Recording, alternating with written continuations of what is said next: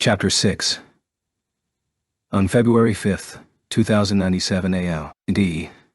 Around 10:30 a.m., a large-scale bombing took place in a certain hotel in Hakone. The targeted hotel was the venue selected for the 10 Master Clans conference. At the time of the terrorist attack, the 18 assistant houses had already left the hotel premises. However, the family heads of the newly selected 10 Master Clans were still inside the building, discussing the problems faced by the Japanese magic community. Tatsuya, Miyuki, Minami, Takuma, Kasumi and Izumi had received the news during class and immediately headed out to the scene. Upon arriving, they could hear screams ringing throughout the neighborhood. There were injured and dead people being carried out of the burnt hotel. Many of the injured were sitting by the street while being treated. There were intermittent roars from bombs left in the rubble that were just now exploding. The unexpected devastation was similar to the Yokohama incident from the autumn of 2 years ago. Tatsuya held Miyuki back by grasping her shoulder as she attempted to step towards the hotel. Onisama.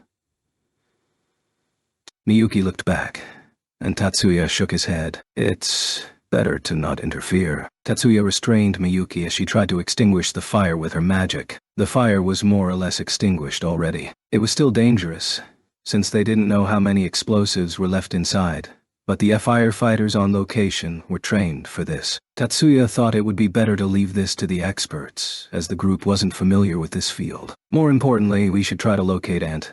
No? Mother and the others. Tatsuya almost said Obayu.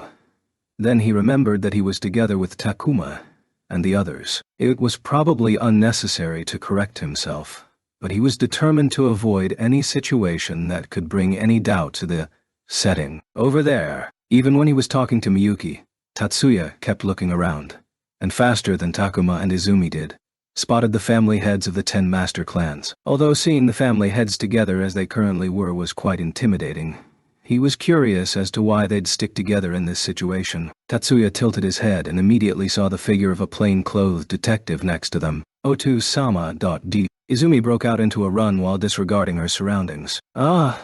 Wait a minute, Izumi. Kasumi also chased after her recklessly. Is that a detective? Even though they were all searching for their parents, Takuma seemed to be much calmer than the twins. However, even he yielded to circumstances. Onusama, what do you think about this? Apparently, the family heads of the 10 Master Clans were being questioned about the situation, so Miyuki asked Tatsuya what they should do. Minami was also looking at him expectantly. Let's keep an eye on Izumi and the others alone. The 6 of them had left school early to rush over here. Given the situation, they didn't even have time to change out of their uniforms. Due to this, with his apparent status of an upperclassman, he had an obligation to stop the freshmen who were about to start a ruckus. Tatsuya conveyed no other choice from his eyes to Miyuki and Minami as he walked to where Maya was standing. Why are Otusama and the others being interrogated by the police? They're the victims here. Sure enough, Izumi was lashing out at the detective. Contrary to her usual ladylike behavior, she could bare her fangs at times like this. Although,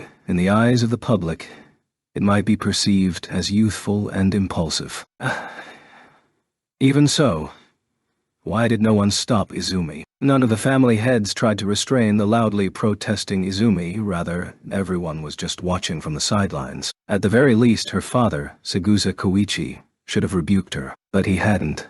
And even with his meek expression, you could see he looked pretty amused with the laughter in his eyes. The detective was only taken aback for a moment, but it seemed things would turn sour shortly if Izumi wasn't kept in check. In the end, it would unnecessarily lead to a worse situation for his aunt. For all of them. Since the adults had washed their hands of the matter, Tatsuya reluctantly took the role upon himself. Izumi, that's enough. Shiba-senpai, why did you stop me? Izumi shook Tatsuya's hand off her shoulder. Using the force that was directed towards him, Tatsuya controlled Izumi's center of gravity. Izumi resisted, but Tatsuya led her movement as if they were dancing to painlessly tear her attention away from the detective. Cool your head. The police are only doing their duty. His words weren't intended for Izumi alone. They were also directed to restrain Kasumi and Takuma. If you're getting in his way, the questioning will only get longer. I'm sorry for the disturbance. The second half of his sentence was directed to the plain-clothed detective. The strangely acquiescent words, which assumed the blame was Izumi's, were received with a nod from the detective. Tatsuya pulled Izumi's hand and hinted to Takuma and Izumi to leave the adults in order to let them settle their business first. The family heads of the 10 master clans, excluding Maya, looked at him with great interest. Koichi and Gauki in particular gave him a very intriguing look. Either the questioning had just started, or as Tatsuya said, it was prolonged for longer than expected. At this point, the family heads weren't just being questioned by the plainclothes detective, but a crowd of police officers had surrounded them as well. It was as if they were suspects. However, that was not important to Tatsuya. For him, the most important thing was Maya's safety. If Maya were to die now, it would be inconvenient. As Miyuki has just been revealed as the Yotsuba family's next family head, Tatsuya could no longer be hidden in anonymity behind the scenes. While he could maintain his position, he had yet to form any stable footing. His only allies were the personnel of the FLT 3rd Division, Ashiyama and company. Neither Kazama nor Yakumo would want to interfere when it's disadvantageous for them. They couldn't exactly be called sponsors. Maya can be said to be one of the most powerful magicians in the world.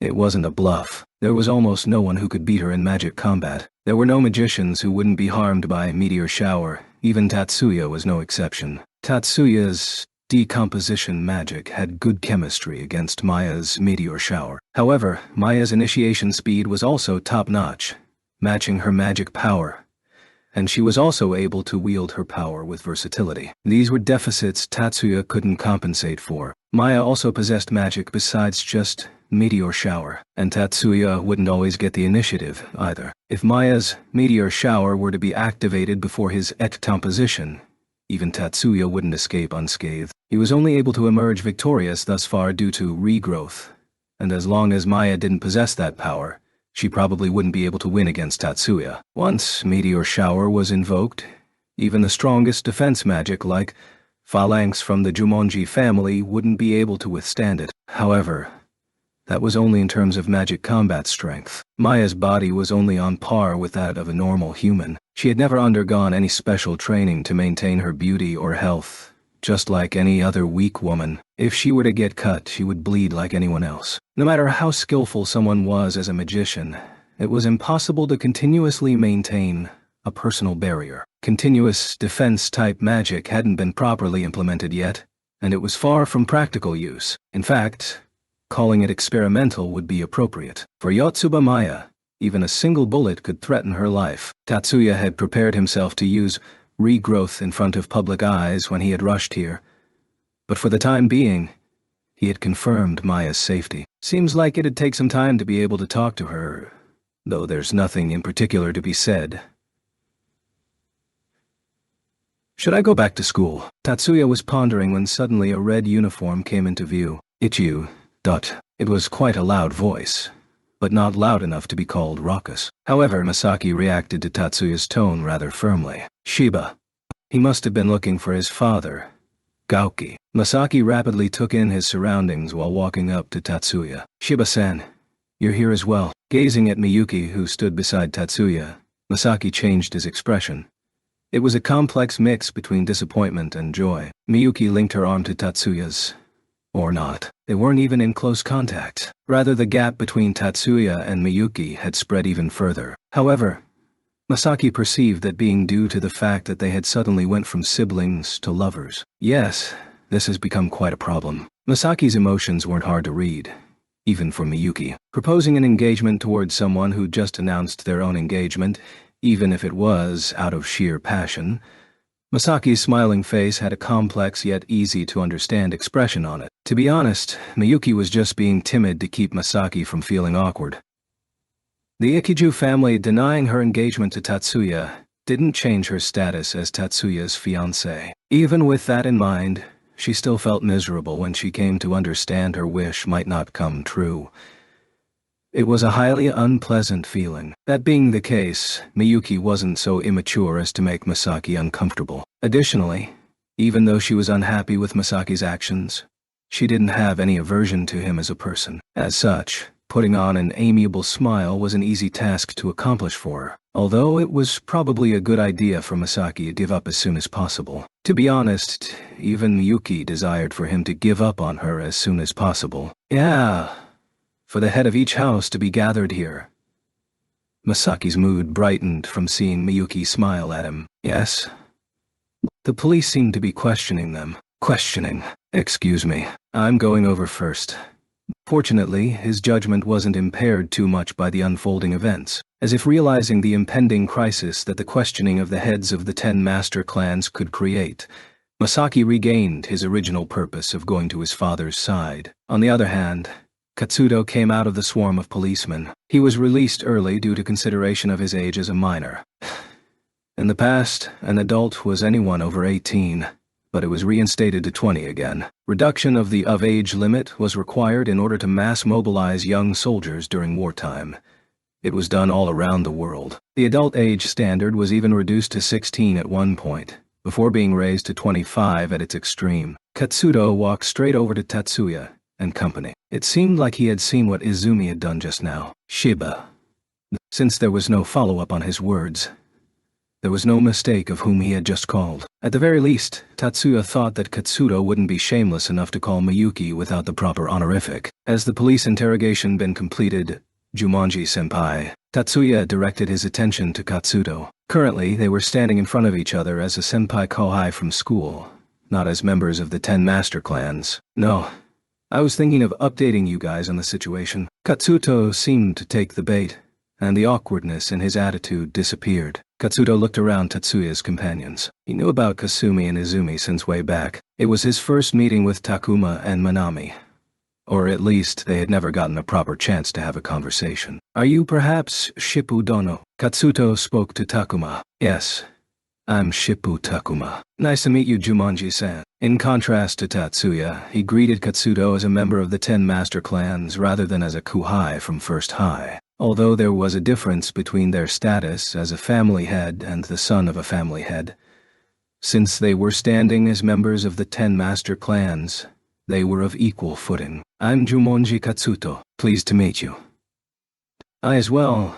Nice to meet you too. However, even with the equal footing, and without the senpai-kohai formality, Takuma did not make any cheeky gestures, even with his mouth, in their first meeting. This girl is Sakurai Minami, a Year 1 student who has been living with us. Provided the chance, Tatsuya introduced Minami to Katsudo. She politely bowed to Katsudo, and he seemed to have come to the realization that Minami's identity was, to some extent, like that of a servant of the Yotsuba family. After responding briefly to Minami, Katsuto returned to his point. You guys came here after receiving the disaster notification, didn't you? As you can see, Yotsuba Dono, Saegusa Dono, and Shippu Dono are safe. There are no injuries whatsoever. The notification he referred to was an email in their mobile information terminals, which stated that his immediate family and acquaintances had encountered a disaster. Mobile information terminals gathered and relayed a lot of helpful information, such as reporting a fire or an earthquake alarm in close proximity to the attendees.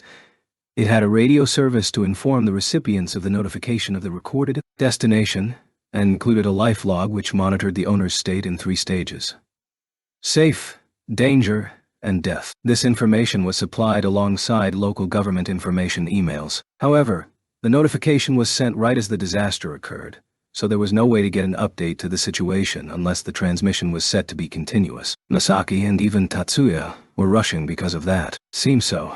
By the way, senpai, do you mind telling us what exactly happened?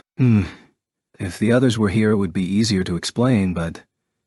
After hearing Katsudo's words, Tatsuya looked around. Members of the Yotsuba family could be seen furtively mingling amongst the people as to not stand out, and the butler Hanabishi, who was in charge of the unit, was seen spreading his members among the crowd. Unfortunately, there was no hint of any suicide bomber to be found. Please. Tatsuya lowered his head, conveying a heartfelt message that he didn't mind even the smallest bits of information. Katsudo nodded and gave a brief account of what happened. To be honest, we don't know the details either. During the meeting, they were attacked by a suicide bomber and went to the roof seeking refuge. Katsudo also mentioned that the suicide bomber had used animated corpses for the attack. At this point in time, it's not yet determined that we were the target. Although I believe that there's a high chance that the meeting was targeted, it seems to be inconclusive, even for the police. Excuse me, Katsuto-san. No, Jumonji-senpai. After calling Katsudo by name, Kasumi hurriedly corrected herself to address him as a senpai. Since her sister knew of Katsudo even before during high school, She recognized him more as her sister's friend, instead of as a senpai from the same high school. Kasumi and Izumi probably felt uneasy to call him Katsudo-san, while her sister always called him Jumonji-kun. Kasumi. What is it? Likewise, Katsudo felt the same. What did the police ask my fath? No, what are they asking everyone? We were asked to explain since we were at the scene and had witnessed it unfold from the start. Then, Otusama and the rest aren't under suspicion of being criminals. Izumi, who was standing next to Kasumi, had a tense vibe about her. The twins were showing a normal reaction, but Tatsuya and Miyuki were surprised that Izumi seemed to be earnestly worried about her father. Due to that, Katsudo's eyes had a flicker of hesitation when Kasumi stared at him. They're not suspected of any conspiracy. Even so, the police doubt that conflict between magicians could lead to suicide bombing. Still, he didn't try to dodge Kasumi's question. That's... While a stunned utterance escaped her mouth, Izumi's hand clenched tightly. Unreasonable. She was definitely thinking so. It wasn't just thought by Izumi. Takuma, who had been quietly listening in anger, had also balled his hand into a fist. They seemed to think like the anti-magician faction. While Tatsuya was famous due to his reputation for controlling his emotions, he couldn't help but vocalize such an ironic observation. Onisama, could there be officers present that support the humanists? Miyuki's words made the faces of the group become sour. No, that's not it. If there were any, this interrogation would be much more flagrant. Tatsuya recalled the relentless interrogation he got from the police in Arashiyama, Kyoto, after he fought the traditionalist magicians manipulated by Joe, who detested the 10 master clans. He denied Miyuki's concern. The freshman seemed visibly relieved by his confirmation. Katsudo lifted his eyebrow, letting out a surprised expression through his eyes. Shiba, aren't the two of you cousins, not siblings? Before Miyuki got upset, Tatsuya answered that question with a laugh. Miyuki's Onisama, is it? Since we'd regarded each other as siblings until recently. As expected, it's hard to immediately adjust. I see. Fair enough. Katsudo's doubt dissipated. This showed that Tatsuya's response was just too natural, rather than Katsudo being gullible. There was no trace of guilt at all, and his act seemed genuine. Aniki. Just at that moment, almost too conveniently, Katsudo's attention was taken by Kasumi's loud voice. Tomokazu-san, is it? Noticing the young man who was waving to Kasumi and Izumi, Katsuto muttered the name of the young man. Shiba, do you have anything else you want to ask? No? There's nothing. How about you, Shippo? Likewise, I don't have any more questions. After confirming with Tatsuya and Takuma, Katsuto nodded. Then, I'll be excusing myself. Katsuto proceeded to walk in the direction of the young man. Miyuki-senpai. Shiba-senpai. Immediately, Izumi turned to Tatsuya and spoke. It seems like our brother is also waiting, so we'll excuse ourselves. I think we'll be going back with him as well, so don't mind us. Shiba-senpai, President, please excuse us. Sakurai-san, you as well. Subsequently, Kasumi bowed to Tatsuya and followed her twin, waving to Minami as well. Twins went after Tomokazu, the young man whom Katsuto was approaching. Onisama.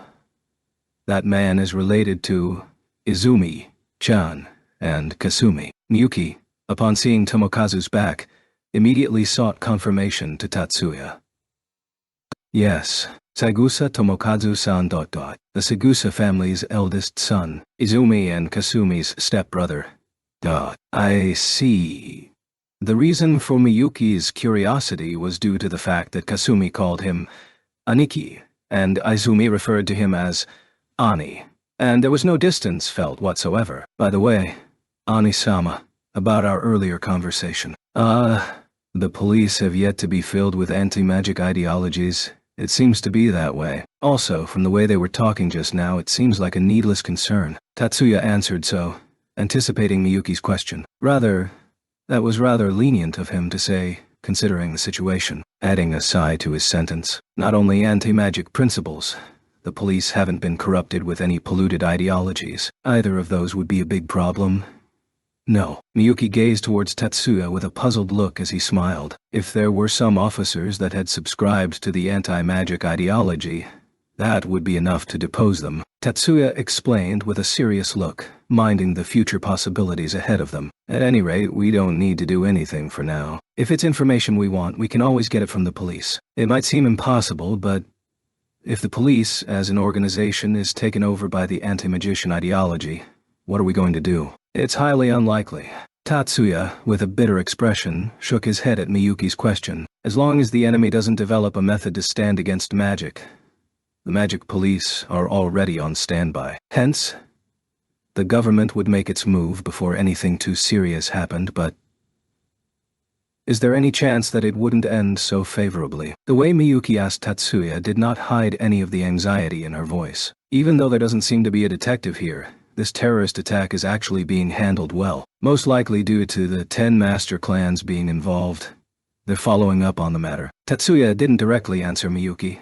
Instead, he took a step back to look at the root of the problem instead. If an unbiased detective came to a conclusion, there's a high chance the general public would agree with him. Tatsuya fixed his eyes on Maya. The heads of 10 master clans were still surrounded by the police. Depending on how the media publicized this attack, the reaction could vary greatly. Unfortunately, they'll probably go with magicians caused civilian casualties and the like.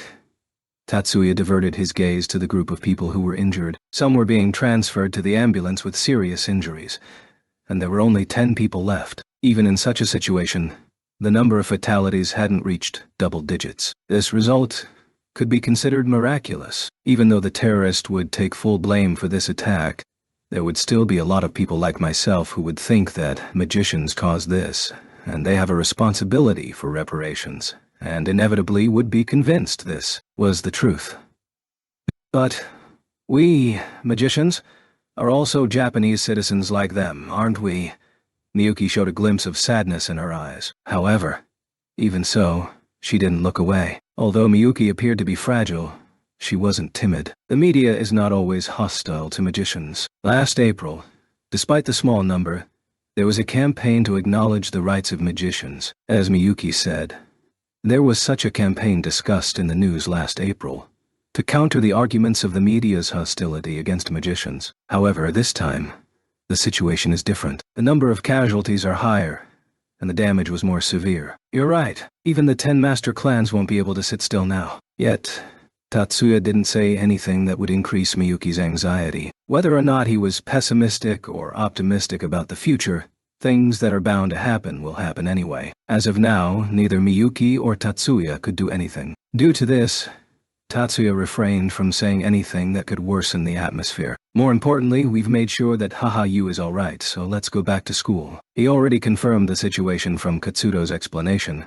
and staying longer there wouldn't change things. This situation was better left to the police. Trusting Tatsuya's judgment, Miyuki replied, "Yes, Onwai-sama," and Minami also bowed in agreement, following them silently. "How about you, Shippo?" "We'll stay here a little longer," Takuma answered. So, when Tatsuya asked him, "I see." Tatsuya didn't oppose his decision. He wasn't responsible for taking care of Takuma, and their relationship wasn't that close either. Tatsuya urged Miyuki and Minami to leave the area. Shiba-senpai." From behind, Takuma's voice could be heard to have hesitation in it. "What? About our earlier conversation?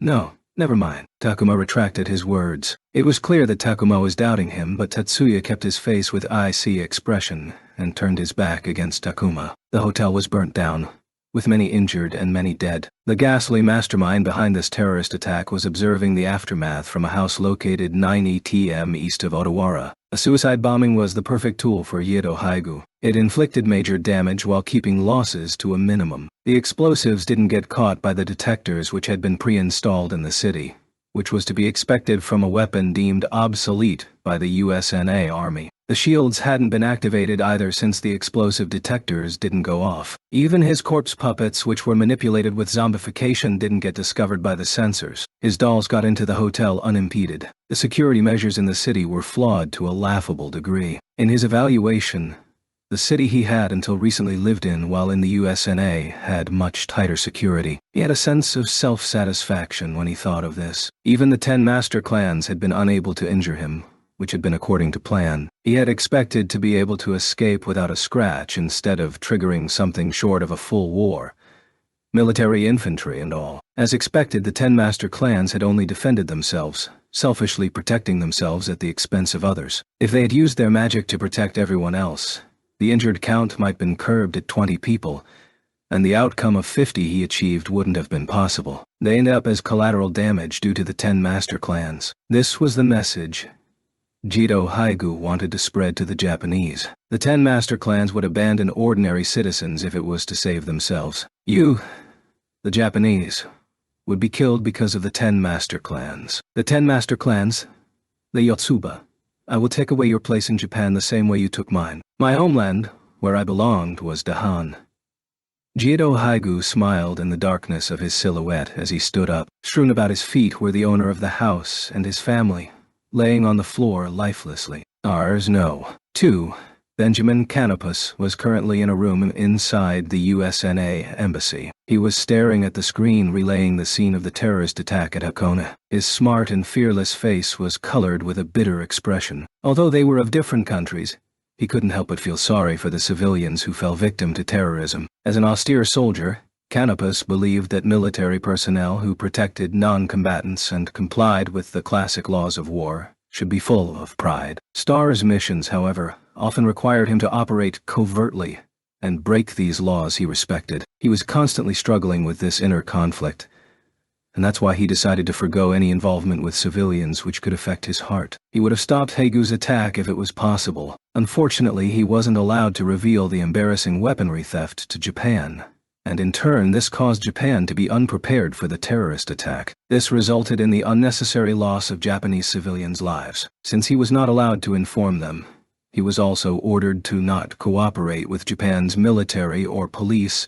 to further ensure the weapon theft remained a secret. He had received a kill order for Haigu, and he needed to keep a low profile while doing so, to prevent any intel leakage to the Japanese authorities. Luring out Haigu to the high seas and eliminating him there was the best possible outcome, or so he was told. Canopus had a soldier-to-the-bones kind of mentality, but he understood that a command must be obeyed. The moment military personnel deviate from a given order, they would be deemed an outlaw, guilty of insubordination. It was a smarter choice to follow his orders from the military, lest he be branded a fugitive. Eventually, the heads of the 10 master clans were released by the police, and they traveled back to the Kanto Branch Magic Association building in the helicopter that Masaki was riding. Of course, Katsuto was together with them, as well as the ones who were expected to be with them. This included Kasumi, Izumi, their brother Koichi's first son, Tomokazu, and Takuma.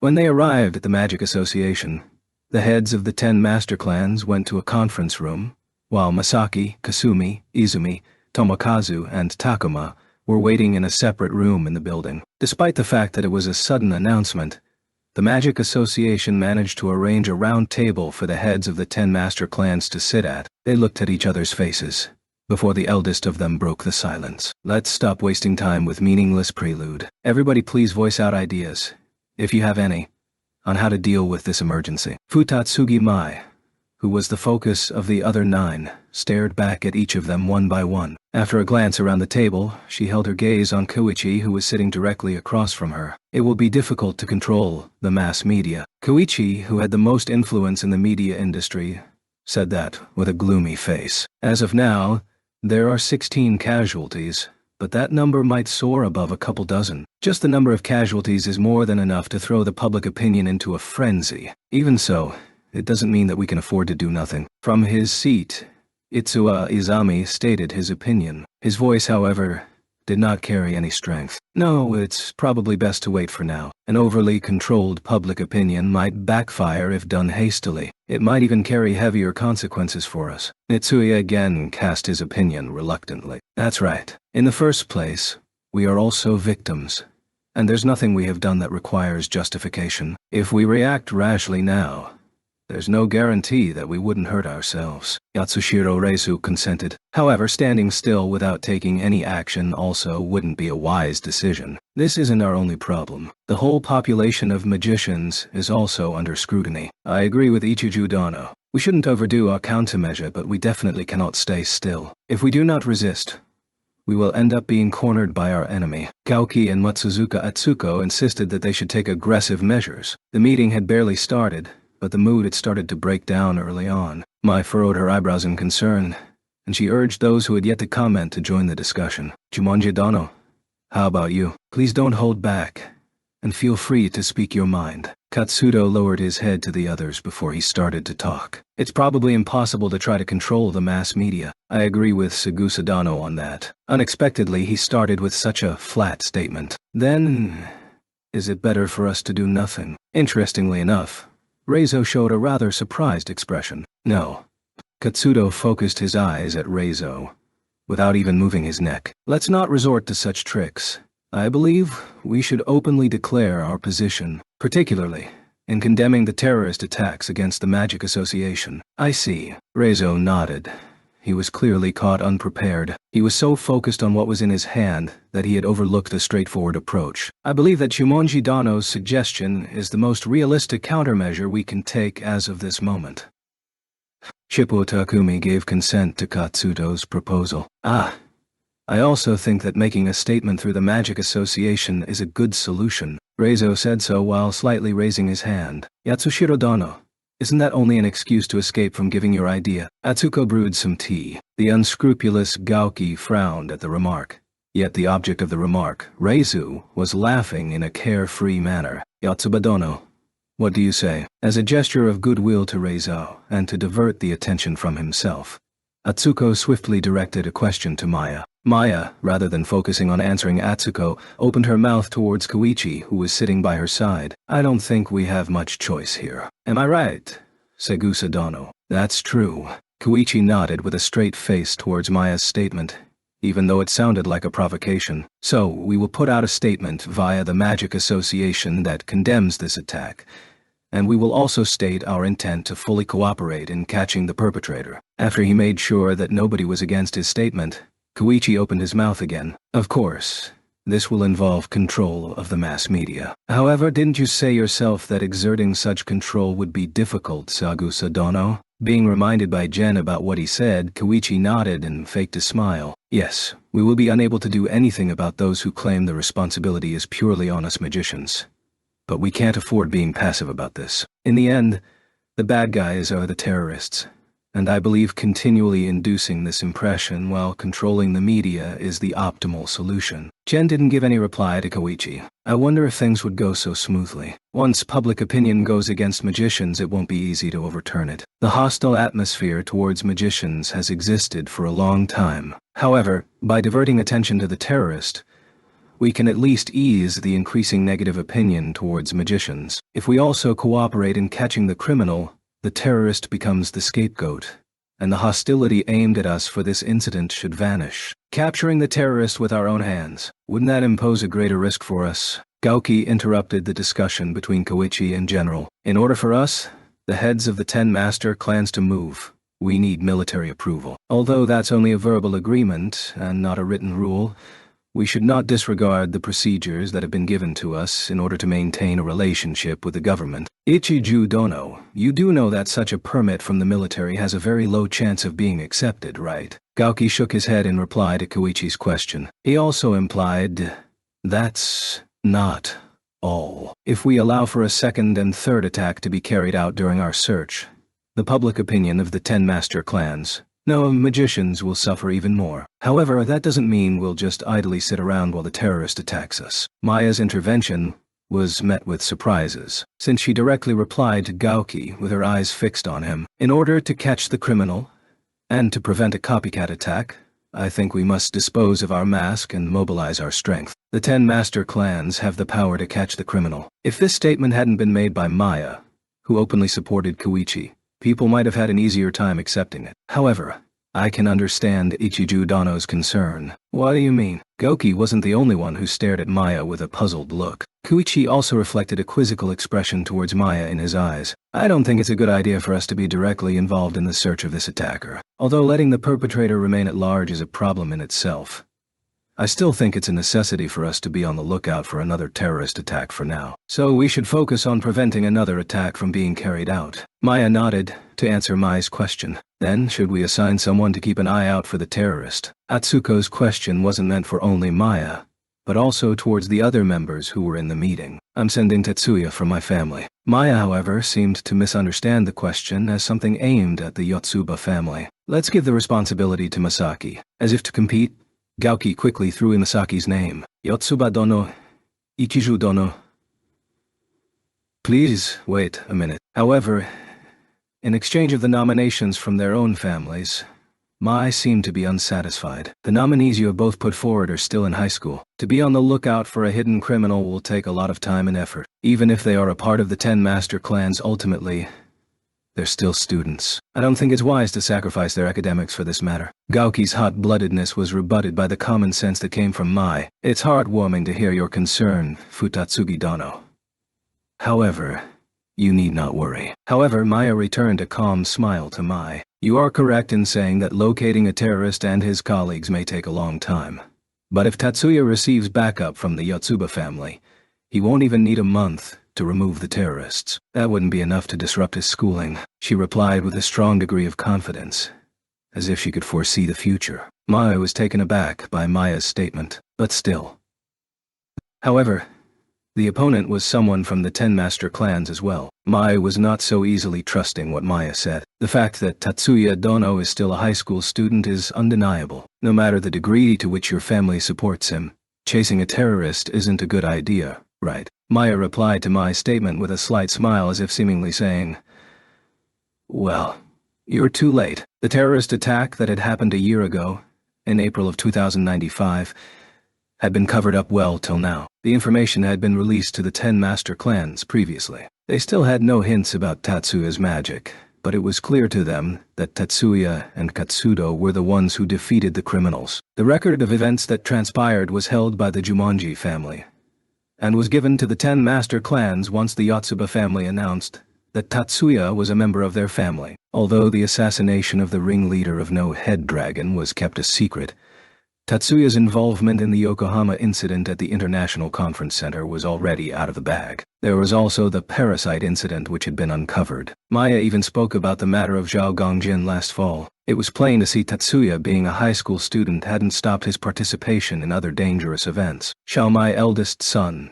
Tomokazu, lead the operation against the terrorists? The one who suddenly threw in his idea into the stalled atmosphere was Koichi. My eldest has already completed his education, and his work hours can be adjusted. We can start looking around Hakone for preliminary clues left by the terrorist. The Kanto Isu region is, after all, under the jurisdiction of the Segusa family. Koichi glanced around the table to see the others' reactions. If you cannot believe me after my involvement with Zhao Gongjin, Jumonji Dono, you are welcome to take the lead, while Tomokazu can assist you. Everyone's expressions showed puzzlement, unable to comprehend what Koichi wanted to achieve with this. Are you, perhaps, trying to pay for your mistake? Maya had eye contact with Maya as well as Jen to see if they had figured out what Koichi meant. Koichi meekly nodded. Of course, I don't expect to regain your trust with only this much, but I would like to think that this is the first step to do so. Isn't that a fine idea? Maya looked at Koichi and showed her support for him. After all,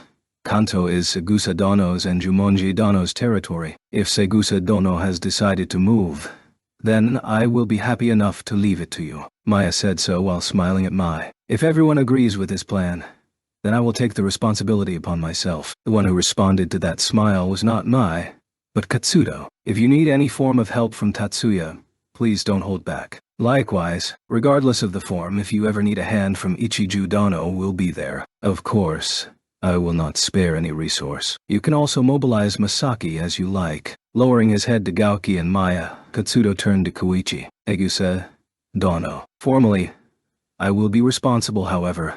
I plan to leave command to Tomokazu Dono. Thank you very much. Koichi carefully bowed to Katsudo, who was young enough to be his own child. However, but Katsudo's sentence had yet to end. The Yotsuba family's Tatsuya Dono and the Ikiju family's Masaki will cooperate under my command. Koichi narrowed his eyes sharply for an instant. Nobody noticed this, though, as he was wearing his sunglasses even though he was indoors. I do not comprehend your reason, but I do not mind it. Koichi nodded towards Katsudo. This time Katsudo bowed calmly at Koichi. Then, concluding this discussion, we will deliver a message via the Magic Association that condemns the terrorist attack. We will also assign Jumonji Dono and Segusa Dono to cooperate in apprehending the terrorist. Mai reconfirmed the conclusion of the discussion to the others. Even so, Reizu quickly interrupted. I'm not against any of that, but I wonder if their base is even in Japan at all. He decided to point out that the corpse manipulation technique was foreign,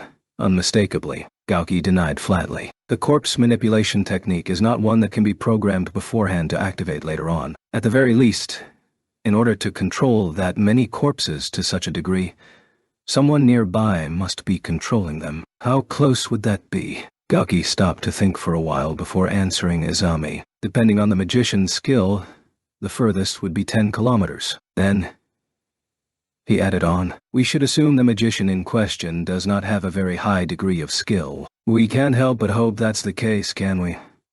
From his side, Katsudo stated so plainly, if our opponent is really that skilled, we probably wouldn't be able to capture him anyway. That's right. I think it's better to form a general strategy to capture him.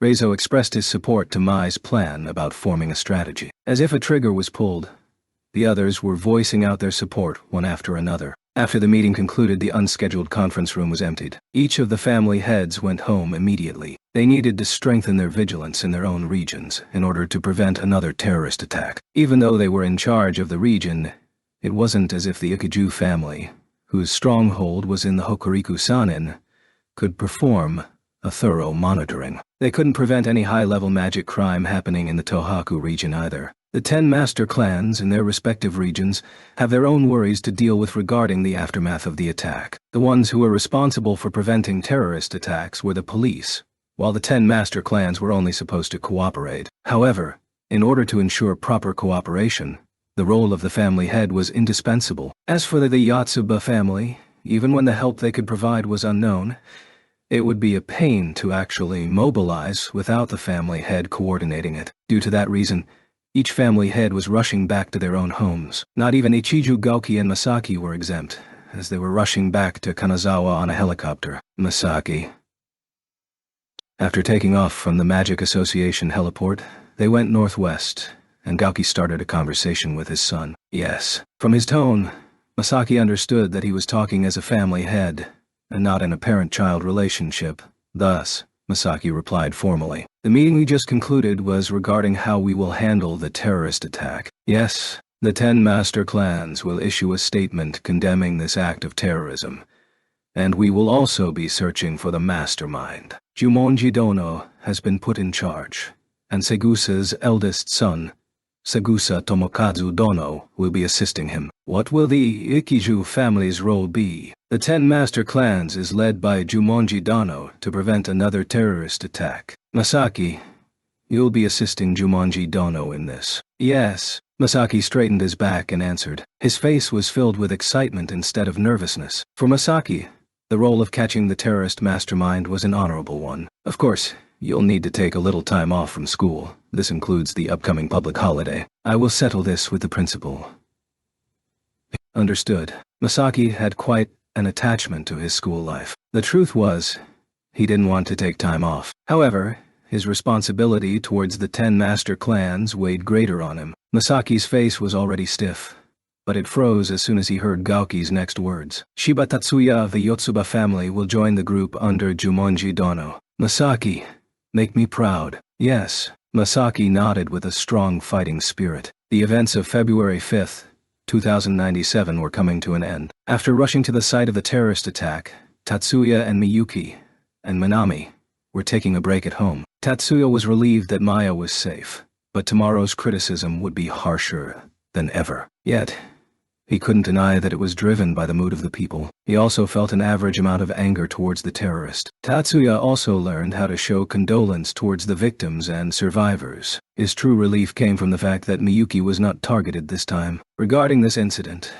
Tatsuya had no desire to be involved. As expected from him, so long as Miyuki was not in harm's way, he would be content. Also, the worries he had for Maya were from considering Miyuki's feelings. Lower on his priority list was first high. If it ever got attacked, though, even Tatsuya may not be able to ignore it. Apart from things like that, though, such as the attack targeting the Master Clan's conference, Tatsuya had no reason to voluntarily move. Well, as long as he was not ordered to. To keep the thoughts about the terrorist out of his mind, Tatsuya taught Miyuki the challenges of magic science application in her room. Before long, he was interrupted by the sound of the telephone. However, before Miyuki could pick up the phone, The answer button changed. Either Minami had picked up the phone, or the current call wasn't intended for Miyuki. It could also have been the contact number for the house being changed. Just as Tatsuya moved his attention away from the phone, it rang again. This time it was the sound of a forwarded call. Yes. Miyuki pressed the receiver button and talked through the mic. Miyuki-sama. The family head wants to talk to Tatsuya-sama. Minami said so from the other end. Understood. We'll go to the living room. After giving instructions to Minami, Tatsuya rose and proceeded to the living room without any hint of surprise on his face. Miyuki followed right behind him. Sorry to make you wait, Obayu. Tatsuya immediately bowed while saying so in front of the screen, even with Minami in the room. In front of others, Tatsuya might have needed to address Maya as Hahawi. But if he was with an insider, then he'd call her Obayu. He had noted that Minami hadn't announced to anyone that Tatsuya and Maya are not parent and child, but rather aunt and nephew. However, since it was a secret from everyone else, it was better not to say too much. I too am sorry for calling at such a late hour. No, I was still in the middle of studying. Against Tatsuya's honest answer, Maya was laughing. Even Tatsuya-san needs to study, huh? It was not a fake laugh. Maya seemed to be earnestly happy. Despite what I do, I'm still a high school student, so I can't neglect my studies. Tatsuya answered seriously, hinting to Maya that she should get to the point. Certainly, as a student, your first priority should be studying. It's a pity that I can't let you be devoted to such an activity. Maya changed her expression from laughing happily to a smirk from the other side of the screen, as Tatsuya observed. Tatsuya automatically straightened up, prepared to listen to her order. Tatsuya-san, I need you to arrest the mastermind of today's terrorist attack. Arrest, not to kill. The way I phrased myself wasn't very clear. The terrorist's life doesn't matter. Find him and make him harmless. Understood, Obayu. Tatsuya immediately bowed. He didn't give a military salute as he was facing a civilian. He replied with, understood, instead of mission accepted. But as expected, the influence of the Independent Magic Battalion was visible. In the first place, even if he had given a military salute, Maya wouldn't have cared. It was the Master Clan's conference's conclusion. The leader will be Jumonji Dano, but the main force will come from the Saigusa family. Then, am I also going to be under command of the Saigusa family? No. Jumonji Dano has requested that Tatsuya-san is to cooperate directly with him. Maya casually dropped a bombshell. When I say Jumonji Dano, I am talking about Katsudo-san. He has become the new head as of the Master Clan's conference. However, it didn't seem to detonate as expected. I see. Oh dear. You don't seem to be surprised. The Independent Magic Battalion had heard 2 years ago that Jumonji-senpai was going to inherit the title of head. Seems like I must be alert of the military's intelligence network. Or is it because of that lady's power? Maya was referring to Fujibayashi Kyoko. Maya was well acquainted with Kyoko's power as the electron sorceress. Suddenly, Maya focused her eyes. Ichiju Masaki-san will join Tatsuya-san in cooperating under Jumonji Dono's command to capture the terrorist. Ichiju-san. That bomb was about the size of a firecracker, but it was still quite a nuisance for Miyuki, who stood beside Tatsuya. Pardon my rudeness. After raising her voice, Miyuki asked for forgiveness with a meek voice and blushing face. I don't mind. It was unavoidable that you'd be surprised. Maya gave her forgiveness through the screen. Not to say that she was proceeding at her own pace, but Miyuki voiced out a question that she had in mind for Maya. About the earlier topic, what about school? Jumonji-sama's operation to catch the terrorist will be conducted in Kanto, right? I don't think it's something that can be settled within a week's time. Maya laughed and smiled widely on the other side of the screen. After hearing Miyuki's question, it won't take that much time. Since we already know the name of the culprit, the opponent must be quite powerless. Tatsuya was surprised by this news. For Maya to already know something like this was a big deal. She knew who the mastermind was, while Tatsuya didn't even know the reason behind the attack. The name of the mastermind is Guji. His English name is Jido Haigu. Well, Wandan. He was the former leader of the Kunlun Fang Institute of Dahan. When the Kunlun Fang Institute was destroyed, he seemed to have escaped death. His appearance is of a man in his 50s with a dark black body and white hair. Well, appearances can always be changed. The image that Maya gave was consistent with Lena's information. Perhaps they have the same source, Tatsuya thought. Do you know his face? I don't know that much. Even so, it was still a lead. Such was Tatsuya's thought. Maya said that she knew the name of the perpetrator, but names could be changed any time. It was very optimistic of her to think that the search could be ended soon. Tatsuya didn't express this, but Miyuki was confused instead. You don't have to be that worried, Miyuki-san. At any rate, we can get a hold of a rough location by foretelling here. Apparently, there were magicians of the Yotsuba family that Tatsuya didn't know about. Someone with time regression, post-cognition, or a residual mind tracking, psychometry, ability seemed to exist in their ranks. Tatsuya interpreted the magic fortune-telling as such. The Kuroba family already had such an unusual intelligence capability, and now throwing that kind of magic into the mix. Tatsuya was reminded again that he still didn't know much about the Yotsuba family. However, now was not the time to think of such things. Tatsuya-san's role comes into play here. Once you meet him, he can't escape your eyes. Right. Zhou Gongjin almost slipped through. But I will do my best with my limited ability. Tatsuya focused himself on the task given by Maya from the other side of the screen, and reverently bowed. After concluding her call with Tatsuya, Maya put down the phone with an expressionless look. Hayama was standing behind her as he usually did. Maya opened her mouth to talk to her butler, despite not looking at his face. Hayama-san, have you found any leads? Nothing as of now, my lady. I see. Maya showed vague signs of irritation to Hayama's answer. She hadn't shown this side of her when she called Tatsuya, nor during meeting in front of the other heads of the 10 master clans. Realizing this, Hayama didn't say, "Don't be rash." The memory of all those casualties wouldn't be washed away within 3-4 days, and Maya would also be aware of that. My lady, do you regret that you didn't act upon the information which Colonel Balance provided? Instead of calming his master down, Hayama asked about the reason behind Maya's anxiety. Maya responded with a long and rough sigh reflexively. There's no escaping you, Hayama-san. Maya showed a small, tired smile instead of irritation. Despite receiving a warning ahead of time, the enemy still managed to score an attack. It was expected for her to be exhausted. On top of the evacuation after the terrorist attack, followed by the unscheduled Master Clans conference, she was also held for questioning by the police in the process. Maya was an excellent magician, but her body was just like any other woman's. She didn't only look young on the outside, she had maintained her youth for her whole body. However, even a 30-year-old lady has her own limit in the level of activity she can withstand. My lady, I understand your feelings. But even if you are irritated or become anxious like this, the Yotsuba family isn't invincible. Physical fatigue reduces mental vitality, but it's also a sign that one's body needs rest. If she didn't realize this herself, then there was a need for other people to point this out to help her. You're right. Well, although we can find them in no time, it's not as if we can find them today or tomorrow.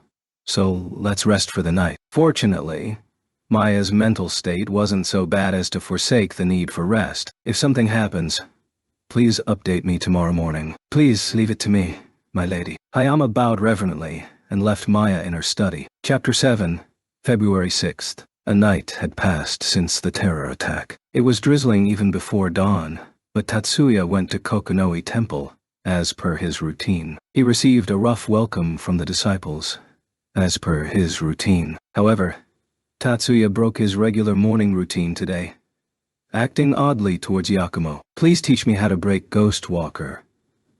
Although Tatsuya asked Yakumo to teach him, he wasn't exactly Yakumo's disciple. Yakumo also wasn't paid anything. Yakumo was basically only accompanying Tatsuya during his practice. Although originally he did it due to Kazama's request, recently Tatsuya's skills had been developing so well that he could serve as Yakumo's practice opponent. During the parasite incident, when Yakumo cooperated to perfect Tatsuya's far strike, that was due to the fact that Yakumo couldn't stand aside regarding the parasites. Hence, they shared common interests. Sometimes Yakumo would help with the investigations for his own amusement. Lending his temple's underground facility was also because he had no use for it. Tatsuya-kun, I've helped you in various ways, but I have never taught you a technique. I think you understand my reasons for doing so. Of course I understand. I'm not a disciple of Kokonoi Temple. Yakumo glared at him coldly, and Tatsuya shot back with a blank stare. He knew best what kind of relationship he had with Yakumo. Needless to say, he was well aware that Yakumo wouldn't falter even if Tatsuya asked him to do this. However, This was a necessary measure to catch his opponent who might be able to use Ghostwalker. Tatsuya wouldn't miss anything once he saw it.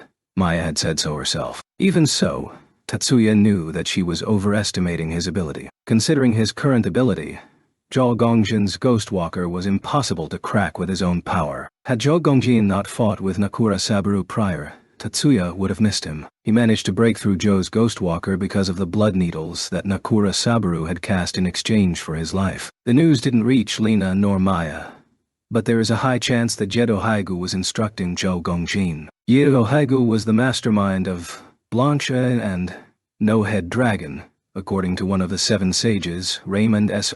Ark's recorded video. Then, Zhou Gongjin, who had guided both Blanche and No-Head Dragon, without a doubt, was controlled by Jedo Haigu as well. A teacher isn't always better than his student. In fact, there are students who can master a technique better than their teacher. However, Tatsuya was not so naive as to think that the teacher couldn't do something that the student could. At the very least, he thought that he needed to prepare a countermeasure. Tatsuya threw himself into the fire so readily, yet Yakumo had a rather bland reply. Well, you are not a wandering Buddhist monk, nor are you a true shinobi. Currently you are but an outsider. I can't really teach a technique to an outsider. If the way to counter it isn't magic, would it still be counted as confidential? Confidential.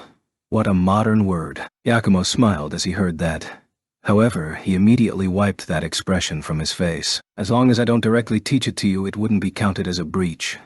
Anyways, Tatsuya-kun, do you plan on defeating Ghostwalker without using magic? Yakumo's stare penetrated his soul, but Tatsuya stared back at him, not shaken in the least. You know my magic is completely one-sided, master. Even if you teach me some complicated combat magic, unfortunately, I wouldn't be able to use it. I wouldn't think so, since you're handicapped in regards to modern magic. However, in terms of spirit, you are on par with people who are much older than you. I think you have a high chance of being compatible with ancient magic. The operating principle of ancient magic and modern magic is the same, though. The fact that magic rewrites event phenomenon is the same in both modern and ancient magic. However, from our point of view, letting technology rewrite the events for us isn't a technique. Within martial arts hides secrets besides just altering an event, such as control over the flow and wave caused by the spirit. This can allow you to manipulate, disrupt, and terminate. Master, by spirit, you mean a scion stream, right? Wave is the scion wave, and flow is the channeling of scions. You've learnt well. That's about right. Yakumo slightly opened his eyes, which were sparkling mysteriously. At that moment, Tatsuya found himself in a dimension without a discernible top or bottom, a foreign and weightless space with no orientation or identifiable directions. For us, there is a technique that can manipulate spirit in the arcane. To realize a technique that can break Ghostwalker, ultimately just needs to manipulate spirit too. Yakumo's voice squeezed Tatsuya from all directions. Without being able to discern a safe foothold in this space, Tatsuya would be unable to avoid an attack. If you're unsure of your opponent's location, it would be impossible to dodge or even defend yourself. He was able to see Yakumo. However, he couldn't trust his senses in this situation.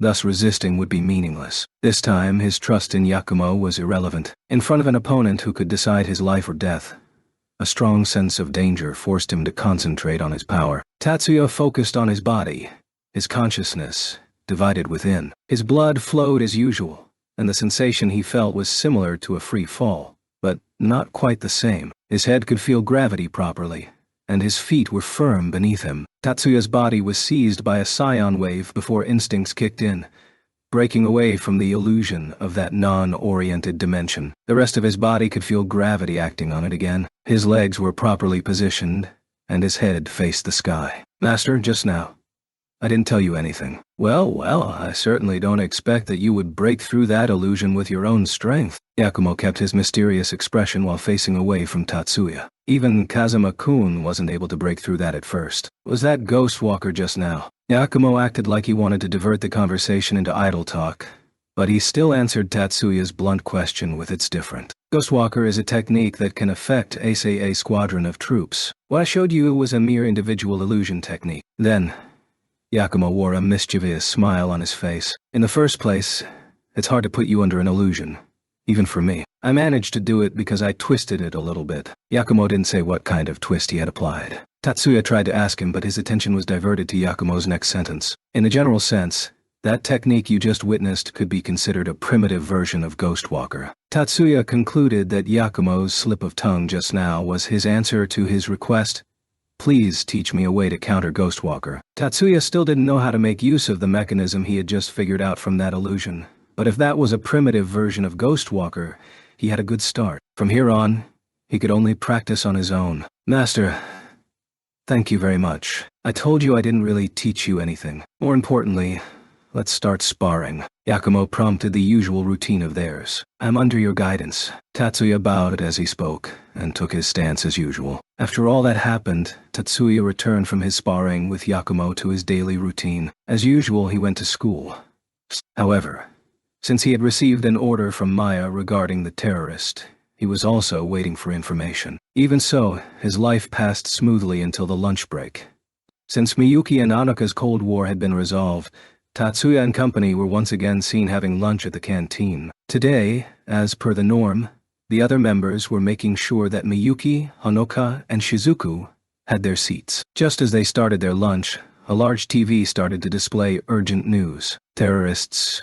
Criminal statement," Mikihiko muttered with furrowed eyebrows. In the meantime, the newscaster started reading a statement from his paper. "Yesterday, the ones who struck the hotel in Hakone was us. We will wage a holy war in order to annihilate this demonic power called magic from Earth. Yesterday's attack was targeted towards the ringleaders of magicians in this country, the 10 master clans. However, the despicable 10 master clans managed to escape while using civilians as their shields. We will continue to fight to liberate humanity from the control of these mutants who claim to be magicians. Until the Japanese banish magicians, victims will continue to fall." To summarize, the content of the elaborate statement was as such. The caster then proceeded to conclude the damage status of yesterday's terror bomb attack. Amongst the 89 guests of the hotel, 22 are deceased, and 34 were injured. He mentioned that 33 people were saved, 27 of which were magicians. The caster added that no magicians were killed or injured. He also included that the magicians should have prioritized saving human lives over escaping,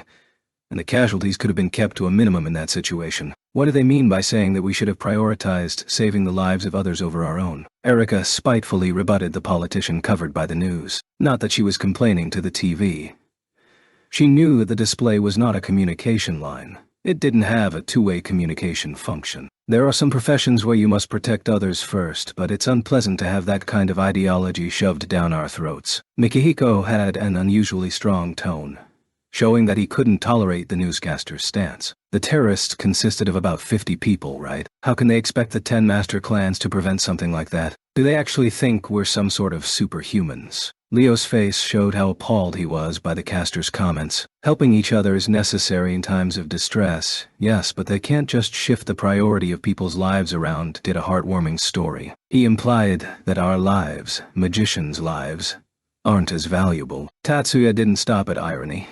He actually went on to criticize the newscaster with his flat tone. The group fell silent, most likely wanting to avoid adding any more comments. They just continued to listen to the broadcast quietly. The remarks from the politicians were full of terrorist blaming. If they tried to blame the 10 master clans on their own at this moment, the fallout would have played directly into the terrorists' hands. Even considering just adding the politicians who were critical of the magic community, their forces had been increasing steadily due to the attack. However, the words blurted by the newscaster a short while ago in his justice-laden tone would reverberate in the future. When that happened, the terrorists would definitely capitalize on the magicating politicians. Not just Tatsuya, but the entire group's mood grew heavy as they recalled last April's incident, and how it could possibly happen again. Tonight, Tatsuya had been invited to the Jumonji family's manor. Even if it was called manor, it was only a little bigger than a 21st century mansion. It was bigger than Tatsuya's current house, but it was incomparable to Shizuku's house. Although the yard was large enough that you'd never expect to see something like it in Tokyo. "You've arrived. Come in." Tatsuya pushed the doorbell by the gate and Katsudo came out in person soon after. He already heard from Maya that Katsudo had taken over as the Jumonji family's head. Seeing that a family head greeted his own guest, Tatsuya was lost in his thoughts of whether Katsudo perhaps only had a small number of servants, or that he was regarded as an important guest. Whichever it was, Tatsuya decided that it was a favorable act, and shelved his questions. "Excuse me." The entrance wasn't particularly grandiose, but it was plenty wide. It had about 2 times the size of the usual entrance you'd find in a house. There wasn't any special furniture, and the only thing that caught Tatsuya's attention were the well-arranged ladies' heels. According to the media, the Jumonji family has a second son who is a secondary school sophomore, a third son who is a freshman in secondary school, and a 5-year-old daughter who is in primary school under Katsudo. Tatsuya thought that there was another guest who came before him. He felt that he might know who the person was, but he didn't voice out his deduction to Katsudo. Katsudo guided him to their destination, but it was more like Tatsuya followed right behind him. Of course, as he had guessed, a girl was seated there to greet him. "Good evening, Tatsuya-kun. You've come right on time." Mayumi was sitting on the sofa, and she rotated in her seat to greet Tatsuya. "Long time no see, senpai. We haven't been in contact since the end of October." "You're right. About 3 months maybe. Was it long or short?" "Let's not continue our conversation while standing. Shiba, please take a seat first." Tatsuya accepted Mayumi's invitation to sit on the same sofa as her. Since the sofa was for 3 people, there was enough space for a single person between Tatsuya and Mayumi. Katsudo didn't sit in front of Mayumi, but opposite of Tatsuya. After the 3 had settled down, silence reigned over the room as they stared at each other to decide who would speak first. After a short moment, someone knocked on the door. A 60-year-oldish lady emerged from the other side of the door. "I've prepared the tea." She neatly put a saucer and teacup in front of Tatsuya. She also refilled the teacups in front of Mayumi and Katsudo before bowing and excused herself from the room. "What an elegant lady." Tatsuya voiced his thoughts. She wasn't a beauty when compared to his sister, but her actions and movements showed the experience she had. Miyuki couldn't even compare to this woman. "Shiba, Sagusa, sorry for troubling you with coming down here today." Katsuto didn't reply to Tatsuya's murmur, although upon observation, it could be seen that he was being bashful. Tatsuya felt that Mayumi, who was sitting beside him, seemed quite anxious. "No, the distance between our places isn't that far in reality. Tatsuya's home and the Jumonji's household are about 30 kilometers apart in straight line, but he was trying to cover up for Jumonji before Mayumi burst out in laughter." Tatsuya tried to create a serious atmosphere. It seemed to work, as Mayumi switched to a more serious expression. "Since Tatsuya-kun has already arrived, Jumonji-kun, would you mind proceeding to the main topic?" After Mayumi asked this, Katsuto's expression seemed to be strained. This was the first time Tatsuya had seen him like this. "I want to borrow your power to investigate yesterday's terrorist attack."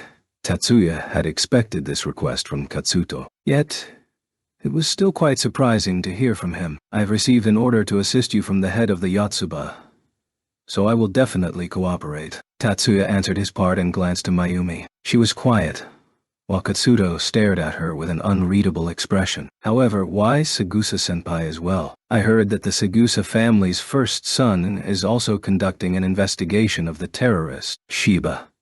Unfortunately, I cannot answer that question." Katsuto then looked at Mayumi's face. "Igusa. This is not a request from the Jumonji family to the Sagusa family's eldest daughter. It's a request as a friend.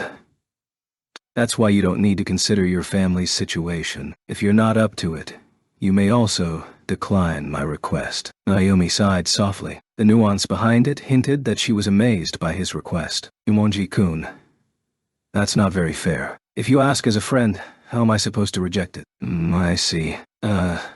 Sorry? You don't look sorry at all, though." "No, I don't have any such intentions to..." Katsuto winced under the suspecting eyes of Mayumi. The scene before Tatsuya's eyes was so novel that it felt quite refreshing. Katsuto realized that Tatsuya was staring at him and Mayumi, so he then cleared his throat. "Then, what do you want me to do, Jumonji-kun? I can't accept with just borrow your power. If it's something I can't do, I won't be able to accept your request." "Well, that's true." Katsuto put his fingers on his chin, thinking of how to explain the situation to Mayumi. "The investigation method of the recent terrorist attack has been decided to follow an untraditional system. I am aware. Jumonji-kun, you'll be responsible for carrying out the investigation, but my brother will be taking the lead. Right. How inefficient. I don't think it's the right time to get involved with other houses. It seemed like Mayumi understood well enough that in the Kanto region, the Jumonji family and the Sagusa family need to use such an irregular structure in order to coordinate between the two families. There was another reason involved, but Katsuto had no way of telling this to her. Even though it was Mayumi, there was no way he could say this is all due to your father's disloyalty. Yes, when Tomokazu Dono and my group acted independently, we'd inevitably both do the same work. For that reason, I'd want Sagusa to serve as a liaison to update both sides on the status of progress. Katsuto didn't make any comment on Mayumi's speculation, and instead answered her with his request. I have no intention of keeping secrets from Tomokazu Dono regarding my progress. I doubt there is any concern on that from his end. Even so, there will definitely be classified intelligence coming into play for this. Such intel can be hard to share with outsiders considering the sources it usually comes from, and also due to the nature in which it was obtained. Information like that has a possibility of being extrapolated. I understand. That's why you want me to liaise. So, basically, I will be a messenger to both sides. Yes. I don't mind if you exclude parts that may expose a secret of the Sagusa family. You'll only need to update me on things related to the terrorist attack. That's quite the task. Despite her bitter smile, a hint of seriousness was mixed in. Katsuto knew that Mayumi may not mind filtering the information based on her judgment, but there was the possibility of being unable to properly convey what needed to be said by removing too much. It wasn't an easy job. I understand. I will cooperate. I'm the most suitable to do this, as you've said. That would be helpful. Don't mind. It's also part of my house's problem after all, actually. Koichi was the one who requested Mayumi's role to Katsuto. Although he didn't include a reason, Katsuto could guess that he wanted to increase the face-to-face time between Mayumi and Tatsuya. It was true that someone needed to take the role of coordinator, but Katsuto was both annoyed and hurt that Koichi would include him in his scheme. Despite that, Katsuto was still humbled as Mayumi didn't seem to notice her father's ploy. Then, how should we proceed? Should we request for a short absence from the university? I wanted to talk about that now. Katsuto then stared at Tatsuya with a, "But there's one of us here who doesn't need to look in his eyes. We don't need to do something that drastic until we find strong clues. We just need to stay in close contact with each other. If possible, I would like us to be meeting in person, and we should update each other every day with any progress we have. Is that okay with you?" This meeting in person was practically a demand from Koichi with Mayumi as a liaison. It was a very well thought out strategy. I don't mind. Oh, that's good, Katsuto thought. It seemed like Tatsuya hadn't realized what was happening behind the scenes. I see. He answered Tatsuya without hesitation in his facade before turning to Mayumi. How about you, Sagusa? I can't promise every day, but as a general idea, I don't mind it either. That's enough. Where should we meet? If it's just between Jumonji-kun and myself, the Magic University would be ideal, but... Mayumi stole a glance at Tatsuya's facial expressions while her speech tapered off. No problem. Tatsuya had his reply ready. He didn't hold back in front of senpais either, since meeting at the Magic University was quite convenient for him as well. However, is there any suitable place for us to meet around the Magic University? It was necessary for them to meet up instead of using a communication tool, but they still needed a measure against eavesdropping. Security in a normal residence was quite lacking. I'll arrange that. We'll begin our exchanges starting the day after tomorrow. Roger that. Understood. What time should be convenient for you? The day after tomorrow at 1800 hours. Come to the main gate of the Magic University. Katsuto thought for a while before answering Tatsuya's question for the time and place they'd meet up. 1800 hours. I can make it with a little rest if I skip student council activities, he thought. Understood.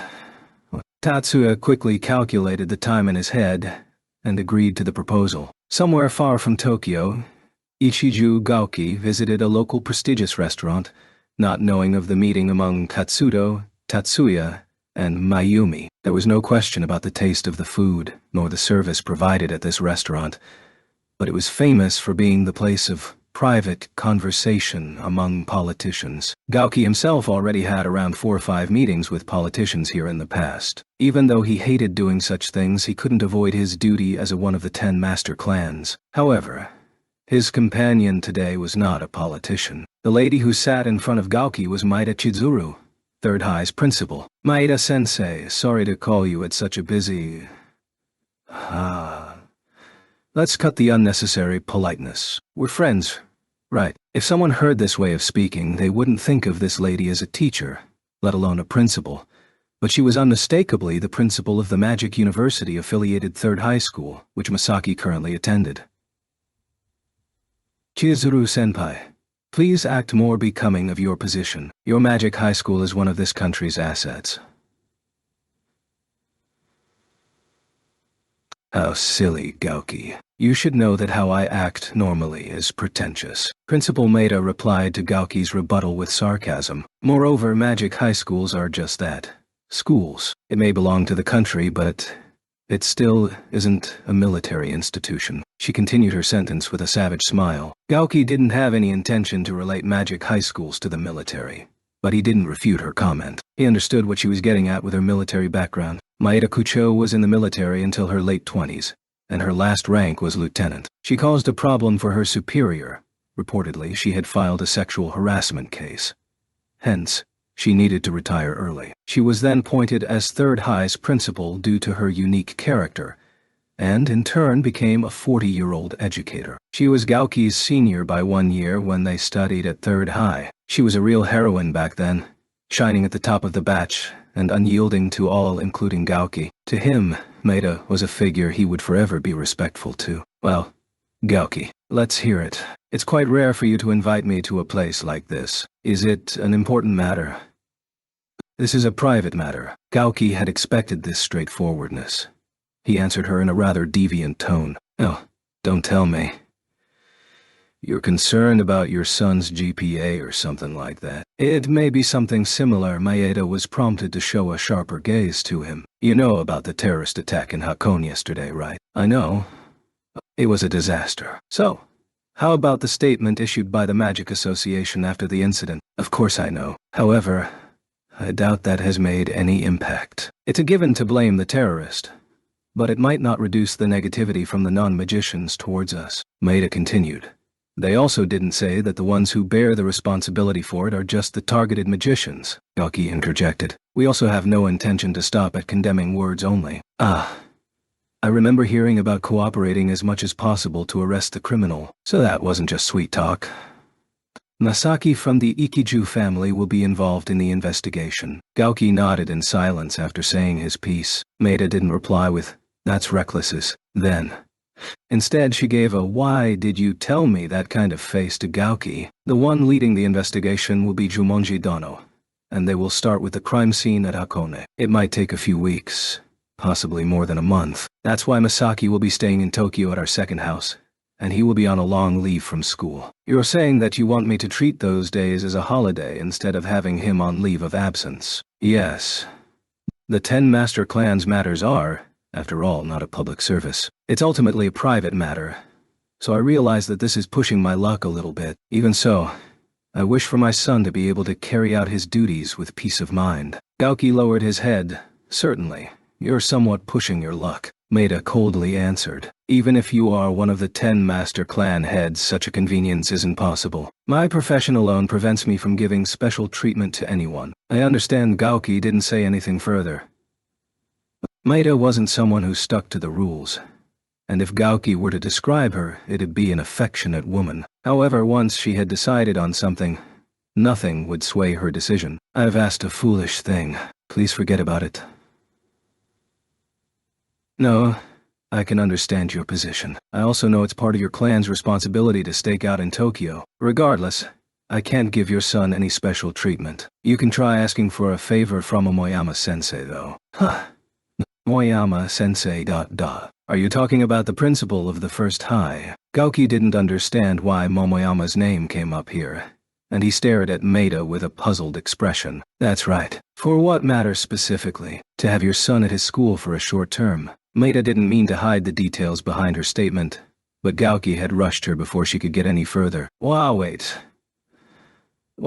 Since it would take too long to explain her plan to Gauki, Maeda gave a signal with her mouth and hand to stop Gauki from talking. It wouldn't be a permanent transfer, but I can arrange it so your son can study in First High's theory classes. Magic high schools have similar curriculums delivered through the terminals. Since both of these schools are affiliated with the Magic University, information exchange between the two is possible. Though physical and practical classes would be impossible, an empty month for Ichiju-kun shouldn't pose a problem. In other words, during this mission, he will attend First High as a part-time student. He won't be on a full-time stakeout like a detective, right? Gauki nodded, and Maeda continued to talk. In fact, he could technically take his lessons anywhere. The only problem with that is the data can only be accessed through devices that have been approved by the Magic University.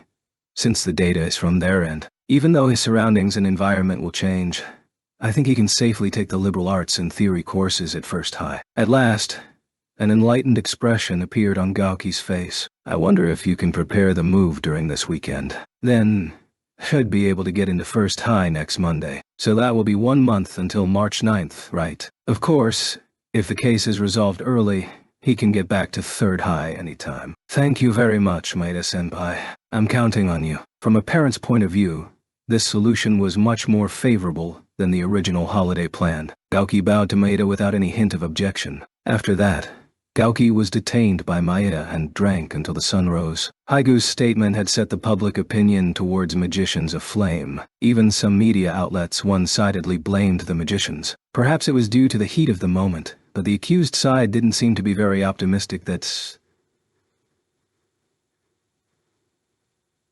the media is easily cooled down and heated up. The First High students were clearly losing their composure. Although they knew that they couldn't do anything, they kept checking the news shown on the TVs in every corner during lunchtime. Irritated whispers could be heard from the students in response to the biased opinion from the mass media. There were roughly 3 major opinions amongst the students. Most common were the ones who were angry at the media demonizing magicians, and this group was mostly male. Then there were the girls who had a stronger fear of the possible hostility magicians might be exposed to. And finally, the students with numbers in their name. They were affiliated with the 100 families and were being quite vocal in their complaints. The student council meeting after school was accompanied by the news in the background. Usually there would have been some music playing as a distraction, but today they didn't seem to find any desire for music. Anxiety seemed to be rampant. As expected, their efficiency took quite the hit. Tatsuya was taking a leave from student council activities starting tomorrow onwards. But today's work wasn't something he needed to push onto others. He tried to break the silence despite his workload. Otherwise, they wouldn't be able to finish their tasks even if they stayed there all day. As such, Tatsuya stopped his hand when he heard a remark that made his ears itch. The one who murmured affirmatives to the news anchor was a senior who was due to graduate next month. Canon had stuck around the student council not to discuss the upcoming graduation party, but rather to hang around the student council treasurer. Chiyoda-senpai, do you think that we are in the wrong? When Canon raised her face to meet Tatsuya's gaze, Miyuki and Izumi joined in to protest Canon's statement. Their objections caused her expression to change, but she suppressed her discomfort for the sake of politeness. For Izumi, Tatsuya was not only a senior from the same school, but also a colleague on the student council. She wasn't in a position to rebuke him for his comment, and she would have stayed silent even if Miyuki had spoken up. What Canon had said was enough to make Izumi angry. Canon replied with, for us to receive the backlash for failures caused by the 10 master clans. The student council meeting had ended, but their chat continued with the news playing in the background. Canon's words were remarkably harsh towards magicians, though the discontent wasn't from just her. The mainstream 100 families also cast out their dissatisfaction regarding how the 10 master clans had ruined their reputation as magicians. Of course, the terrorists are to blame for this, but the 10 master clans is also at fault for not handling the situation well. Canon wasn't the only one who was ranting with this opinion. Her classmates seemed to have similar views. The fact that she wasn't the only one who thought this made her all the more vocal. Even so, after giving her opinion this time, she felt a little guilt. What is it that we did wrong? Izumi changed her attitude, similar to the one she had used in Hakon when talking to the detective. Courteous, yet cold. Canon answered back with energy. She understood Izumi's spiteful behavior was fully directed at her. Being accused of not helping the general public when you were present in the same place, you should have known this is how it would turn out. However, Kanon didn't let herself get too heated up. She managed to contain herself and only put a strong emphasis on her sentence. Even so, her strong personality shone through. Her emphasis turned her comment into quite an emotional statement. Though at the end of the day, if one considered the fact she was the senior here, quarreling with an underclassman would result in nothing but a hassle. The general public, huh? I wonder what you mean by that. What do you mean? Oh, faced against Izumi's philosophical question, Kanon lost her words. Are you referring to a civilian? Perhaps a civil servant. In that sense, the heads of the 10 master clans who are neither soldier nor civil servant can also be labeled as the general public. What are you trying to say? Nothing really, but I wonder why only some of the general public should give priority to and rescue the rest of the general public before themselves. Izumi covered her mouth with her left hand. Kanon thought that Izumi was mocking her. Hey you. Kanon rose from her seat and slammed her hand down on top of the table with a loud bang. Kanon, calm down. Isori stood up a beat later to hold her back by grabbing her shoulder. Izumi-chan, sorry. But do you mind helping me buy something warm for everyone to drink? I'll pay for it. As silence descended between Kanon and Izumi, Miyuki requested Izumi to run an errand while handing over the student council's cash card. The student council room came equipped with a hot water supply, as well as the fixings for tea and coffee. Usually there was no need to venture outside to buy drinks. In other words, this was a call for Izumi to cool her head outside. I understand. Izumi stood up with a regretful look on her face. Being scolded by her favorite Miyuki had instantly chilled her temper. I will come to help. Minami rose to offer Izumi her assistance. Yes, please. Understood. Segosa-san. Let's go. Minami bowed toward Miyuki and took Izumi's hand in concession. Izumi and Minami's presence faded away on the other side of the door. After making sure of that, Isori, who sat in front of Kanon, began to speak. That just now is your fault, Kanon. Even if the 10 master clans were able to save the victims, they had no responsibility to do so. Ultimately, it was wrong to force your opinion of goodwill onto others. But Kanon gave an unsatisfied reply, but Isori interrupted her with a stare. Well, if you have people fallen right in front of your eyes, it's instinctive to want to try and help. However, if you were also in danger, it's reasonable to assume you'd want to flee to a safe space before rescuing someone else. Even the 10 master clans aren't invincible. Well, that might be true. Even firefighters would not rush to jump into the fire when death is the price. What they do is a brave and noble act, rescuing others while putting the victims before themselves. But even so, nobody is ever in a position to say it's your duty to guarantee our safety even if you're paying them. It's a cowardly and foolish thing to do, forcing someone to bear such a huge risk, especially when the captain would be held responsible for the lives of his personnel. Kanon faced down and averted her eyes in anger from Isori, let alone pressuring someone to do so when they have no obligation to risk themselves. That's just not right. I don't like it when you behave this way, Kanon. Even you would be angry if someone accused you of such a thing, right? Yeah. Faced with Isori's gentle reply, Kanon nodded without lifting her face. It's good that you understand. Then when Segusa-san comes back, he must apologize. After Isori said so, Kanon once again nodded. Kanon promptly apologized to Izumi after she returned to the student council room, and correspondingly, Izumi apologized for her bad attitude towards Kanon. They had successfully made up with each other, but this result could only have been achieved thanks to Isori's rationality, which dissolved their anger. In real life, there were no private exchanges between magicians and non-magicians. No entity existed to mediate between the two groups either. Hence, the resentment which grew due to the large number of non-magician victims would continue to escalate. It wasn't like there weren't any magicians trying to justify themselves, but their voices were simply too small. No matter how reasonable and logical they may be, their words simply didn't have the power to reach the ears of others. The magicians of this country don't seem to have much choice besides just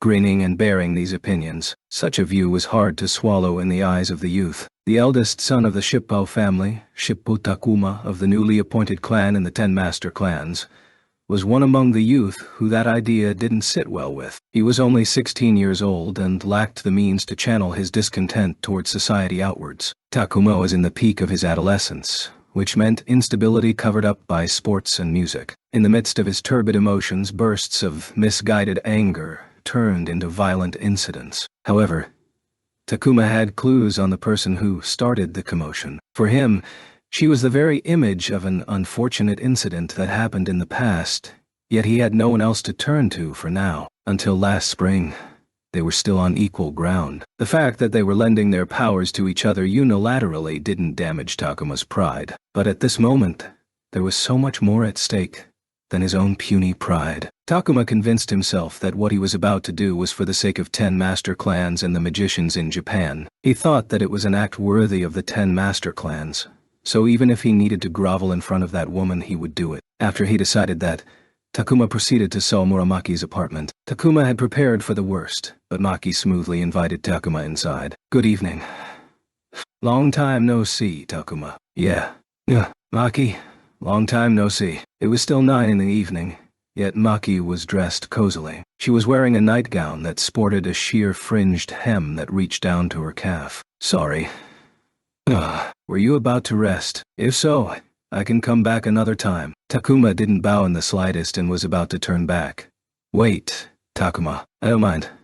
So come in." Maki sat down on the sofa. Takuma, who was standing still, got offered a seat in front of Maki across the table from her. The seating arrangement was quite distant compared to the days he visited last spring. "Takuma, do you want anything to drink?" "No, don't bother." For him to show up without any prior arrangements was trouble enough.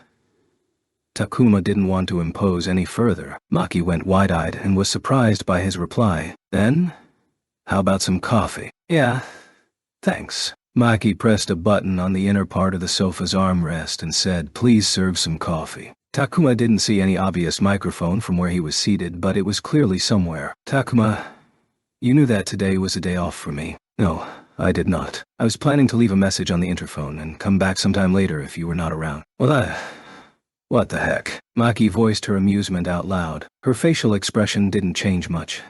Thus, Takuma wasn't sure if it was her acting skills or real feelings in play. "If that's the case, wouldn't calling in advance have saved you the time?" With Maki's remark, Takuma showed a smile while lamenting his reason for all of this. "Well, I didn't want to call you for this. To be honest, I hesitated a lot while deciding if I should come here." Maki didn't inquire into his reluctance to call. Takuma and Maki had parted amicably already, and she was the one who requested it. She could imagine how hard it would have been for the proud boy in front of her to call someone who had dumped him. Yet, you didn't think that it would turn into a fool's errand. Instead, she asked this. "Since I'm about to ask for help, I think it's expected to make some effort to meet you."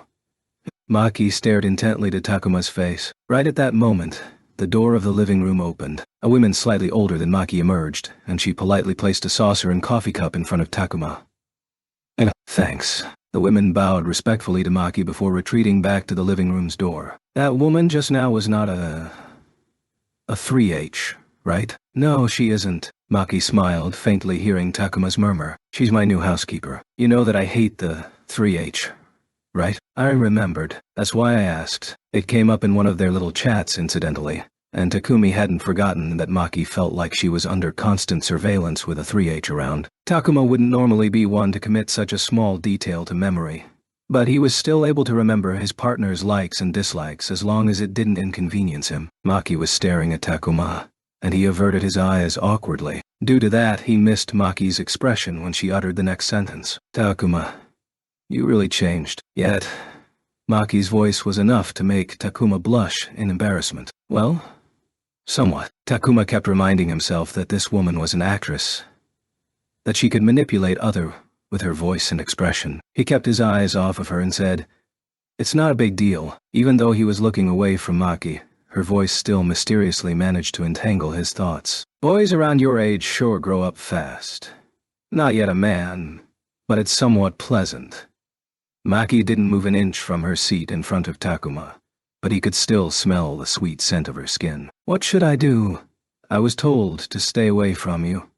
But if it's only this once..." Even though they were separated by a short distance, he still could hear her murmuring something. "Maki, I want to ask for a favor." To dispel Maki's doubt, he lowered his head as he said this. "A favor?" Maki's startled expression went unseen by Takuma as he was facing the floor. All of her playfulness was dispelled by her shock. Maki and Takuma had a unilateral relationship in the past, which had her fulfilling Takuma's requests. Hence, his bowing gesture caught Maki off guard. Instead of just asking for her charity, Takuma was willing to pay her back. Maki understood his intention to do so from his actions. Therefore, Takuma didn't do anything more than lowering his head. Even though he depended on Maki, he still had the resolve not to look lame and weak in front of her. Even so, the sight of Takuma bowing to the extent of his body being parallel with the floor was too bizarre for Maki. She was almost at a loss trying to figure out how to react to Takuma's changes. Takuma.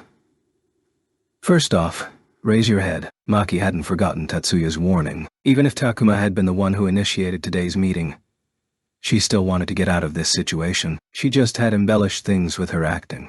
Maki wanted to avoid any scandals, and she wasn't certain if what Tatsuya had told her earlier was a joke or not. But even with that possible threat hanging above her, she wrestled with her feelings while looking at how much Takuma had changed. What do you need me to do? Takuma wasn't the calculating type, and Maki felt that he had truly changed a lot in the past 6 months. Somewhere within her, a feeling of affection sprouted, much like one would have for a younger brother. She became emotionally attached, to a degree, to this young boy who struggled to become a full-fledged man. Takuma back by the positive response given by Maki, even more so when he realized she was warmly smiling at him. He quickly got his wits about him and answered in a rushed voice. You should know well of the terror incident that happened recently. The one in Hakone. By the look of things, it was quite bad. Yeah.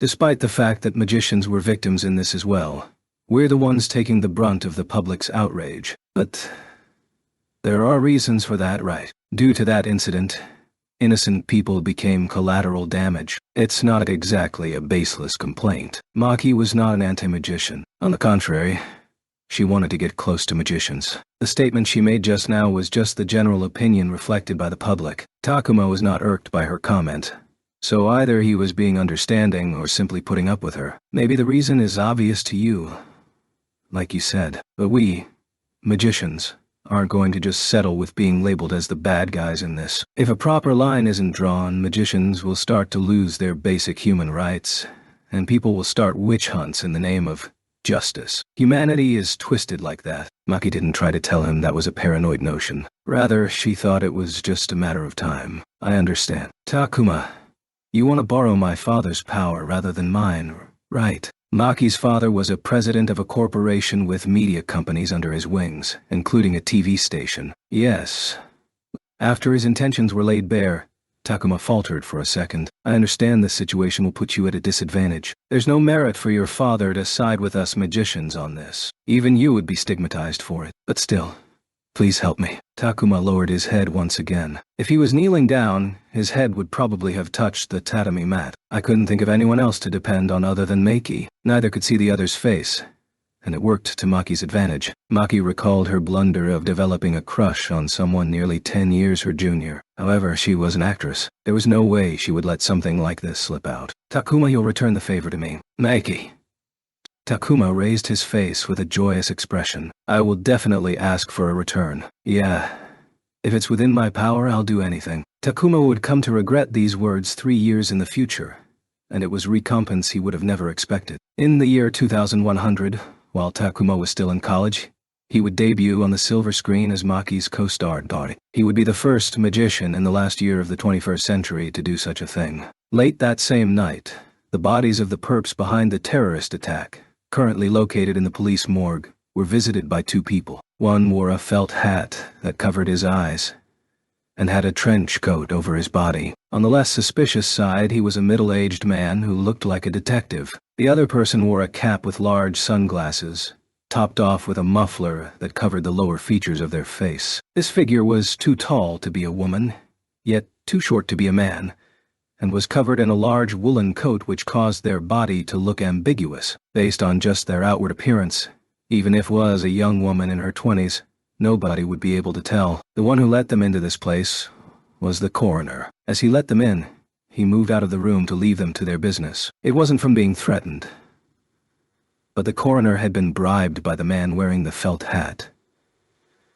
Kuroba Mitsugu. Mitsugu turned over the body bag at the side of the bed, looking at the head of the corpse that was about to be swapped. The ones brought in here were all assailants judged to be the terrorists. Suicide bombing as a modus operandi normally wouldn't leave an intact corpse, but there were still some bodies that were relatively undamaged. The corpses on the bed were among those. For their purposes, leaving the head out wasn't a problem. A freshly severed head would work, but so would something as extreme as a brain that had been blown to pieces. As long as there was something of the head area present that was more or less intact, it would cause no problems and could be used as a clue. Yoshimi.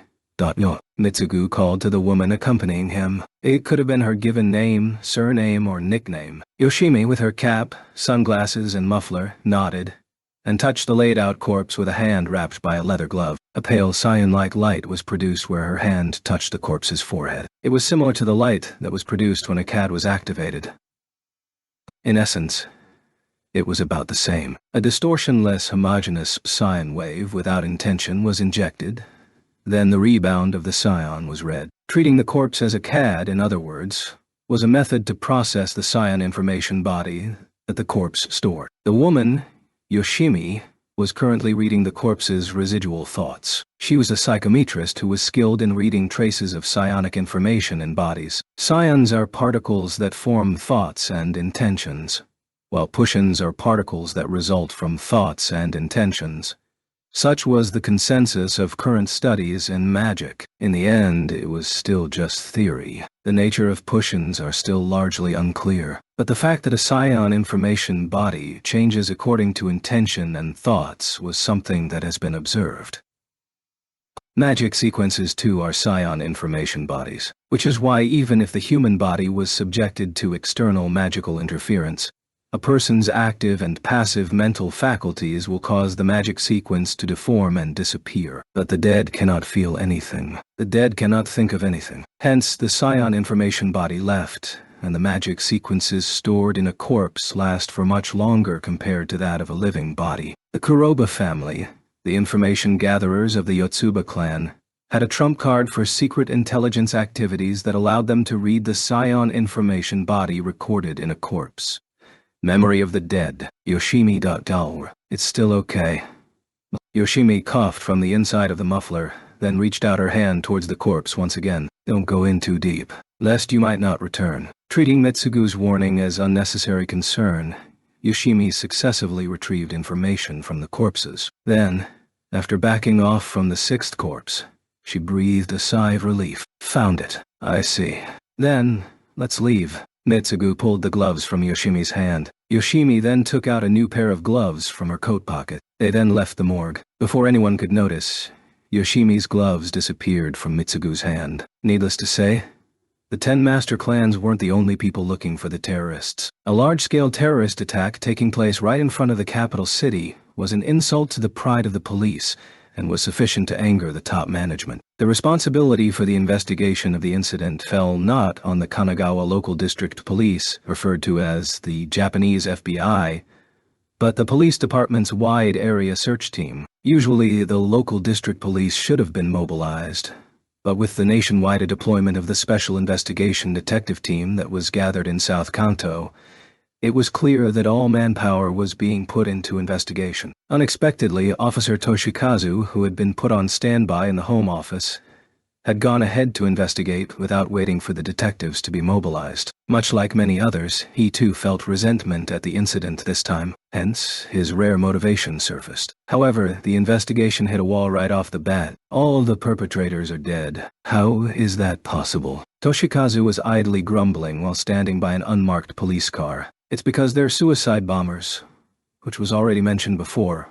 Right. Assistant Inspector Inagaki, acting as the driver, replied as though to pacify Toshikazu, but Inagaki too found it strange. The explanation wasn't too persuasive. I understand that suicide bombers naturally die, but for those who don't have any traces of wounds from explosions to die, isn't that strange? There are corpses here that don't have many injuries. Moreover, the autopsy report states that the time of death is at least 1 day before the day of the incident. Taking into the account that the body might have been in cryopreservation, the time of death could possibly go back up to 10 days.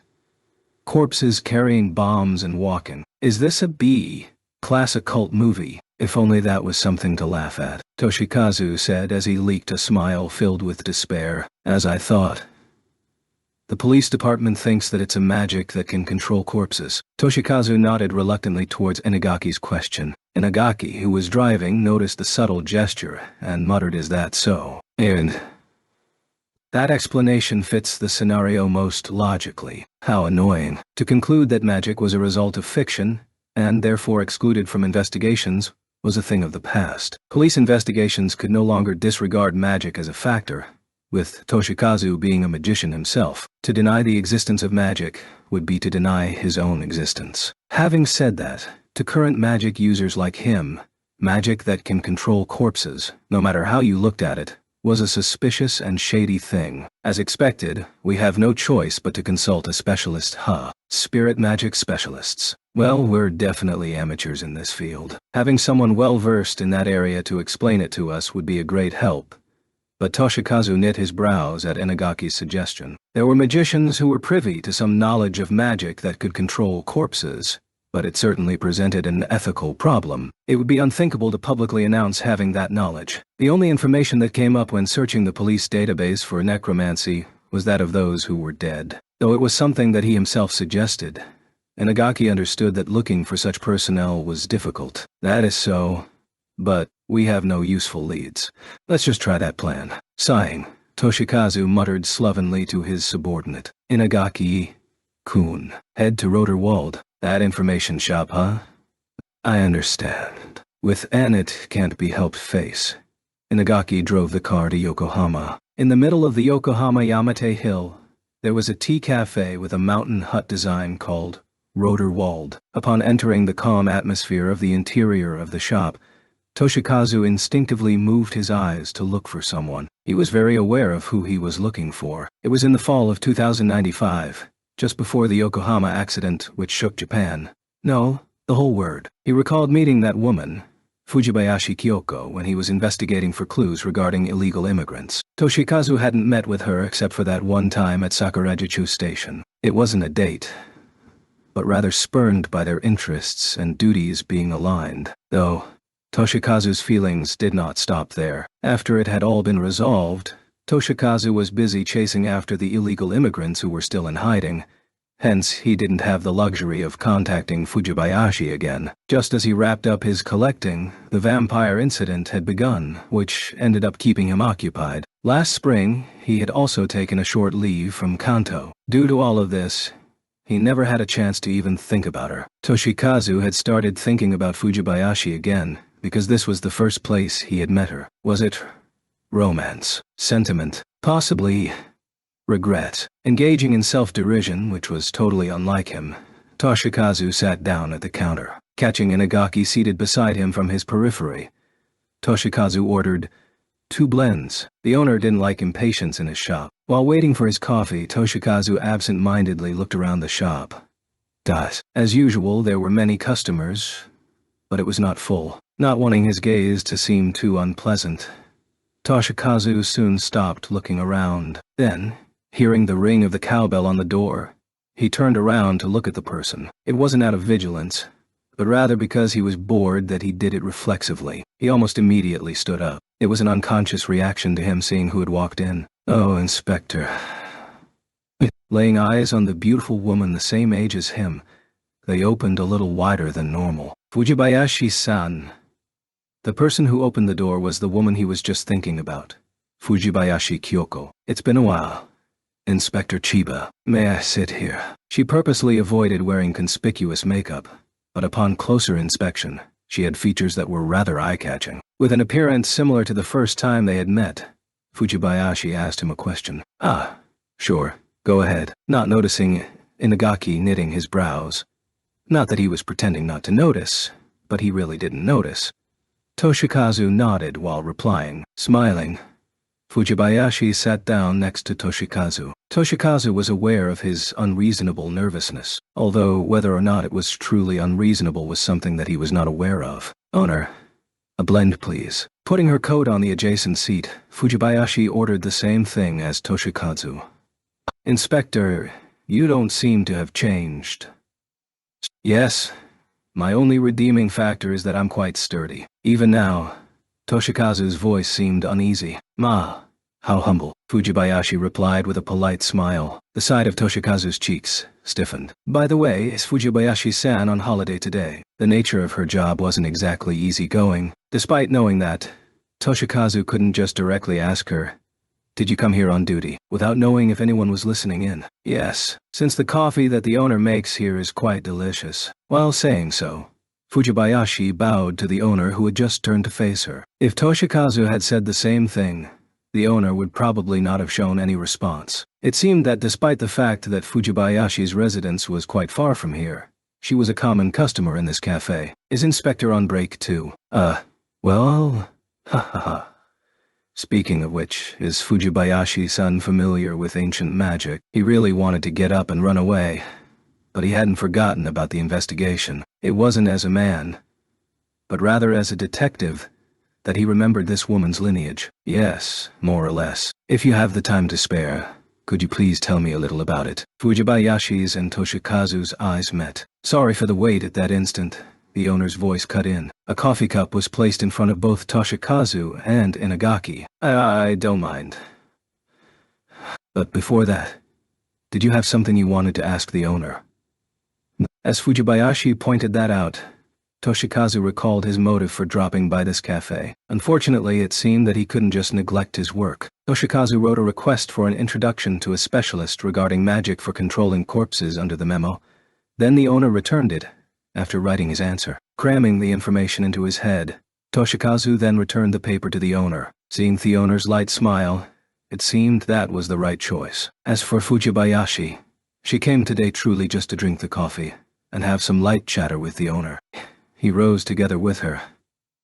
"Owner, the bill. I'll pay for hers as well. Keep the change." Before Fujibayashi could interrupt, Toshikazu passed a high-limit money card to the owner. Inagaki, who stood up after Toshikazu, raised his brows in shock at the amount the card held. Though Toshikazu had included the cost of the information he received, he paid much more than the market price. "It's a little too much." The owner lightly knit his brows. "Then please count it when we come next time," Toshikazu replied. "I await your continued patronage." The owner refrained from further dispute and slightly lowered his head. Toshikazu, as he exited Rotor-Wald, accepted Fujibayashi's invitation for a ride. Inagaki's unmarked patrol car followed after them. "Then, Inspector, the thing you wanted to ask about is related to the terrorist incident in Hakone, correct?" Soon after heading out, Fujibayashi suddenly brought up the issue. "Yes." Toshikazu decided to throw caution to the wind. He understood it was a good idea to just cut to the chase. "There's something strange about this incident." Strange? Fujibayashi's hand was on the drive lever, but in truth the car was driving itself. This meant that there was no danger in turning to talk to someone sitting in the shotgun seat. Toshikazu had unexpectedly decent police training, so he was aware of this, but he still considered it a somewhat dangerous move. It seemed his thoughts were more obvious than he realized, as Fujibayashi quickly turned her head back to face the road. "Yeah, none of the perpetrators are alive. Could they have escaped?" Fujibayashi offered a logical response. No, Toshikazu flatly denied.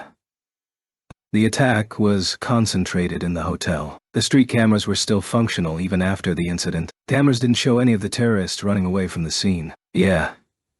The terrorists that infiltrated the hotel were all captured by the cameras, and the identity of each one was confirmed. Some of the corpses have yet to be found, but we can say for sure that no terrorists escaped alive. Although the perpetrators were caught on the camera, they weren't stopped. Toshikazu was embarrassed to answer, but he didn't hide it, and gave an explanation. "We found no traces of explosives, and their appearances were rather normal, so there was no reason to stop them from entering a hotel that was open for business." You're saying that if the 10 master clans had booked the whole hotel beforehand, the situation could have been avoided? Well, yes. At the very least, we could have greatly reduced the number of casualties. Until the Master Clans Conference, Fujibayashi was a relative of the Kudo family, which was one of the 10 Master Clans. What Toshikazu said inevitably brought about an awkward atmosphere. Shaking that off, Toshikazu moved on to the main topic. "In truth, there is one other odd thing about all of this.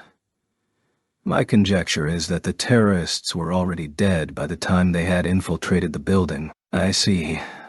So you came to ask about doll makers." "Doll makers." Toshikazu had tried to find researchers familiar with necromancy magic. He had no intention of asking about people who could control human bodies. The ones you're actually looking for aren't researchers, but ancient magicians called doll makers. They're rumored to use forbidden magic that can control corpses, and they're a group that the magic community are cautious of. They would definitely be your best bet. They're privy to knowledge in that field. They're more or less researchers. Fujibayashi turned to face Toshikazu again. But please be careful, Inspector. Dollmaker Omikazukiyo's ties with Dan magicians are by no means shallow. At Fujibayashi's warning, Toshikazu's face stiffened as he nodded. Friday, February 8th, 5:57 p.m. As instructed by Katsuto, Tatsuya had come to the front gate of the Magic University. Tatsuya had returned home and then used public transportation to get there. He had gone out wearing an easy-to-move-in half-coat over his tailored jacket. This made Tatsuya look even older than he did wearing his Magic Sai School uniform. It was well established in society that Magic University students looked more mature than their regular university counterparts. However, when they were dressed up like this, they looked even more mature than usual. Tatsuya-kun. It was just 5 minutes past the agreed meeting time when Tatsuya was called out to by Mayumi as she came out of the school gate. She was casually dressed, wearing a duffel coat with a knee-length skirt and long boots over a pair of thick tights. Coupled together with how she was carrying her light tote bag with her shoulder, she carried the aura of a university student.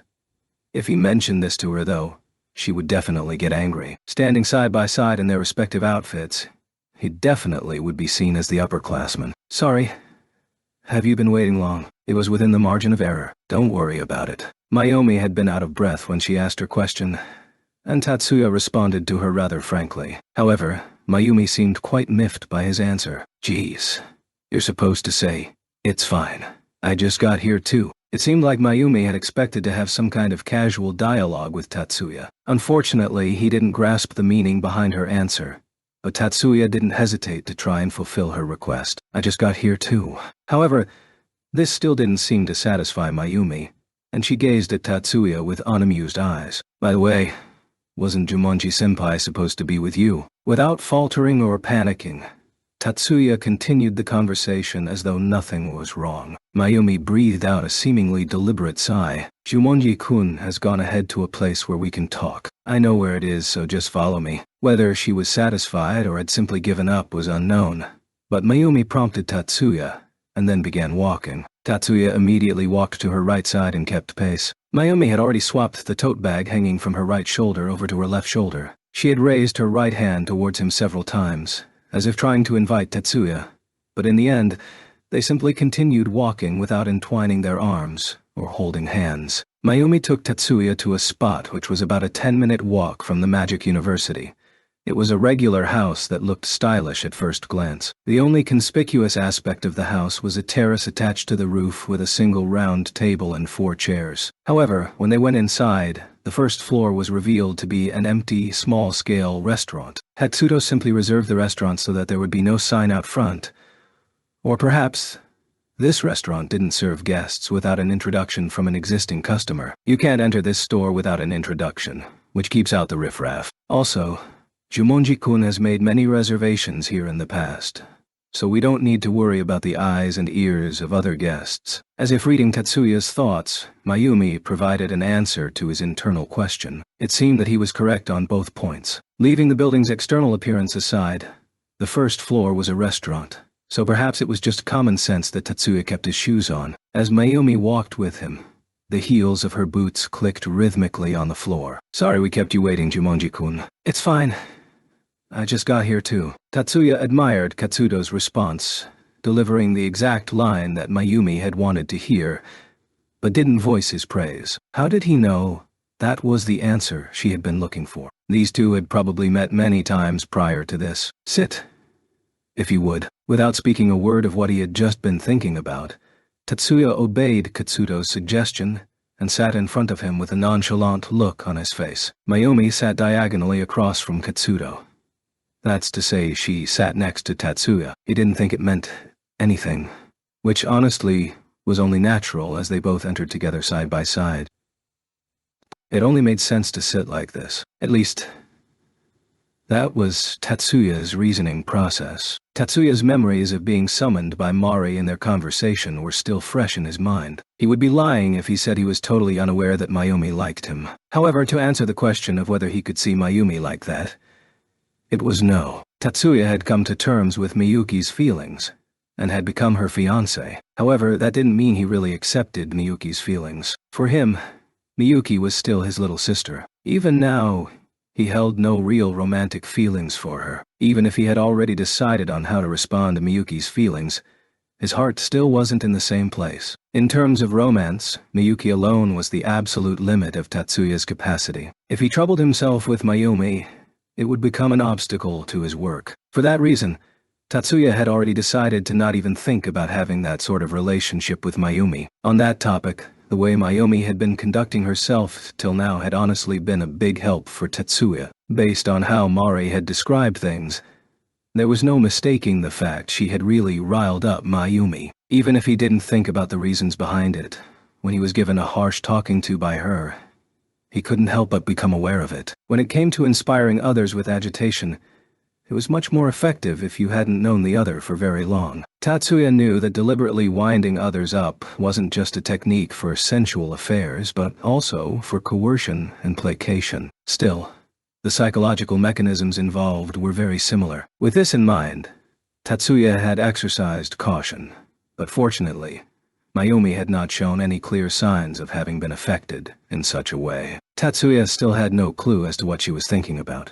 But she couldn't tell what Tatsuya was thinking of, either. They were in the same boat. I know this is sudden, but have you learned anything new? In response to Katsuto's seemingly impatient question, Tatsuya and Mayumi looked at each other. As a result of their eye contact, Mayumi spoke first. Unfortunately, we don't have any clues that stand out at the moment. We know that the terrorists came to Japan from America by sea, and based on our estimations, it seems likely that they arrived on land in Yokosuka. However, these are nothing but guesses. On our end, we've received some info from the USNA. Mayumi was surprised at Tatsuya's words, and Katsuto displayed a hint of surprise. From America.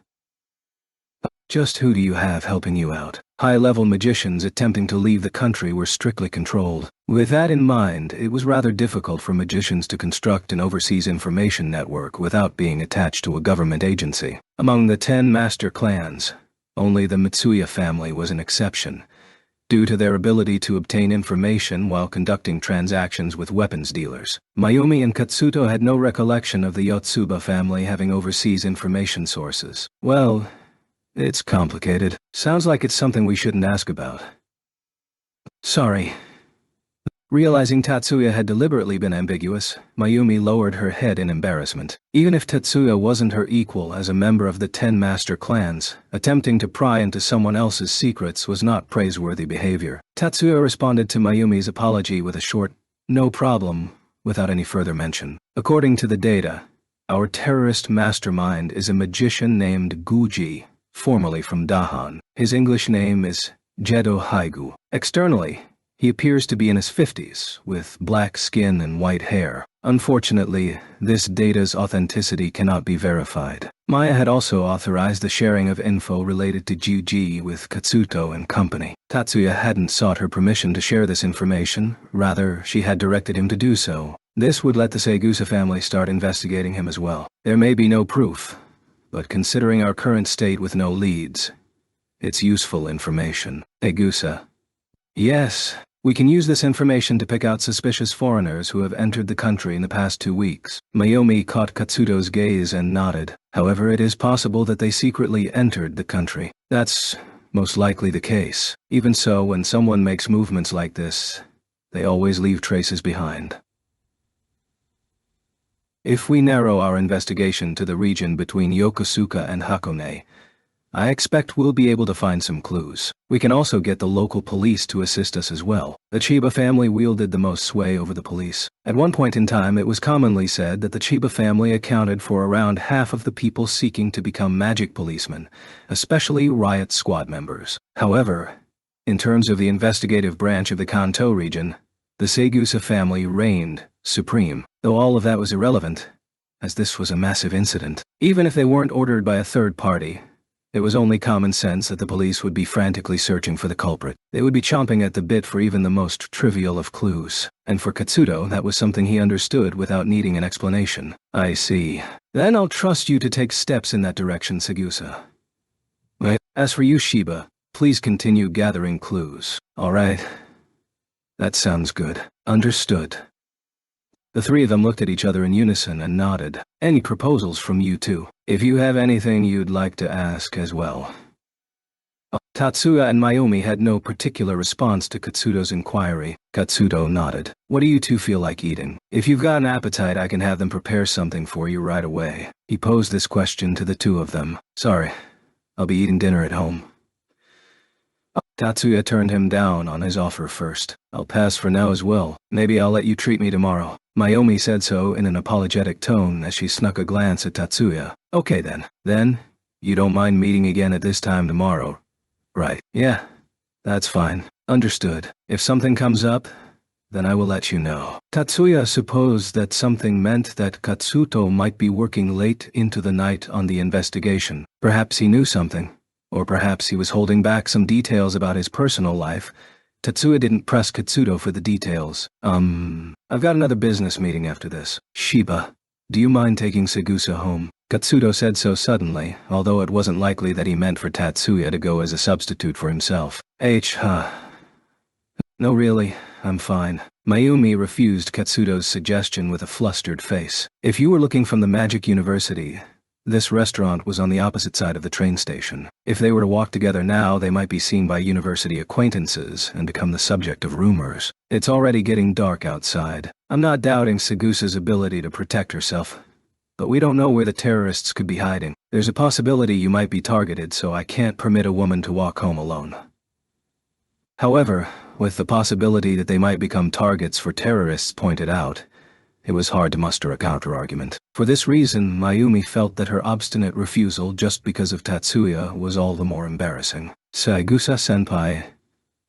I'll take you home.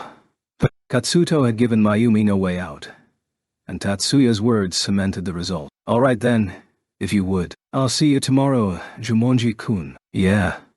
Be careful going home.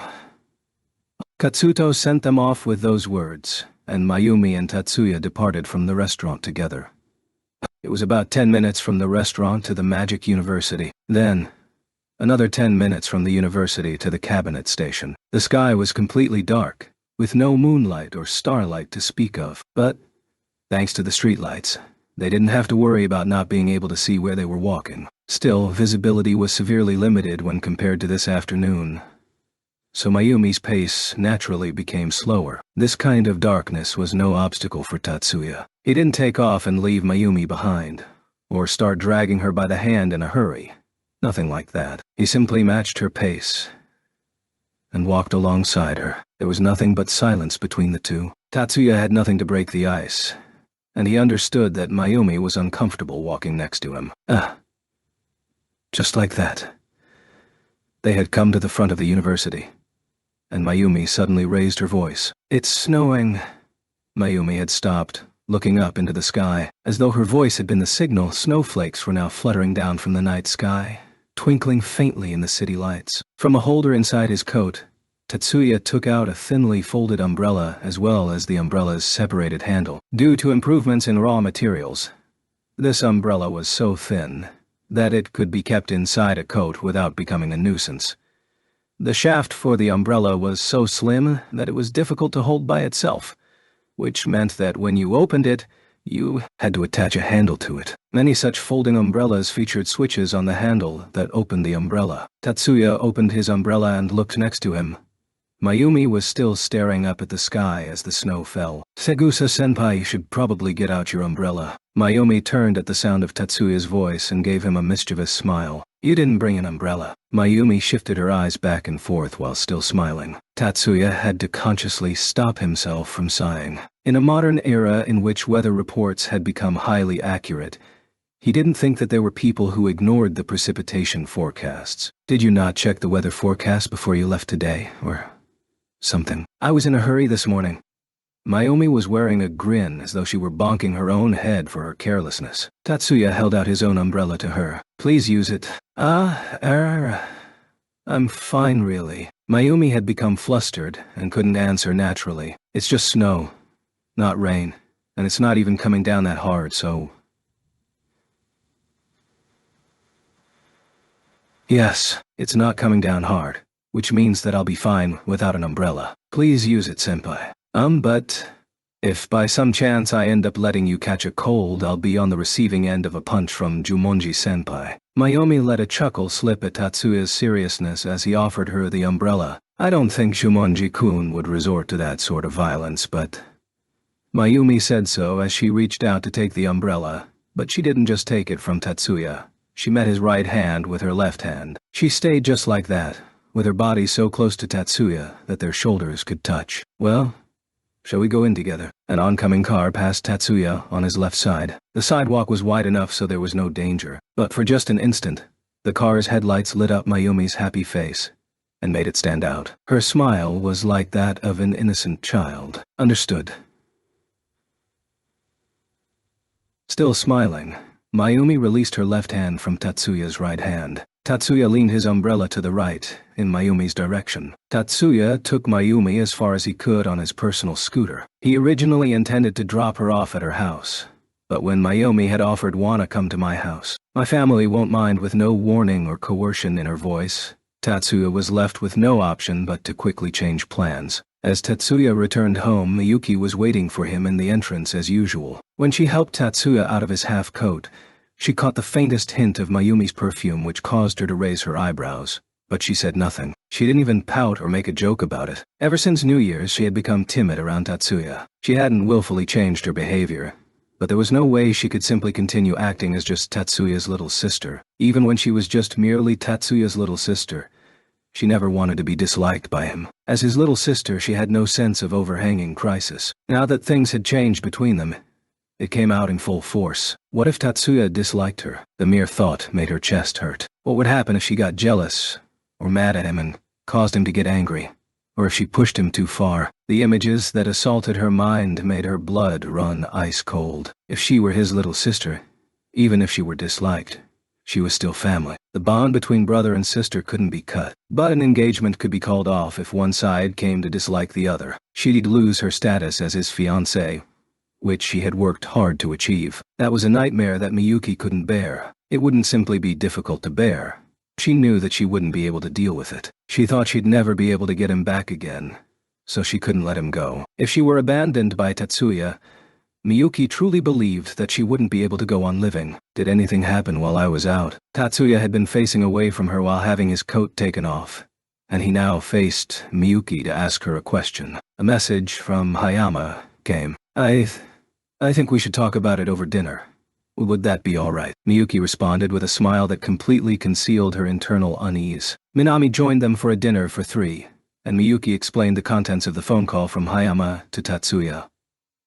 Kamakura, yes. In the Imperial Mausoleum area of Nishigaoka in Kamakura, there is a hideout that Zhao Gongjin bought under a fake name. It's suspected that Ji Yi is hiding there, so they know that much already. He was curious about how they had identified this specific location. More importantly, if they knew this much, then why weren't they moving to arrest him? Anui-sama, is there something you're unsure about? Miyuki questioned him, reading the subtle change in Tatsuya's facial expression. No. Just planning out how to handle this. Tatsuya couldn't just reveal his doubts. If he told Miyuki, it would sound like he was blaming her for not confirming the situation thoroughly. Tatsuya himself didn't feel that way, but Miyuki would no doubt assume he meant it like that. Tatsuya had realized that Miyuki had become terribly nervous, to the point that her facial expression was changing in response to every word he said. He was wondering that his little sister could possibly be so afraid of. However, there was nothing he could do to assuage her at the moment. He still couldn't whisper the words she wanted to hear into her ear. Let's consult Hayama-san about their battle plan for this later. With that, Tatsuya brought the discussion to a close. At about the same time, Guji had been preparing to leave his hideout in Kamakura. He had been using Libskjalf and happened to intercept a transmission regarding the Hakone incident, and that the mastermind was hiding in Kamakura. The actual address obtained in the intercepted data was incorrect, but it was still in the general area. If he lingered any longer, he would definitely be caught with no hope of escaping. Guji knew that his time was short, but he had no intent of blowing himself out of desperation. He was unaware his location was going to be compromised through his use of Livskjalf. Guji had been careful to omit his position in outgoing transmissions and queries, so he felt intense unease regarding the capabilities of his enemies. If he didn't know how they operated, it was impossible to prepare countermeasures. If he limited his search to Kuroba Mitsugu's outgoing transmissions, it was possible he could find some past data mentioning the location. But if his search terms were too specific, it might become obvious that Guji himself was a Livskjalf operator. No, Guji thought it over again. Even if he was detected by another operator through Livskjalf, it was irrelevant. He knew he had little time left regardless. And if someone in charge of intelligence control noticed an unknown operator in the system, it would be a little damaging for the Yotsuba. But he had no time to do that at the moment. His first priority was escaping without being noticed. This hideout had been prepared in advance so that his traces would be erased to the utmost degree.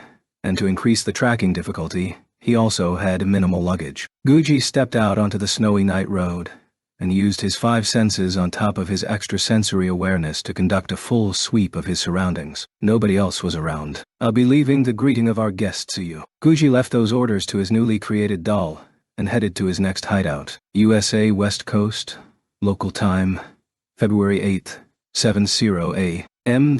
Raymond Clark wolfed down his breakfast, put on his Livskjalf terminal, and started investigating the terrorist incident that had occurred in Hakone, Japan. Although he was investigating, he already knew the truth of the incident from the start. Well, actually, he knew it from the preparatory stages of the incident. What Raymond really wanted to know about was the hero who had led the incident to its resolution. If there were no incidents, there were no heroes. For that precise reason, he had given no information about how the incident could have been stopped preemptively. There was no fun in chasing off the bad guy and ending the incident without a grand finale. That's why, when the investigation reached a dead end, he had supported the hero by providing and controlling information. Dropping hints on how to resolve the incident just before the bad guy got away somehow made him feel like a big shot. This was Raymond's favorite game to play. Raymond looked over the previous day's events and knit his eyebrows. The present investigation was not proceeding in a direction that suited his tastes. The perpetrator had obtained info from Livskjalf and was using that to evade detection from the hero's side. This seemed like foul play to Raymond. Of course, he understood that Jiedo Haigu had used Livskjalf to stop the Yotsuba from determining his exact location. As a result, it was unknown whether he had managed to escape from his hideout successfully or not. However, the fact itself that Haigu had accessed Livskjalf to obtain data he shouldn't know about was intolerable for Raymond. Raymond had thought of Livskjalf as a tool for use by the scenario writer and the director of the story. It had been a behind-the-scenes tool used for constructing the stage, and if someone in the play gained access, it would create an imbalance of information between the actors and cause his play to fall apart. This was a rule violation that he absolutely could not tolerate as a spectator, nor as a staff member. As long as Haigu remained the villain, it wasn't an issue if he used Livskjalf. But Haigu had stepped up onto the stage like this, which meant that Raymond could not allow him to continue using Livskjalf as a tool to disrupt the play. True to the name that Raymond used, 7 sages, there were 7 Livskjalf operators. However, among the 7 operators, Raymond was the only person who used that name. Raymond, the singular 7 sages, decided that he'd submit a request to Livskjalf's administrator that only he knew about to have Haigu's account deleted. Saturday, February 9th, before dawn. With more than 2 hours before the sun would rise, Tatsuya set out in the pitch-black darkness on his motorcycle and headed for Kamakura. Zooming around on his favorite motorcycle, before 5 a.m., he was traversing the hilly western area of Kamakura, then arrived at the villa district where Guji was hiding. There stood a shadow that was too tall for a woman and too short for a man, wearing big sunglasses despite the sun not having risen yet, a large cap pulled down over their eyes, and a scarf wrapped all the way up to the nose. As a result of all this outerwear, it was difficult to discern whether it was actually male or female. But for Tatsuya, he didn't care about the gender. He took his right glove off and stuck it deep in his coat pocket, and with his left hand took out his information terminal, showing her the screen. Mirroring Tatsuya, the woman exposed her right hand to the chilly air and took out her own terminal. At the same time, Both of them used their index fingers to press on the opposite person's information terminal. The built-in finger scanners activated, and the terminals read their fingerprints. The two nodded at each other simultaneously and put away their terminals, putting their gloves back on. "Lead the way, if you will. This way.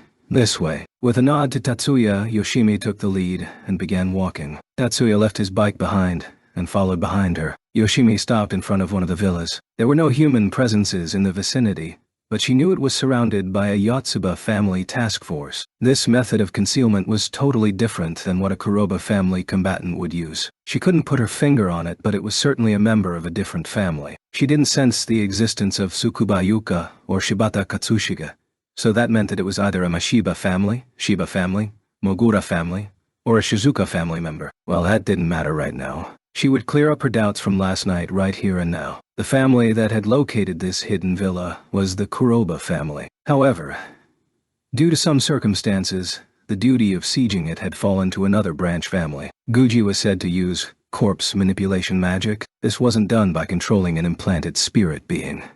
It was a technique that directly controlled the body after death. Mental interference magic had no effect on mindless corpses, and because corpses felt no pain, Kuroba Mitsugu's subordinate specialty, poisoned bees, was useless. Thus, it was only logical that the Kuroba family would be excluded at the combat stage of the plan. The single Kuroba family member included in the operation, Yoshimi, had found what she thought to be a clue when she was chasing someone. "This, right. The house number looks wrong to me." "Wrong number." Under her muffler, Yoshimi grumbled restlessly. Her lack of words had been deliberate. She had been told to leave as few traces behind as possible. She did not know if that was part of her preparation as a spy, or if it was simply a taboo imposed upon those instructed in special magics. Tatsuya wasn't particularly well acquainted with her, so he didn't pay it any mind. Tatsuya drew his trident and directed his elemental sight towards the inside of the hideout. There were 3 human-shaped beings, not corpses, living humans. However, they were not just mere humans.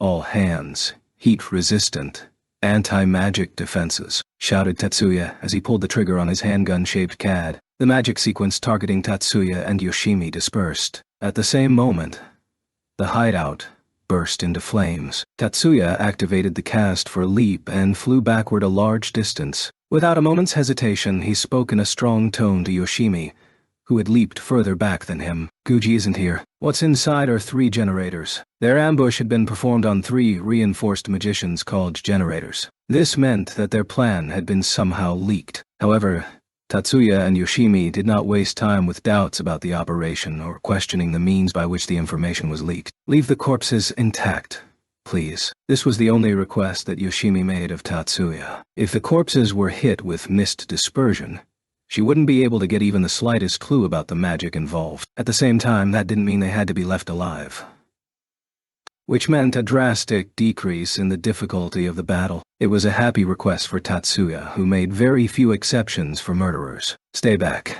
I'll handle this myself." With a nod, Yoshimi jumped back even further. At the same moment, the branch families gradually stopped their advance. Something from within the blazing hideout was emitting magic. It was an ignition sequence. There had been no expansion of the activation sequence. Similar to a psychic, was it a generator specialized in a particular ability? As Tatsuya guessed at the true identity of the enemy, his allies stealthily moved towards the bushes and houses to analyze the ignition magic sequence. No matter how unpopular this time of the morning was, just this incident was enough to bring out the firefighters. Although there were plenty of unoccupied villas, there could be no mistake about the neighbors popping their heads out to look at the unfolding scene. It took almost no time at all. Tatsuya aimed his silver CAD trident at the blazing house and activated mist dispersion. He couldn't safely put the fire out using his decomposition. Even if he decomposed the house, the flammable materials would all be exposed at once and result in an explosive blaze. Perhaps he could use the fire's combustion to use up all the oxygen to put it out.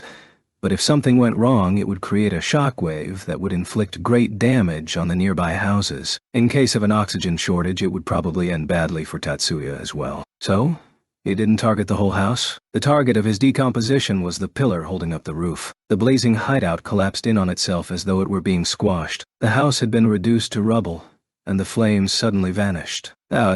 wasn't surprising. It was fairly normal for magicians who excelled at fire creation magic to also be proficient in fire extinguishing magic as well. Whoever was emitting the ignition magic from inside the burning house had probably been wearing fireproof equipment.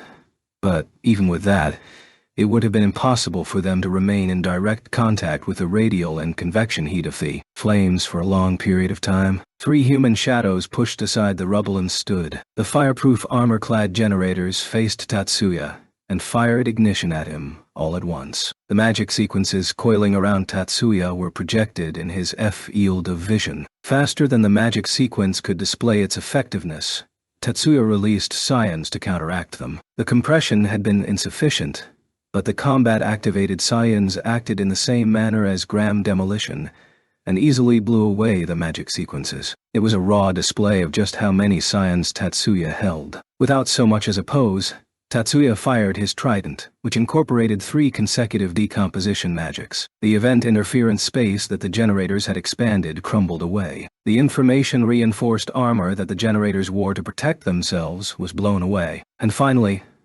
a round hole was opened in each of the generators' chests. The blood trickling from the holes had no force behind it. And then Tatsuya pulled the trigger a second time. The 3 generators, having had their hearts blown away, collapsed facing upward. With his CAD still raised, Tatsuya drew closer to the rubble, stopping just 1 step away from it. Yoshimi came running up behind Tatsuya, who was still looking down at the corpses. Her movements were graceful and swift, despite her seemingly unwieldy clothing that did not suit her real size. Not just Yoshimi either.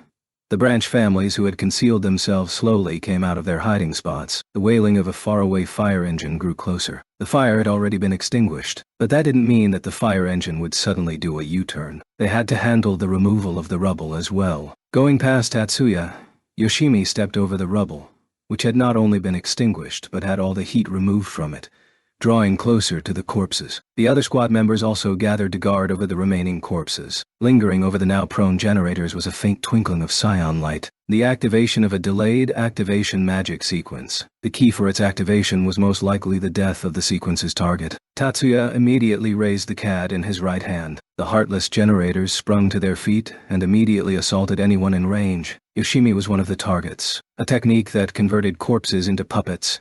Necromancy. Yoshimi reflexively attempted to retreat backwards, but her foot caught on the rubble and she tumbled over. Evasion-type magic would not make it in time. Tatsuya pointed the CAD at the corpse assaulting Yoshimi and squeezed the trigger. Gram Demolition.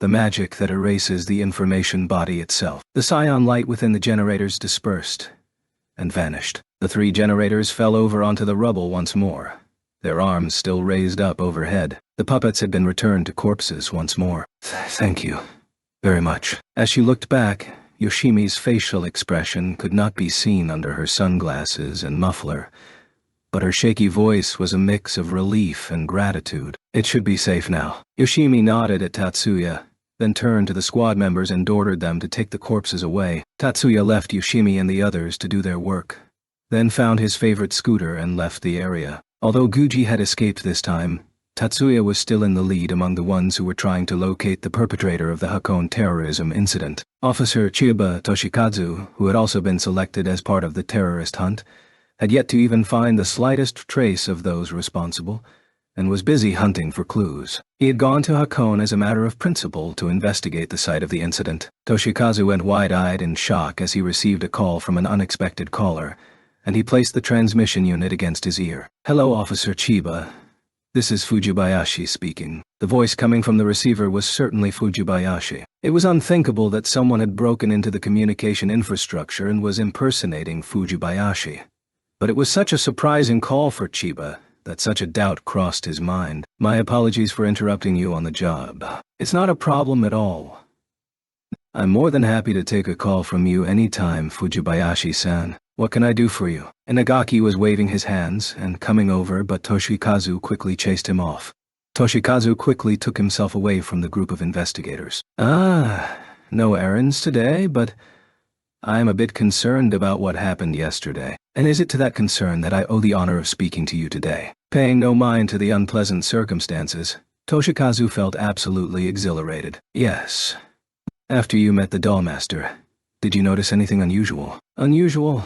Well, I listened to his near-endless crazy story about necromancy that wasn't even useful for the investigation, which wore me out. Ah, not about that. Perhaps.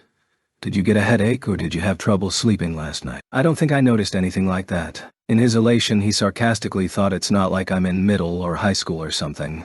But not a hint of this crept into his voice, laughing in the easygoing way Toshikazu always did. I see. The person on the other end of the line seemed quite relieved. Toshikazu was grinning without even realizing it. He didn't even hear Inagaki mutter what's with him. What a weird look. Were you worried about me? I was. But it seems that I was worrying over nothing. Fujibayashi's voice sounded slightly embarrassed, and Toshikazu's lips slowly loosened. Well then, Inspector, I will be praying that you catch our terrorist culprit as soon as possible. I appreciate it. Good luck on your work as well.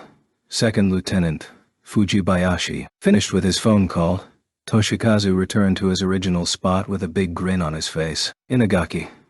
What's the matter? You don't look so good. I just started feeling tired all of a sudden. I'm fine.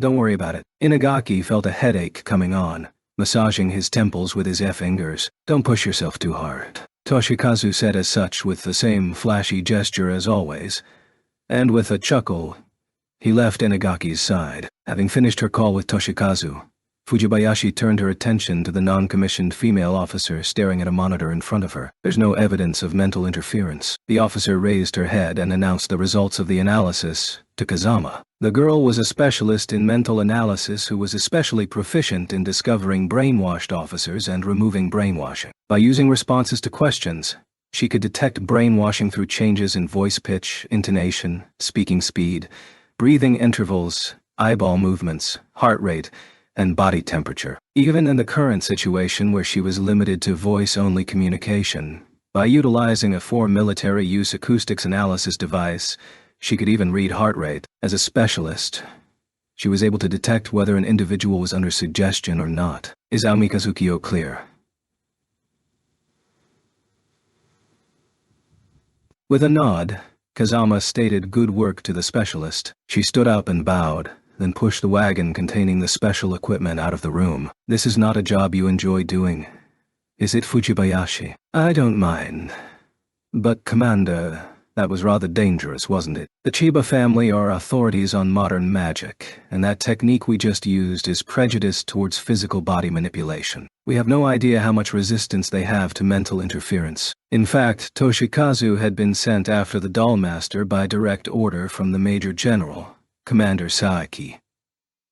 It wasn't because she was trying to harm Toshikazu. When the police were dispatched to investigate the Hakone terrorism event, and the corpse manipulation specialist behind it, in order to guide them to the magician who was suspected of having connections to the remnants of the Kunlunfang Institute, they gave lists of suspects to a number of informants so that those lists could be disseminated. Roderwald was one of those locations, but the manager had in fact not cooperated with Kazama or his subordinates. The informant had been completely random in who they referenced. Fujibayashi frequented Roderwald for a few days in an effort to follow their plans, but it had been complete coincidence that the manager had introduced her to Aomikazukiyo. Thus, Fujibayashi had not used Toshikazu as bait, but the feeling that she had done as such weighed on her mind. If they do anything that exposes the collaborators, wouldn't it be better for us to join in the terrorist incident investigation as well? First Lieutenant, my squadron. No, my battalion will have nothing to do with the Hakone terrorist incident. That is an executive decision by Commander Saiki. I understand.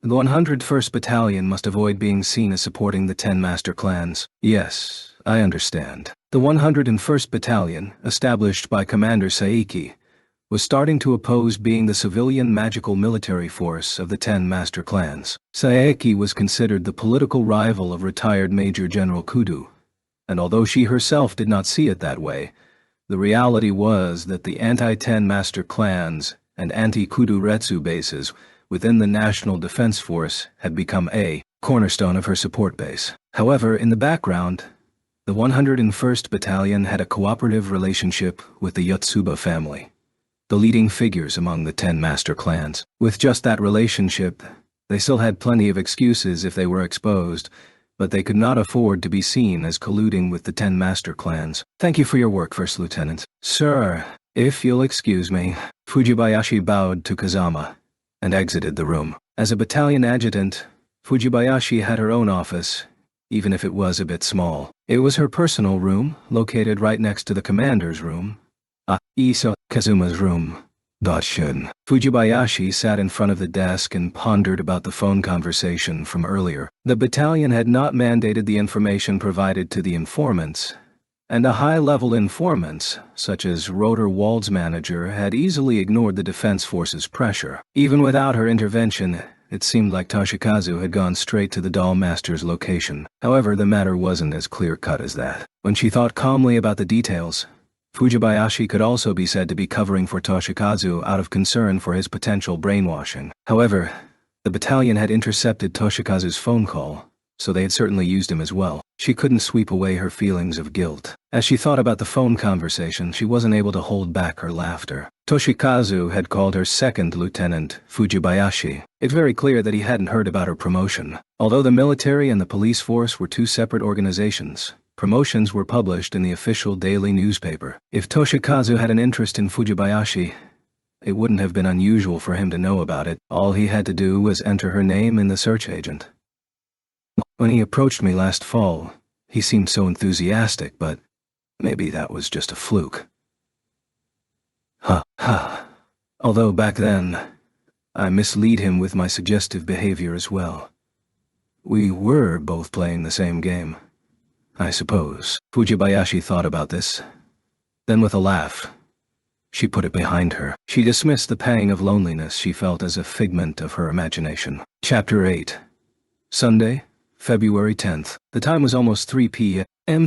Tatsuya took Miyuki with him as they visited the Kitayama family's mansion. No, it would probably be more accurate to say that it was Miyuki who was taking Tatsuya there. The reason that the siblings were visiting the Kitayama family was because Shizuku had invited Miyuki yesterday in the classroom. And at first, Miyuki thought that it might have been an invitation to a formal tea ceremony, which was why she intended to wear a furisode, long-sleeved kimono. But when Shizuku had cleared up the misunderstanding by saying, "I just meant having regular tea," Miyuki had blushed in embarrassment. The two of them kept their shoes on as they entered an elegant Western-style room. Looking at the painting that hung on the wall and the vase on display, Tatsuya couldn't help but wonder, just how much did these cost? However, he immediately brushed that thought aside. Tatsuya and Miyuki weren't children anymore, so he wasn't anxious about breaking something. However, he thought that if he paid too much attention to the value of those items, it would prevent him from feeling at ease. When they entered, Shizuku was already seated. Shizuku's outfit was composed of a one-piece long-sleeved dress that fell to her knees, and a collar that covered her neck. She was also wearing high-heeled pumps. It wasn't an outfit as formal as something like an afternoon dress is, but it wasn't a mistake to say that she had probably put some thought into it. In fact, Miyuki was dressed in a very similar manner. Tatsuya had received Miyuki's advice as to whether or not he should come dressed casually or formally. But still, he couldn't help but secretly feel relieved at not having misread the mood of this gathering. In the end, Tatsuya had chosen a simple dark suit. He had considered coming in his school uniform but decided against it, and had instead opted for a suit that would match Miyuki's clothing style. Seeing Tatsuya and Miyuki, Shizuku stood up. "Welcome and thank you for responding to the invitation." Clasping both of her hands at her abdomen, Shizuku performed a courteous bow, which was quite an excessively formal greeting. "Thank you for inviting us." Matching Shizuku's gesture, Tatsuya returned a well-mannered response, though he was somewhat lacking in grace. Miyuki followed after her brother half a second later. It was a graceful, impeccable bow. "Please." Shizuku urged Tatsuya to sit. Her concise way of speaking hadn't changed, however, and her actions were twice as polite as usual. There must have been a reason for Shizuku to have fully entered young mistress mode today. Shizuku signaled using her eyes to a nearby maid who had been waiting patiently. Despite being a maid, she was already in the first half of her 30s. Her face was agreeable, but it only took a glance for Tatsuya and Miyuki to understand that this woman had not been chosen for her outward appearance. Rather, It was her skill. The sound of boiling water could be heard not long after she elegantly placed the kettle on the electromagnetic cooker and turned it on. It was highly likely that before boiling, the already hot water had been prepared. The maid took a teapot out of the insulation device. She then put tea leaves in the pot. That was now hot enough. She stopped the electromagnetic cooker immediately after the hot water started to boil, and after which she then poured the hot water into the pot that contained the tea leaves. Promptly covering the teapot with the lid, the maid cast her gaze downward and took a step back. "Tatsuya-san, if you prefer coffee, I can have it prepared immediately." Her manner of speaking was the same as always. However, the mood was different. It looked like Shizuku was slightly nervous. "No, I happen to like tea as well." For now, Tatsuya also returned an answer with the same tone as always. He opted against trying to inquire as to why she was so tense. He would probably understand pretty soon anyway, so he didn't see any reason to press the issue. "By the way, Shizuku," following Tatsuya, Miyuki also spoke in her usual tone. "Is Zanoka not coming today?" Yes, well." Shizuku remained evasive, implying that she'd prefer it if they didn't ask. Shizuku was at a loss for words. Miyuki, whose social etiquette was the highest of the three, knew better than to try and force an answer. "Oju-sama ... Amidst the silence, unexpectedly, the maid who had been staying silently behind Shizuku spoke up. Thank you." It was a warning to not let the tea steam too much. Shizuku opened the lid of the pot, stirred the contents for a bit with her spoon, then pulled the lid over it again. After that, she took the ceramic tea strainer, lifted the pot, then evenly filled the 3 teacups in front of her. The cup filled until the last drop went to Tatsuya, and the nearby cup was placed in front of Miyuki. "Please, thank you." Tatsuya voiced his gratitude, while Miyuki silently bowed. "It's delicious." Miyuki was the first to voice her opinion, to which Tatsuya strongly nodded. "Shizuku, you're not only skilled with green tea but with black tea as well." "It's nothing much."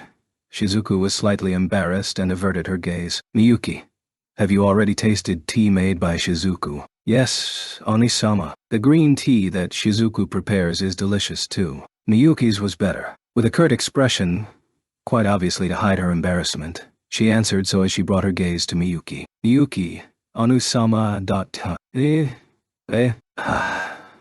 Miyuki didn't immediately understand what Shizuku wanted to say. She quickly understood that the question was, "You're calling your older cousin Auntie-sama?"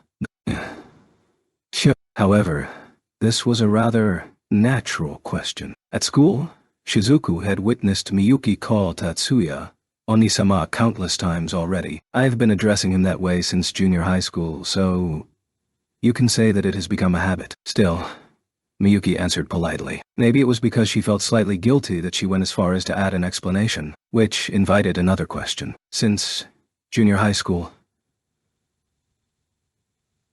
"Yes, a lot happened," Miyuki answered ambiguously. She had started to call Tatsuya Onizama following the events in the summer at Okinawa, when she was in her first year of junior high school. Before that, her mother had forbidden them from acting like a brother and a sister. Even though she had been a child who didn't know anything, the very memory of her selfish behavior towards her beloved brother caused her to feel uncontrollable disgust. Those were days of her life that she'd rather forget. Moreover, the exact events of this affair had to be kept secret from others. An awkward silence invaded the place once more. However, a well-timed knock from the door saved them from the atmosphere. A maid, different from the one who helped with the preparations of the tea, opened the door. "Oju-sama, Dana-sama, Master is here. Let him come in." Without asking for Tatsuya and Miyuki's opinion, she answered right away. It seemed that today's invitation had come from Shizuku's father. Tatsuya immediately thought, "Forgive me for interrupting in the middle of your conversation." Shizuku's father, Kitayama Ushio, stood next to Shizuku and greeted Tatsuya and Miyuki, who had already stood up as a sign of respect. Even though Ushio was wearing a button-down shirt with a doublet knitted jacket, it couldn't be said that it gave an untidy impression. We should be the ones saying that. Forgive us for intruding. If Ushio was indeed the one who had invited Tatsuya and Miyuki, then it would have been appropriate to thank him for it. However, Tatsuya kept acting as if it had been his daughter that had invited them. Keeping it that way would probably make for an easier interaction, Tatsuya thought. For a mover and shaker of the economic world to employ such roundabout ways, Tatsuya couldn't help but wonder what exactly it was that he wanted. Tatsuya wasn't so much excited as cautious about the whole deal. They weren't mere high school students anymore. The top companies in the world might want to make an ally out of the Yotsuba, and even just making their enemies aware of such a relationship would be advantageous. Tatsuya was once approached by Shizuku's mother. However, a mother's worry had prompted her to act that way in order to protect their daughter from a possibly undesirable person they knew nothing about. So she had questioned him. Tatsuya was under the impression Ushio wouldn't do the same. Not at all. I'm the one intruding on a gathering of young people after all. There is nothing strange or impolite in what you did. On the other hand, we came here without extending a greeting to you. We are terribly sorry. Shizuku was the one who invited you.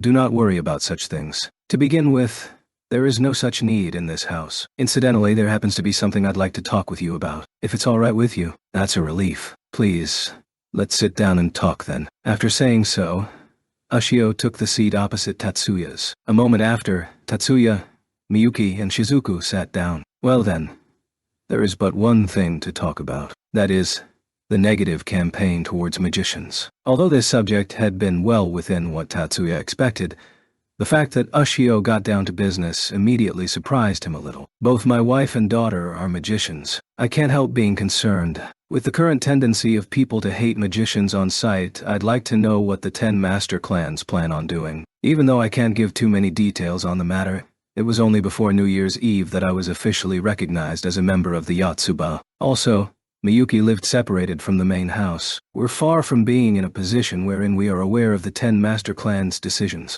Ushio nodded with a calm expression. There wasn't a trace of suspicion in his gaze as Tatsuya answered him. I see.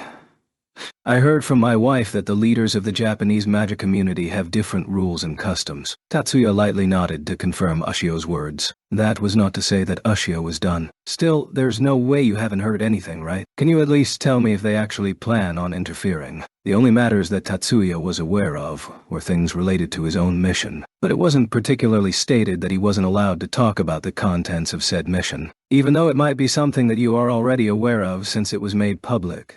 The 10 master clans are looking for the mastermind behind the terrorist attack. It has been decided that the culprit will be handed over to the police, but I will join in the search as well. I see. The declaration made by the Japanese magic community will soon be carried out then. Will measures be taken against this anti-magician crusade? I haven't heard anything in that regard.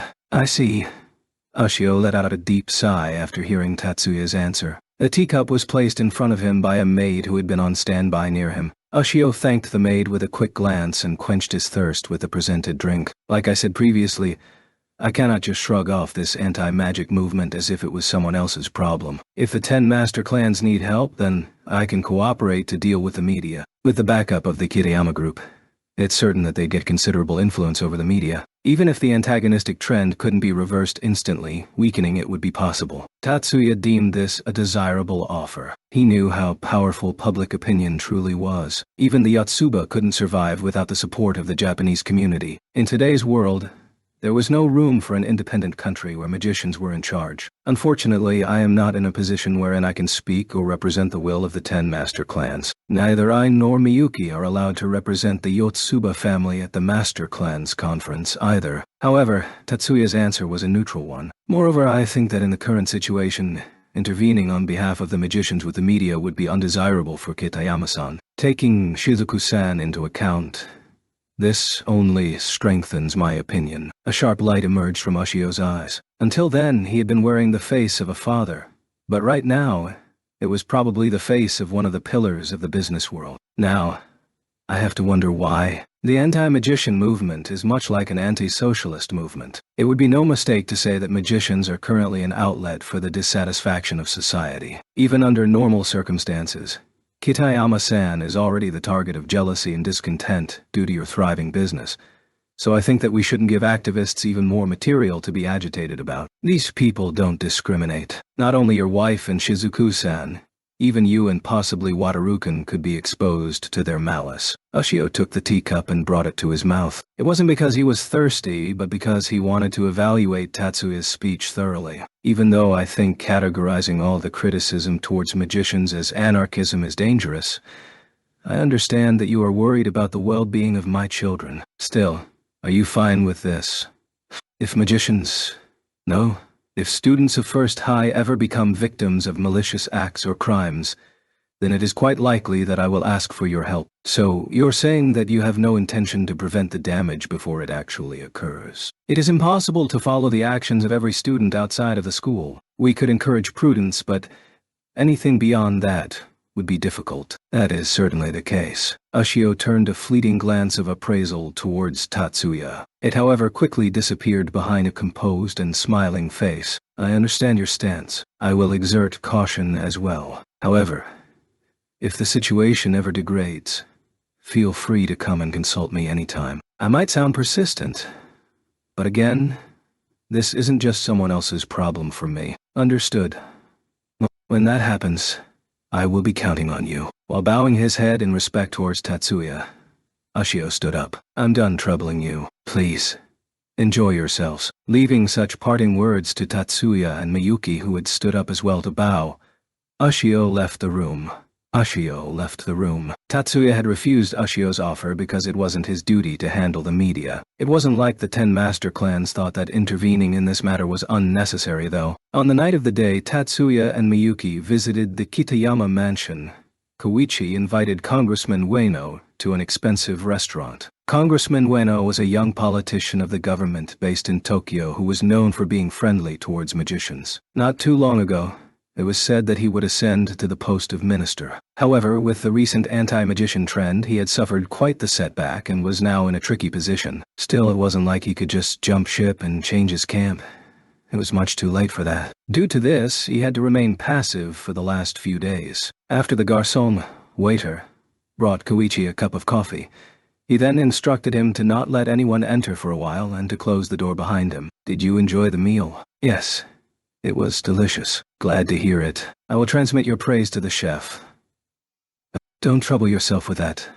I will tell him myself. Recently, there has been quite a bit of eavesdropping and spying in Akasaka and Shinbashi, so I couldn't find the time to properly relax. This sort of establishment is quite useful. Koichi and Ueno were both roughly the same age. The conversation between them was always smooth and natural. Well then, Segusa-san, shall we talk about the real reason for my presence here? The one who ended the ceremonies to get down to business was Ueno. If I had to venture a guess, I would say that it's about the media. As expected of Ueno-sensei, you hit the nail on the head. Koichi nonchalantly flattered Ueno. However, Ueno only displayed a wry smile. With the current situation in mind, there wasn't really anything else Koichi would want to talk to him about. He didn't feel awkward about it, but he was conscious of the fact that it had been something rather easy to guess. He didn't feel like the praise was warranted. This is a request from none other than Segusa-san himself. I am ready to take some risks as well. Should we put some pressure on the media? Or should we try to turn the hate towards the terrorists by saying the magicians are also victims in the affair? Ueno was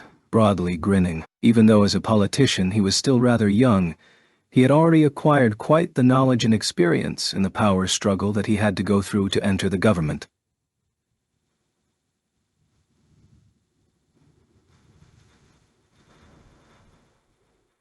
No, I don't plan on asking for something so unreasonable. However, Koichi was apparently against this strategy. If Koichi had accepted Ueno's proposal, it had been a consequent debt, which Ueno might have planned on using in the future to be granted various services from the powerful Segusa family. Currently, out of all the 10 master clans leaders, it was no doubt Koichi who possessed the most experience in negotiations. Seizing the initiative against someone like Koichi was something Ueno simply wasn't good enough to do. What I'd like to ask of Ueno-sensei is to take extreme care that, if any magician is ever harmed due to the actions of the anti-magician group, such a crime wouldn't go unpunished. Koichi's request was a fairly small one compared to Ueno's proposal from before. Not forgiving a crime is par for the course, but is this really all you want of me? Koichi smiled and shook his head at Ueno's incredulity. A society where the natural matters are dealt with the way they should be is exactly what every citizen hopes for.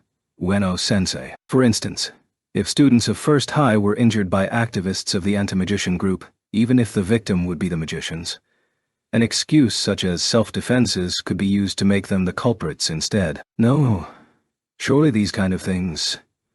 Are you sure? Ueno felt like he had been caught in an illusion.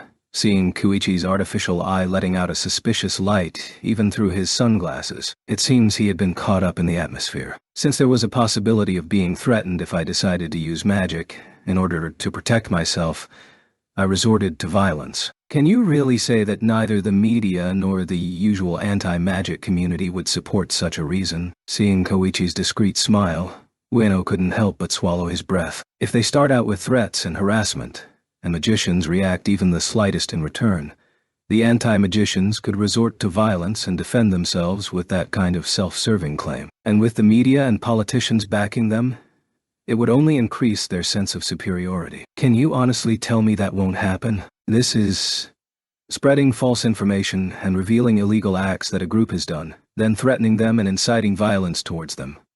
It's not an unusual way to crush an opponent party and their reputation. However, we can't allow magicians to be on the receiving end of such a farce. I fear that this country may end up in a deplorable situation, one where magicians are all but ignored if they complain about injury, damage, or the like. Segusa-san, don't tell me you. Ueno's voice trembled. He wasn't afraid about the situation Koichi described possibly becoming a reality. Rather, are you thinking about sacrificing students of magic high schools and universities to reverse the public opinion? The faint smile of Koichi disappeared. He looked at Ueno. If nothing happens, then there will be nothing to worry about. But it is still impossible to halt unjustified acts against magicians before they occur. Locking eyes with Ueno, Koichi's smile deepened. Even if the police decided to keep a close watch, it's not like they would be really able to interfere until a real problem popped up. Therefore, if such a thing happens, it must be dealt with quickly and fairly, as all affairs should be, even if the victims were to be magicians. Ueno-sensei, I will count on your cooperation. Understood. Returning an answer that had a lot of trouble coming out, Koichi looked at Ueno with a suspicious smile once more. Monday, February 11th. As usual, Tatsuya was headed to school accompanied by Miyuki and Minamaya. While he was going to his classroom, he felt a strange atmosphere on the school grounds. On the day following Gigi's declaration about the recent terrorist acts being his doing, the atmosphere had been quite tense. However, it wasn't exactly the same this time. Although anxiety was definitely part of the mix, you could feel that curiosity was the prevalent sentiment. If you were to strictly compare the general mood, it was pretty similar to when Lena had come to study here. The classroom of Class 2E was no exception. Good morning. Good morning, Mizuki. It seems like everyone is restless. Did something happen? While returning her greeting, Tatsuya asked Mizuki if she had any information about this phenomenon. I too can't say for sure, but it appears that Ichiju-san from 3rd High has come to our school. Ichiju. Even though he did not raise his voice too loud, it was a fact that even Tatsuya couldn't help but be surprised. Had Masaki just come to Tokyo, then it wouldn't have been that surprising. Tatsuya had heard from Maya that he was participating in the terrorist search under Katsuto's guidance. That is why him leaving school for a while and staying here was in the range of predictable events. Still, there should have been no need for him to come to 1st High.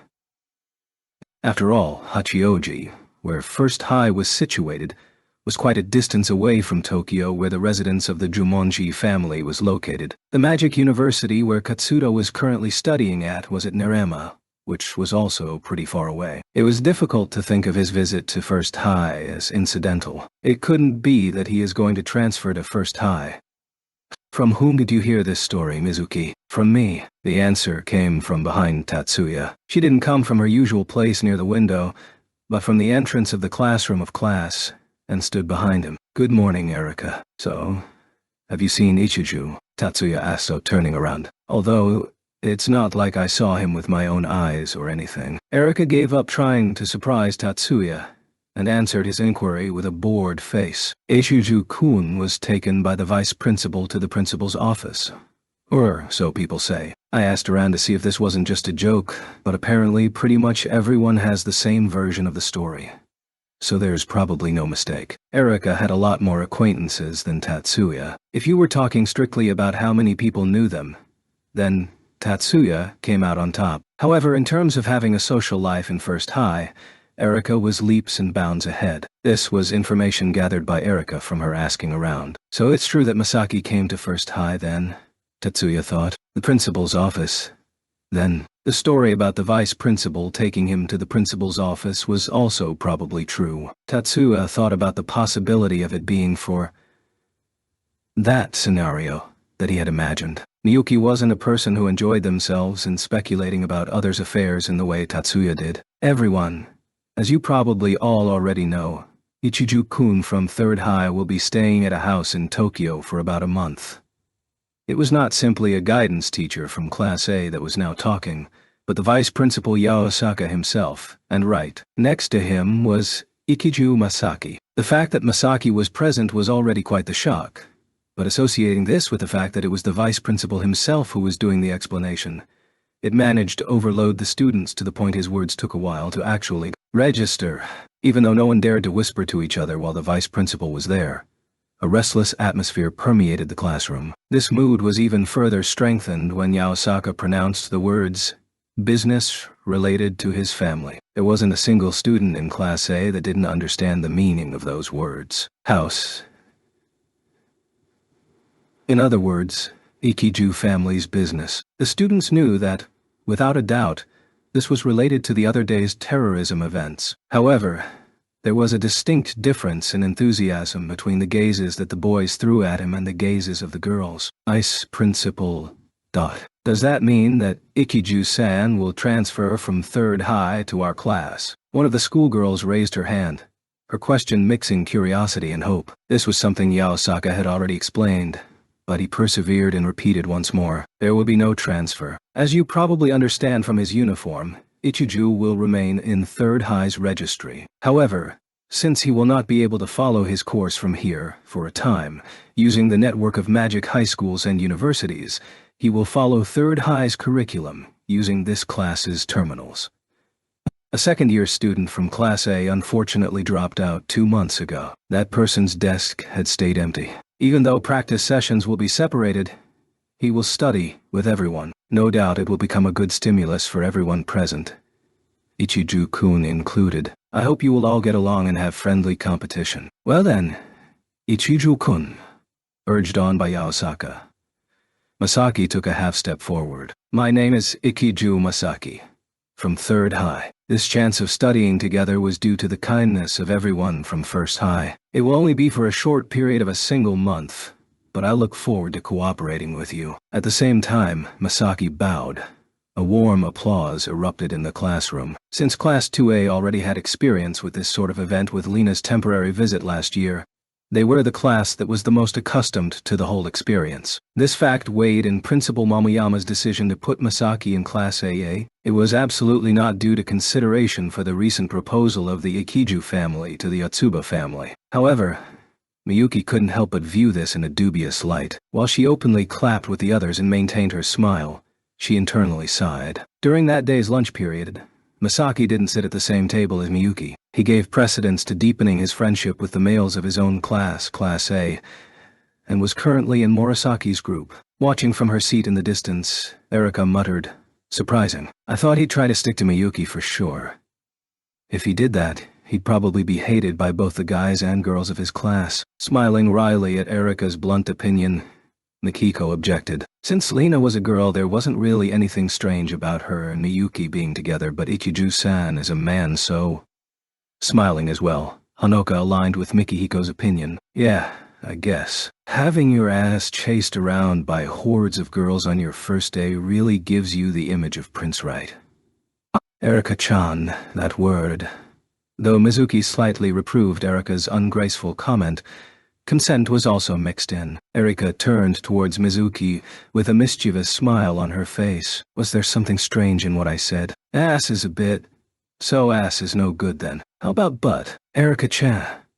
What kind of person was Lena? While Erika and Mizuki had started to play around, or more accurately, Erika had started to one-sidedly tease Mizuki, Shizuku asked Hanoka a question. Now that I think about it, we didn't really talk about Lena to Shizuku much. Lena had moved to 1st High under the guise of a student exchange program, and that exchange partner had been, of course, Shizuku. Since they hadn't even met while moving to each other's countries, Shizuku basically knew nothing of Lena. I heard that she was a blonde-haired beauty. That's true. Golden hair and blue azure eyes. Such bright colors. She was really cute. More than Miyuki. Hey, No way, Honoka had instinctively answered.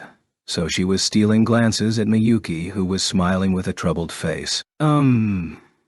Maybe their types were different. I mean, Miyuki's in the beautiful category. Seeing Miyuki becoming more and more perplexed, Shizuku actively nodded to Honoka's words. As expected of best friends, this pattern in their behavior suited them well. However, if I had to put Lena in a category, it'd be lovely. Her face was like that of an expensive doll's. But at the same time, she was friendly, easy to talk to, cheerful, bright, and definitely lively. I think those words are basically the same. Anyway, she gave off what you'd call an American vibe. That is rather rude to Americans in general. Overall, I guess she would be a good match for Miyuki. Honoka dodged Shizuku's heated argument. Her magical power was also amazing. She was a good match for Miyuki in that aspect as well. Such was her conclusion. Equal to Miyuki. That's impressive. Shizuku was genuinely interested about that part, so that sentence of hers wasn't meant to tease. Considering she had been sent, in a sense, as a representative of Theusna, it was to be expected. Hearing Tatsuya, Leo, and Erika couldn't help but put on a grin. Both of them, however, firmly understood that Lena's identity was to be kept a secret. They wouldn't do something as stupid as mouthing off in a place where someone might hear them. Not knowing about Lena's identity, Shizuku tilted her head in wonder at seeing Erika and the others' smiling faces. Putting aside her magical prowess, she was quite an entertaining person. Shizuku would have certainly liked her too. She was pretty vulnerable to heated arguments. Before the conversation could shift in an unwanted direction, Tatsuya gave a casual remark. Tatsuya-san talked. I'm not the High King of Tsukuyomi. Oni-sama. I think this is rather rude to both Shizuku and Lena. Receiving successive objections from Shizuku and Miyuki, Tatsuya apologized with a "my bad" while smiling. Still, to think Ichiju-kun would come to First High. I never imagined this, even in my dreams, was a clear reason given for his transfer. Thinking that the subject of Lena had run its course, Mikihiko asked the three people from Class A about something that had been on his mind since this morning. The reason he used an overly polite tone was because, of course, those three students included Miyuki. He's not transferring, though. Due to matters concerning his family, he's going to stay in Tokyo for a while. It looks like he is going to follow Third High's theory course online using our terminals. That's why he's not wearing First High's uniform but the uniform from Third High. By family business, does that mean the Ikiju family? Hearing Honoka's explanation, Mikihiko turned a frowning gaze towards Tatsuya. With the recent events in mind, he might be here for something relevant to the terrorist attacks. Tatsuya, do you know something? Receiving a direct question, Tatsuya did not lie, nor did he use his right to stay silent. Do you know about the recent declaration made by the magic community? You mean the one about searching for the terrorist mastermind? Ichiju came to Tokyo for that reason, and while I'm at it, I'm going to add that Saigusa-senpai, Jumanji-senpai, and myself will join the search. This was in part to show the world that the 10 master clans wouldn't sit by and forgive acts of terrorism. It was one of the things declared to the media by the magic community. Since Tatsuya understood that much, there was no real reason to keep it a secret. I see. Say, Tatsuya. What is it? Can I help? Mikihiko's reaction, however, was fairly unexpected for Tatsuya. It was more of a retaliation for the terrorist act against the 10 master clans. They weren't exactly looking for Guji. Moreover, homicide, casualties, and the like. These were normally jobs for the police. Even if they were the 10 master clans, there is such a thing as overstepping their authority. The 10 master clans were cooperating with the police to change the current opinion on magicians. If they borrowed the help of someone outside of the 10 master clans, it wouldn't have nearly the same impact. I'd rather have you take care of the anti-magician group's actions. Tatsuya oriented Mikiko's concern in another direction. It wasn't just for the sake of changing the subject or anything. It was a problem that needed attention as well. The anti-magician group.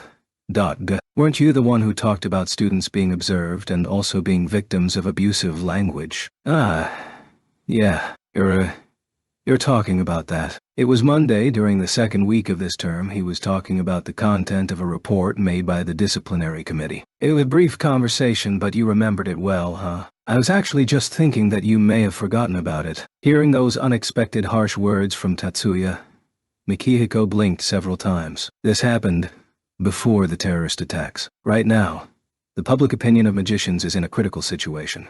And to begin with, humanists don't exactly think highly of us. So coupled with the recent happenings, there is a possibility that direct violence might be employed against the students. Tatsuya's way of concluding matters was to strengthen Mikihiko's sense of the incoming crisis. When Tatsuya thought that Mikihiko was quietly pondering, he had in fact taken out his terminal to check some data. There's no report of assault yet. Still, it's true that the number of harassment cases happening outside of the school has clearly increased.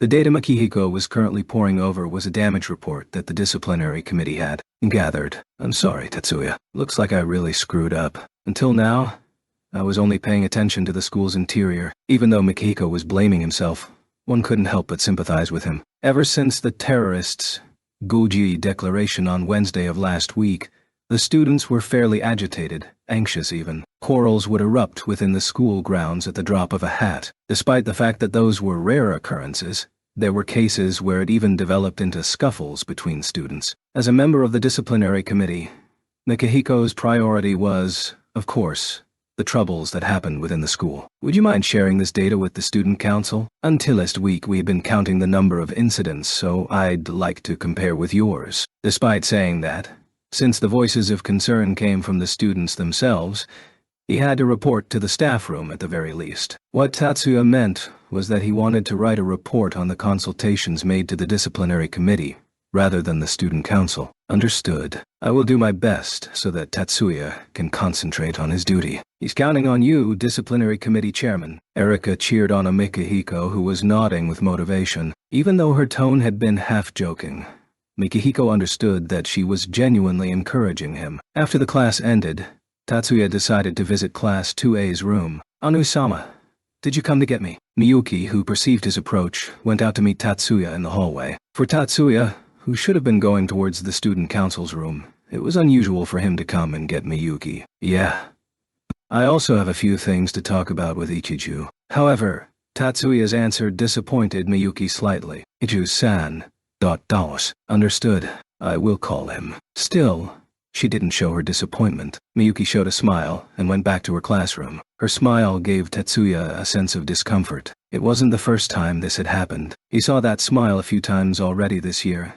It was a different smile from before. This sensation reminded Tatsuya of the Yotsuba family's New Year's meeting. That event caused an undesirable change in Miyuki. Tatsuya's intuition told him not to ignore this matter as it might cause unwanted trouble. However, he wasn't allowed to ponder on the issue right now. Shiba-san. Thank you very much. Shiba, what do you want? Right now, he had to give priority to Masaki. Ichiju, are you aware that Jumonji-senpai is planning a meeting to talk about our mission? Tatsuya didn't need to explain in detail what this mission was about. As members of the 10 master clans, both of them knew that they had been ordered to search for the mastermind behind the terrorist attacks. No, this is the first I have heard of it, but... However, since Masaki had just come to Tokyo, he did not know about it. Well, even if I say a meeting, it will be more like an exchange of currently known information between Jumonji-senpai, Segusa-senpai, and myself. You should come along as well. I see. Masaki pondered over Tatsuya's invitation. It didn't take him that long to come up with an answer. Just less than 10 seconds. If it's all right with you, allow me to participate. Masaki fully understood that for this kind of investigation, communication and sharing information was important. What he was worried about was that if he, as a student of Third High, were to join a meeting composed exclusively of First High students, the mood might be awkward. Though after realizing it wasn't the time to have such petty thoughts, he immediately came to a conclusion. I see. Today's meeting will be at 1800 hours. I will send you the map, so please take out your terminal. Oh, all right. With a slight feeling of surprise, Masaki took out his own personal digital assistant from his pocket. With this conversation flow, he had expected a then, let's go together due to him being a Third High student. To be honest, Masaki wasn't thrilled with the prospect of walking together with his rival in love. So if he had been asked to follow him around, the offer would have been declined. He sort of lost his momentum at this anticlimactic result, since Tatsuya proposed a totally different course of action. Masaki was also remembered that this wasn't Third High, and a slight feeling of loneliness invaded him. Did you receive all the data? Masaki's change of expression didn't escape Tatsuya's eyes. However, Tatsuya had no interest in what Masaki thought or felt. He asked in a businesslike manner if he had received all the information needed. No problem. Then, see you there at 1800 hours. After Masaki had nodded to his parting words, Tatsuya turned his attention to Miyuki. Miyuki, let's go. Even though Tatsuya was exempt from student council activities due to the search mission he was given, he thought that since he had come all the way to the classroom of Class A, he could accompany Miyuki there. Yes. After Miyuki nodded to Tatsuya with a smile on her face, she turned to Masaki to say goodbye. Then, Ichiju-san, we will be going. Do your best for the student council activities. Masaki answered so with a meek face. After seeing Masaki off, Tatsuya and Miyuki headed towards the student council room. Even though Tatsuya had his back turned, he could feel his gaze. There was no ignoring Masaki's subdued acrimony this time. At precisely 1800 hours, Tatsuya went into the restaurant that Katsudo was waiting in. He left at 1900 hours. There was no progress to be reported today by any of them either. They had shared information about the affair in Kamakura during the day. Of course, they only shared information they could freely talk about. That was why tonight's meeting ended after an explanation of the current investigation led by Masaki. Therefore, it was over in a time that was neither too short nor too long. Afterwards, Katsudo, Mayumi, and Masaki ate dinner together, but Tatsuya declined and went home. Of course, he had also been invited, but they didn't insist after he had refused. Katsuto and Mayumi seemed to have considered Tatsuya and Masaki's antagonism due to Miyuki. In the train that was bringing him back home, Tatsuya thought about Miyuki. She had forced a smile for a long period of time when he had come to get her after school at her classroom. It was not like today was the first time he had noticed this. After they came back from the Yotsuba meeting of the new year, it happened quite a few times, and it caused Tatsuya to feel anxious every time. However, since it looked like Miyuki didn't want Tatsuya to notice, he hadn't asked her about it until now. However, after seeing her today, he couldn't stop thinking that way anymore. It was pretty easy to understand that she was forcing herself. Before solving the worry he had been having, Tatsuya thought it was necessary to talk to her. While he went from his cabin to the commuter that would take him home, Tatsuya thought about how he should bring up the subject into their discussion. Bluntly asking would be a bad move. Forcibly making Miyuki talk might hurt her, as he wasn't aware of the nature nor the gravity of her worry. Leading her to it with other questions might be the same as forcing her in the end. It's not like she was a prisoner whose information needed to be extracted, and the purpose wasn't to learn about her worry. Tatsuya stood before his own house, not having decided anything. Stepping forward, his hand that was extending towards the doorknob was slightly slower than usual. Welcome home, Anuai-sama. Did something happen? Are you feeling ill? Usually he would have already opened the door, but seeing him being slower than usual, Miyuki's face was drained of color. No, I was just thinking about something. I'm back. Miyuki, what are you doing worrying Miyuki that way? Thought Tatsuya. It wasn't like he had his momentum taken away, but he still hadn't confronted Miyuki about it even as they finished dinner. It was already getting quite late. After finishing his meal, Tatsuya declined a tea time offer and went to take a bath. Feeling refreshed, he decided to try to talk to Miyuki once more. When Tatsuya came back to the living room, he was met by a Miyuki who had put on a knee-length classic one-piece dress with frills. She had already removed the white apron that she had on a while ago. Anu-sama, I will make coffee immediately. Please wait for a moment. Even faster than Tatsuya could open his mouth, Miyuki quickly said so and left her seat. Could it be that she is avoiding him? Tatsuya quickly denied this possibility. He doesn't think that she is avoiding him. Miyuki had seen through what he wanted to ask her, and didn't like it. That is what Tatsuya thought. However, it was undeniable that the fact that this caused Tatsuya anxiety was something Miyuki was conscious about. As opposed to Tatsuya, who only knew about a vague restlessness of hers, Miyuki perfectly understood the reason for his. What on earth could Miyuki be worried of? Sorry to have kept you waiting. While Tatsuya was still throwing conjectures around, Miyuki entered the living room with a coffee tray. He was pulled out of his deep thinking by Miyuki, and he instinctively raised his face and looked at his watch. Putting the coffee cups and the saucers on the table, Miyuki anxiously peered into Tatsuya's face. Ani-sama. Are you really feeling alright? Are you sure that you aren't tired? You seemed fairly distracted tonight. Tatsuya wanted to click his tongue for his blunder. He had made Miyuki worry once more. This wasn't the time to be lost in thought, he said to himself. Miyuki, won't you sit for a moment? Yes. However, this was his chance. In this situation, although he thought it was slightly unfair, Miyuki wouldn't be able to run away or change the subject. What I'm worrying about, Miyuki, is you. If this had been last year, that sentence would have brought Miyuki immense joy. However, as she was now, her eyes swam all over the place, trying to avoid Tatsuya's gaze. What are you so worried about? Miyuki refused to look at him directly. Still, not stopping at that, Tatsuya went all in. I don't... Such a thing. Miyuki's answer had absolutely no persuasive power whatsoever. Understanding this fact herself, she wasn't only looking away but was averting her whole face. Miyuki?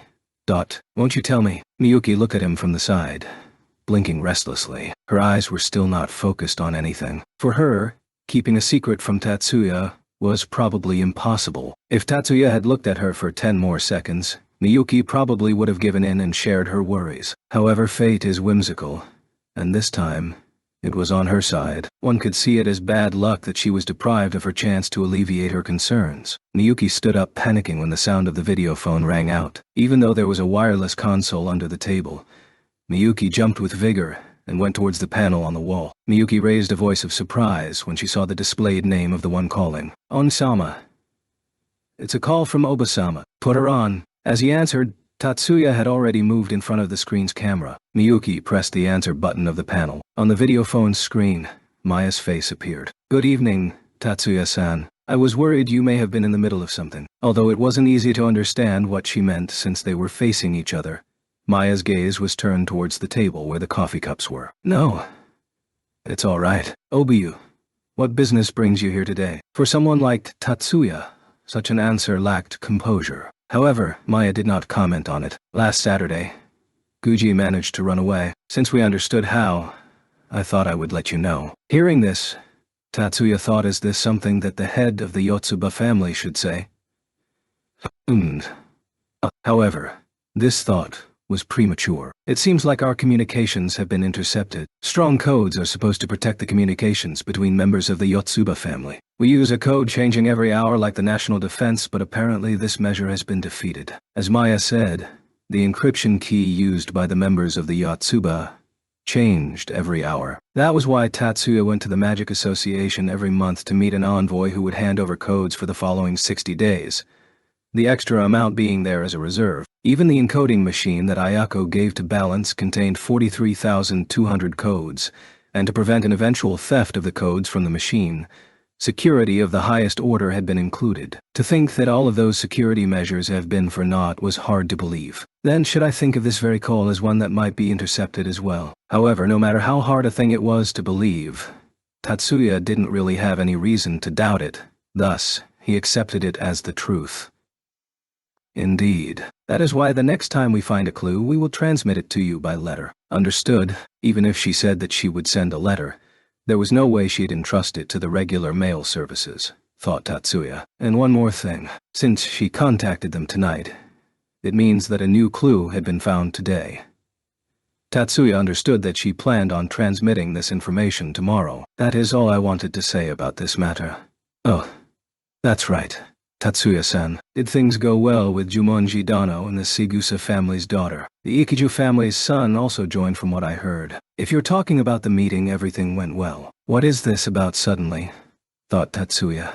But he answered without giving much of a thought. Is that so? Please do your best. However, getting along too well is a no-go. Tatsuya looked at Maya with a quizzical expression. Was his expression that strange? A smile appeared on Maya's face. My.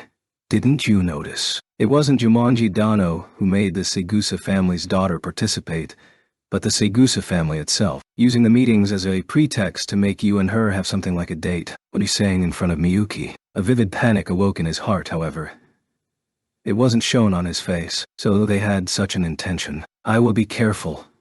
Showing his displeasure with a frown, he returned such an answer. Yes, do so. Then I bid you farewell. I wish you a good night as well, Miyuki-san. Thank you very much. Have a good night, Oba-sama. The call ended. In front of the now pitch-black screen, Tatsuya turned towards Miyuki. As he expected, Miyuki was pretty angry. However, it didn't show on her face. A strong malaise invaded Tatsuya, and yet, he felt like he knew the cause. Tatsuya didn't feel any joy at being envied. He never wanted Miyuki to sulk or blame him, not even once. At the same time, he never thought of Miyuki being jealous as a bother or troublesome, either. Tatsuya thought that there was no reason for Miyuki to restrain herself in any way. However, this could also be seen as his younger sister growing up, or even a proof of her growth.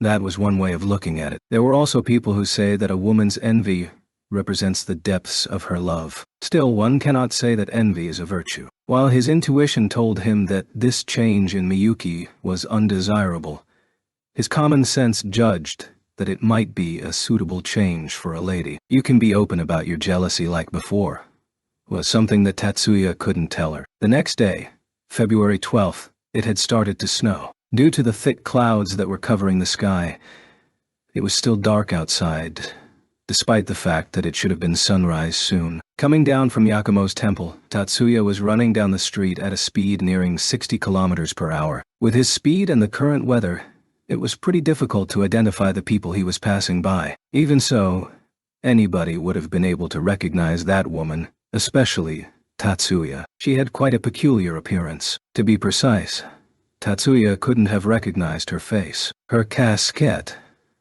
that dropped to her eyes, large sunglasses and muffler that covered her face all kept her face hidden. Even though he was running on a downhill slope, Tatsuya managed to stop 2 steps in front of her. "Good morning, Yoshimi-san."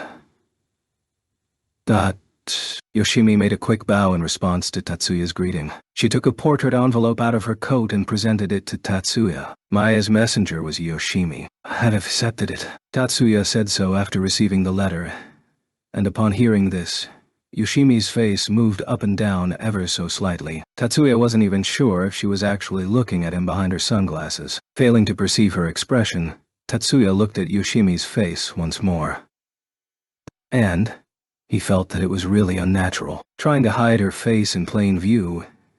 If he had been the one observing, no doubt he'd have thought her to be suspicious. Since it was roughly in the middle of winter, it wasn't that strange to have a muffler up to her nose. The casquette might also be acceptable in the world of fashion. The combination of those two wasn't anything out of the ordinary. No doubt, the problem came from Yoshimi-san.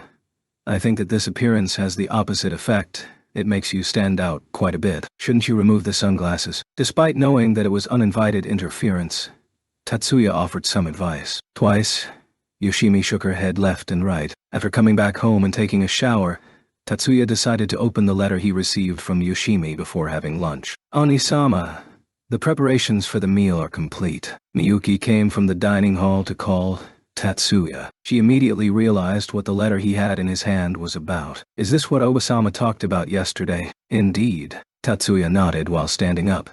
He then handed the letter he had just finished reading to Miyuki. Miyuki took the letter with a bit of hesitation, and opened her eyes wide as she read what it contained. The look on her face was filled with surprise. This letter suggested that there was a possibility that Guji's escape was made possible due to the cooperation of soldiers of the defense forces. It seems like no organization is unrelated to shady things. The defense forces are no exception, though I'd like to think that only a part of it is rotten. Tatsuya took the letter from Miyuki's hands and put it back into the envelope he held. That being said, we shouldn't dwell on our past mistakes, especially when our target is willing to harm us to get what they want. We have no reason to show restraint. "Oni-sama." Miyuki looked up at Tatsuya's face with an anxious expression. Tatsuya smiled while lightly patting his sister's head, then headed towards the dining room. Class 2A's lesson at 1 o'clock was practice. Today's subject was the definition of magic's ending conditions. There was no magic that lasted forever. There was a limit to the effective time of every magic. But at the same time, with magic that didn't have clear time limits, there was no way to precisely understand how long the effects would last. It is impossible for a magic sequence to interfere with another, unless we're talking about unusual magic like spell dismantling, gram demolition, and spell dissolution, gram dispersion. Interrupting the casting of a spell is impossible. Only overriding the phenomenon alteration with more power is possible. Thus, for a magic to override another, An interference strength greater than that of the magic you want to overwrite is required. That stays true even if your objective was to return an event modified by magic to its original state. In the case of a magic with uncertain ending conditions, the load on the magician would increase even further. That is why the definition of ending conditions for magic is an extremely important factor in a magician's ability evaluation. Generally, there were two ways of defining such a thing. One was to include the magic's effective time, start to finish, directly into the magic sequence. This method had been put to great use in Taurus Silver's flying devices. Another was to define the conditions of the magic's success. Until the objective of event modification is achieved, the activation continues. Hence, it is a method to put an end to the effectiveness of the magic sequence itself. This method tends to be used a lot in practice. Today's class was about practicing magic spells with variable durations of effectiveness. The training method used was for a student to change the color of a plastic ball from white to red,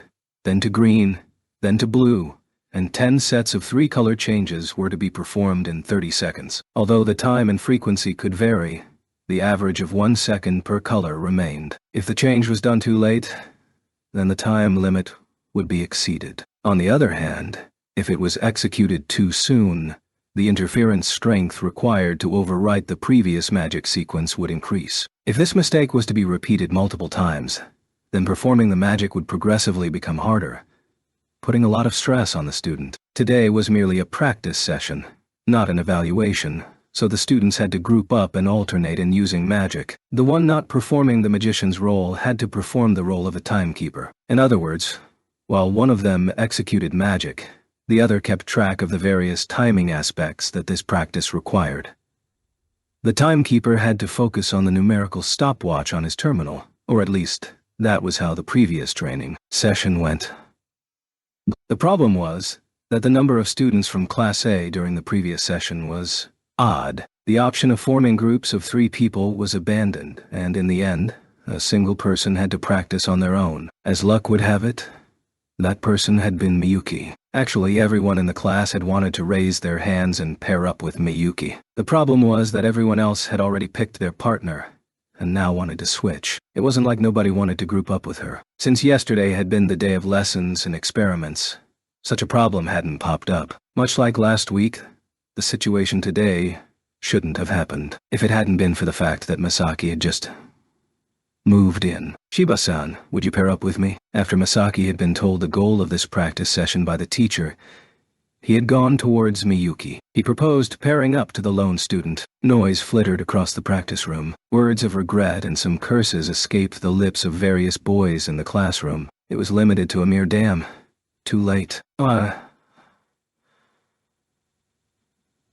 Yes, with pleasure. I look forward to working with you, Ichiju-san. Even Miyuki might have found it unpleasant to practice alone. Hearing Masaki's request, she nodded with a radiant smile. When Masaki heard the explanation for the exercise, he muttered, "Isn't that easy?" Ew. These days, the second-year students of Third High were practicing the use of magic on a target behind a wall. That being said, the real purpose of this was to be able to cast magic on an invisible opponent, or one taking cover behind an object. Compared to the combat application-oriented practices of Third High, Masaki couldn't help but think of First High's practices as a way of competing in cleverness. And after watching Miyuki performing the task, this impression only strengthened. Miyuki perfectly changed the color of the ball in 10 sets within the allotted time of 30 seconds. What Masaki felt admiration for was the more bright and vivid colors of the ball than her perfect timing. This plainly showed the level of her interference strength. 30 seconds exactly. As expected of Shiba-san. Thank you very much. Ichu-san, you can start whenever you want. With social etiquette in mind, Masaki had praised Miyuki's talent, and being urged on by such a lovely girl afterwards, he was now brimming with enthusiasm. All unneeded feelings disappeared in an instant, and Masaki was now focused on his target like in a real combat situation. How about the count? Do you want the notice set at 10 seconds? Hearing Miyuki's proposition, Masaki was about to say there's no need, but reconsidered. All right then. Please set the countdown for the last 10 seconds. Thinking that just for him, Miyuki would do the countdown had its charm for Masaki. Understood. It seemed like his cheeks were about to loosen when he heard Miyuki's crystalline voice. I entrust the signal to you. Masaki once more focused on his magic. His mindset had already switched to a warlike state. In that case, 3, 2, 1, start. While Masaki was setting the time-based ending conditions in his head, he executed his magic in succession. Red, green, blue. Red, green, blue. The lively colors he created were in no way inferior to Miyuki's. Masaki felt satisfaction at the fact his magical power wasn't losing to Miyuki's. Red, green, blue. Red, green, blue. Maybe caused by his idle thinking, his rhythm started to fall apart. To correct his mistake, he tried to adjust the timings. Red, green, blue. According to his own time perception, the discrepancy had been dealt with. Red, green, blue. Now, however, the problem lied in the fact that due to his adjustments, he was too far ahead. Red, green, blue. Masaki waited more than 1 second in order to slow down his sets. Red, green, blue. He then managed to get back to the regular interval. He decided to make the final adjustments during the countdown. 10, 9, 8. Miyuki's countdown started. His error margin was less than a second's time. Masaki opted for correcting the error on the final sequence. 3, 2, red, green, 1, blue. The plastic ball went back to its original white color. It's over. Slightly late, Miyuki reported the end of the time limit. Remaining 0.7 seconds. It's very hard to imagine that this is your first time Ichiju-san. Miyuki turned a smiling face towards Masaki. Masaki hid the cramp that was forming on his face and returned a smile. The passing line for this exercise was for the last color change to be within a single second of the timer's end. The reason he managed to clear the exercise was thanks to the countdown. When thinking that Miyuki managed to perfectly time hers without Masaki's assistance, he really couldn't feel pleased at all. Just 30 seconds. Not bad, Hanuka. This is my area of predilection after all. Hearing the nearby voice, Masaki received an even stronger shock. Using the remaining time for the session, Masaki finally managed to achieve the clearing conditions on his own. After the morning classes ended, Chiju-san. Masaki had finally managed to recover from the shock he had received from having to actually put effort in the practice session from before. He was called by a girl from the side. Masaki turned his face towards the voice. He was like any other magician and possessed a good memory. He could remember Hanuka's name almost without any lag. Mitsui-san, was it? The fact that he remembered her name was not due to her previously introducing herself, nor hearing her name from someone else. He remembered her as the victor of this year's 9 schools competition in the Mirage Bat category. Yes, my name is Mitsui Hanuka. Hanuka nodded with a pleased face. She didn't have any interest in Masaki, but knowing each other's names would make their interaction smoother. Hanuka had smiled in relief. Masaki interpreted her smile as pure courtesy as well. Ichiju-san, would you like to go to the dining room together? Huh? With me? That was why such an invitation took him by surprise. Yes, with us. Hanuka looked over her shoulders. There stood Shizuku and Miyuki. When she met Masaki's gaze, Shizuku nodded without changing her expression. No. Well, maybe it had been a bow. Shizuku's reaction had been that ambiguous. As for Miyuki, she was displaying a smile that hid what she was really thinking. But at the very least, to Masaki, this smile didn't give off the impression that he'd be a bother. Is it all right for me to go with you? Instinctively using the polite tone again, Masaki replied so, realizing that his eyes were turned towards her. Although her smile still looked slightly bitter, Miyuki's expression softened. The smile that gave off a faking sentiment turned into a warm smile. Yes, certainly. To Miyuki's answer, it would be my pleasure. Masaki stood up with vigor. This first person who saw Miyuki's group, who was slightly late for lunch, had been Erika. Yesterday she had thought he will try to stick to Miyuki for sure, and was surprised when Masaki kept his distance. But now, she was suspicious that Masaki was acting exactly like she originally predicted. She wasn't the only one. Leo and Mikiko were also looking at Masaki with intrigued eyes. Anisama?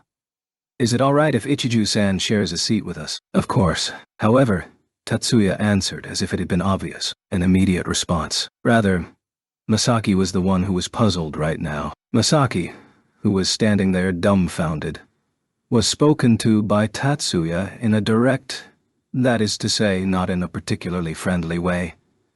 Tone. Ichiju, do you know how to place an order? The purchase system of the cafeteria should be something rather standard. Ah, yeah, no problem. Let's go, Ichiju-san. Being urged on by Miyuki, he went towards the ordering machine with her.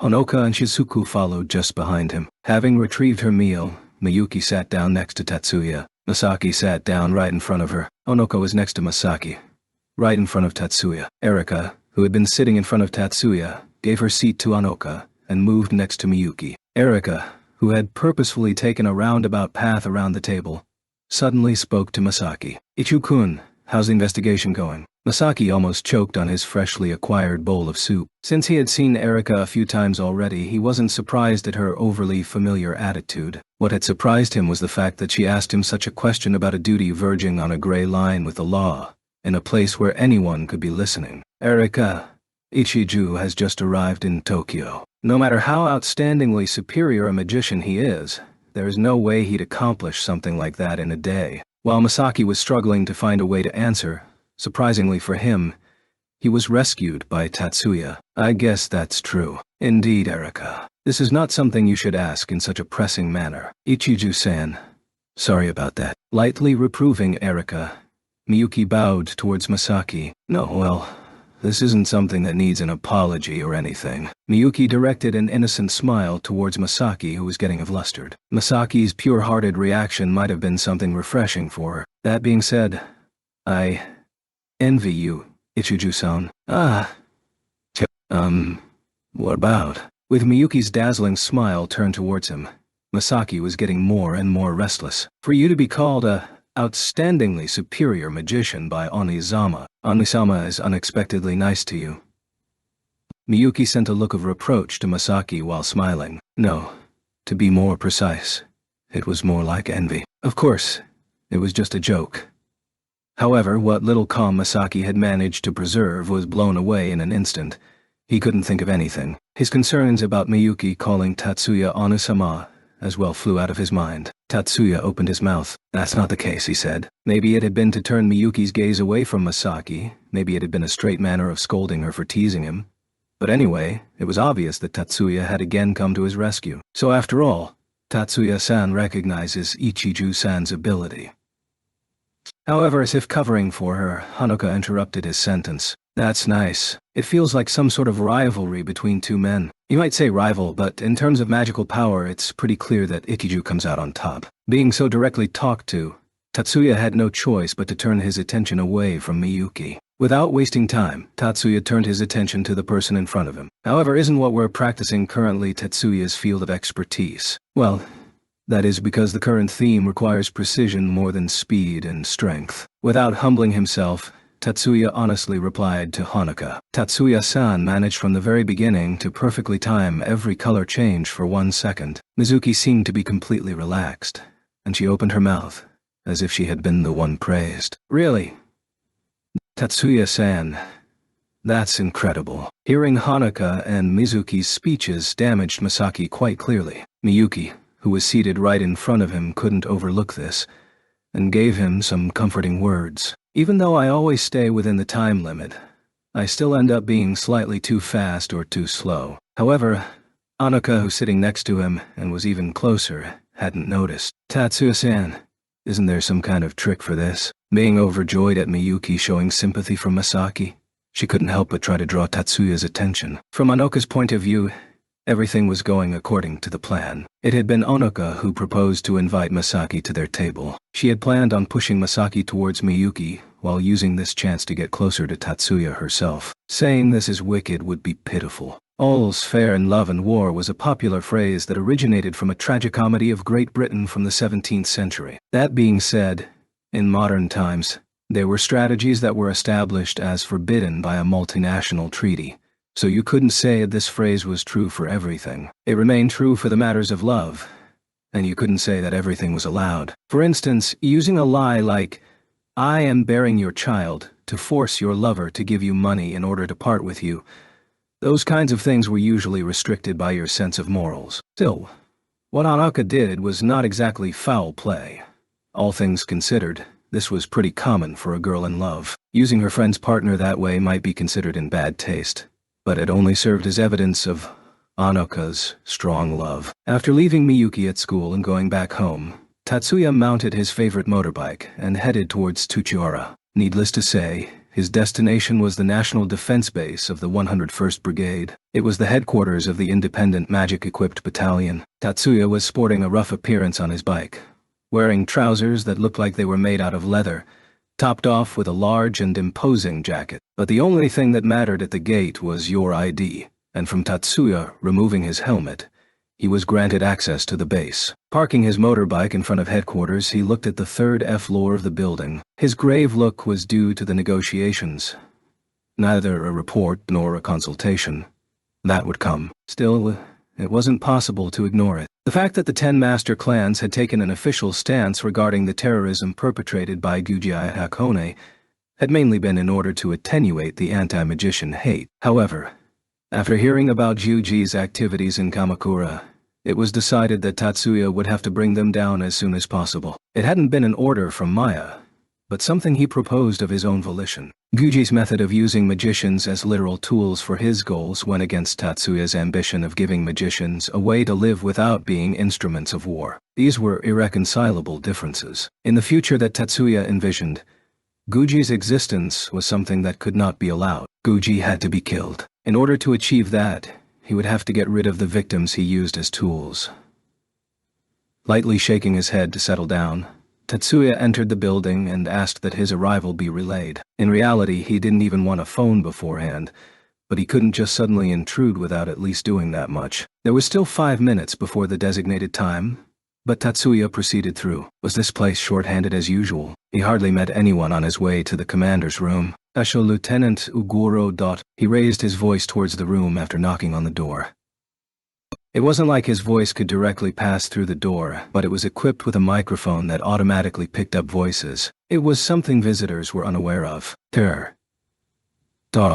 Actually, the voice originated from the speaker system embedded inside the door. The technology had advanced to the point that the speaker wasn't visible to the user. After he heard the sound confirming that the lock had been removed, Tatsuya opened the door. Kazama was sitting at the desk in front of him. It seemed that today he was alone. A touchscreen terminal was on his desk. He was most likely looking over a proposal or a report until Tatsuya arrived. His responsibilities appear to have increased with his promotion. Tatsuya stepped in front of his desk and saluted. Although Kazama stood up to return the salute, he immediately sat down again. Tatsuya, who wasn't invited to take a seat, stayed still. Special Lieutenant, at ease. So, what suddenly brings you here today? That wasn't to say that Kazama was irritated. Even his voice had remained calm. Since our communication could have been intercepted, I thought that I would come and report to you directly. Oh, are you saying my battalion's encryption code could have been cracked? Affirmative. Actually, I was warned that there was a high probability that the communication codes of the Yatsuba family have been deciphered already. Tatsuya revealed one of his cards immediately. Kazama's eyebrow twitched lightly. Still, I think that the codes we are using should be stronger than the Yotsuba families. I am of the same opinion, but still, I thought that this was enough of a reason to be careful. Although Tatsuya didn't mention exactly on what grounds he had thought that there was a need to be cautious, Kazama didn't object. All right, Special Lieutenant, state your business. There is a possibility that the Special Forces training grounds of the Zama base have been corrupted by foreign elements. The Special Forces training grounds? This place had received this name due to fact that it gathered numerous magic users who had seen their magic power strengthened after training there, and received the name Special Tactical Soldiers. Despite its name, it wasn't so much a training center as a place where experiments were conducted on living humans. The defense forces were keeping those reinforced magicians in a few of the well-known facilities. Just this information alone would cause a large scandal for the Ministry of Defense if it was leaked.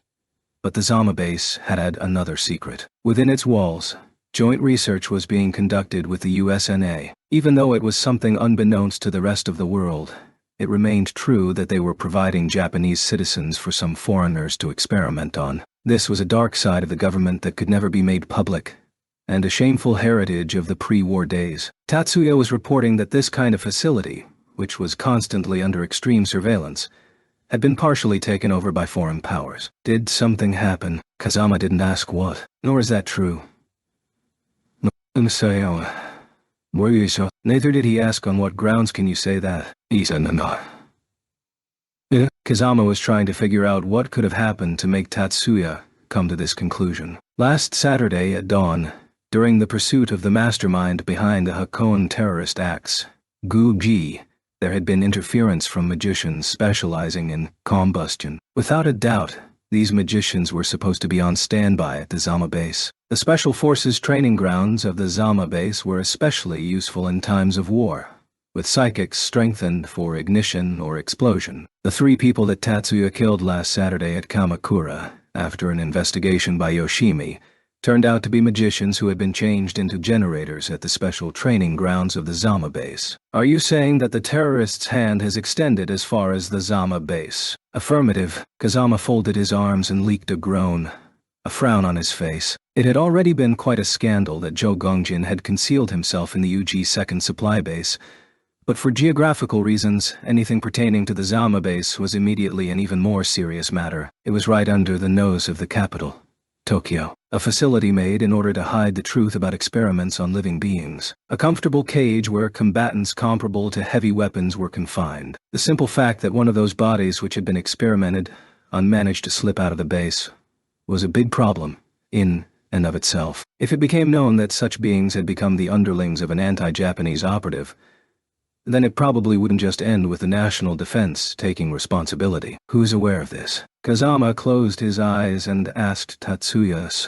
So far, only the members of the Yatsuba family. In other words, this information hadn't leaked to the 10 master clans. Hearing this, Kazama's expression seemingly softened. Still, he had kept his posture with his arms folded, and his frown remained. Does Special Lieutenant intend on attacking the Zama base? Negative, Lieutenant Colonel. Tatsuya's tone had changed subtly. Even though Zhou Gongjin had been given shelter in the UG second supply base, I don't think Guji would do something similar in Zama's base. Guji, is that the name of the mastermind? Hearing a name that rang a bell in his head, Kazama looked up at Tatsuya, unfolding his arms. However, didn't you just say that the experimented bodies of the Zama base had become the pawns of this Guji? There is no mistake in that fact. However, while it is true that reinforced magicians from the special training grounds have been turned into generators, assuming that Guji himself is present there and responsible for this would be presumptuous. So you think that someone in the Zama base cooperated with Guji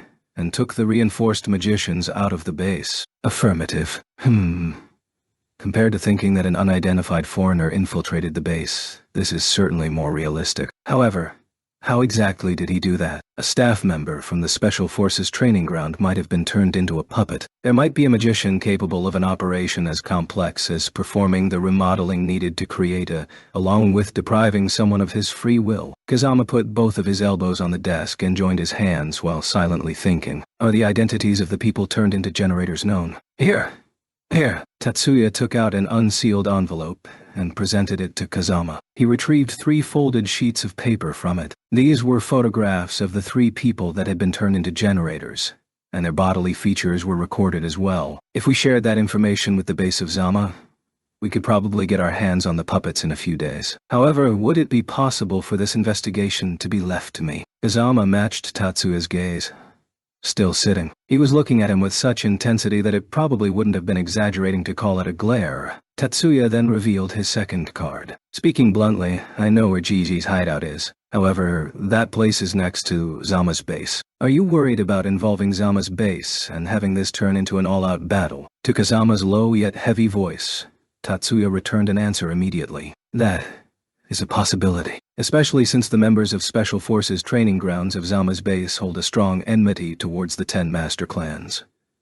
If someone who was sent there to investigate agitated them too much, it could be dangerous. Kazama couldn't deny Tatsuya's prediction possibly happening. This was a facility made with a goal of not letting its residents escape. Various adjustments had been made in order to not let even the bodies that had gone through the strengthening experiment have a chance of leaving. With that in mind, escape was basically nothing but a dream. Still, it was a fact that, every year, the 10 master clans helped in dealing with cases of escapees. It might sound inhumane, but for the defense forces, disposing of them was a much safer way. If the experimented subjects survived, it would take a great deal of effort to keep the whole thing a secret. On the other hand, a dead body would leave no tangible evidence behind it. Taking the power and influence of the government into account, burying such a mundane affair in the dark would be no trouble. At the very least, compared to the cost of keeping one alive, it was far cheaper. If headquarters learned that an unauthorized fight broke out near Zama that involved a member of the 10 master clans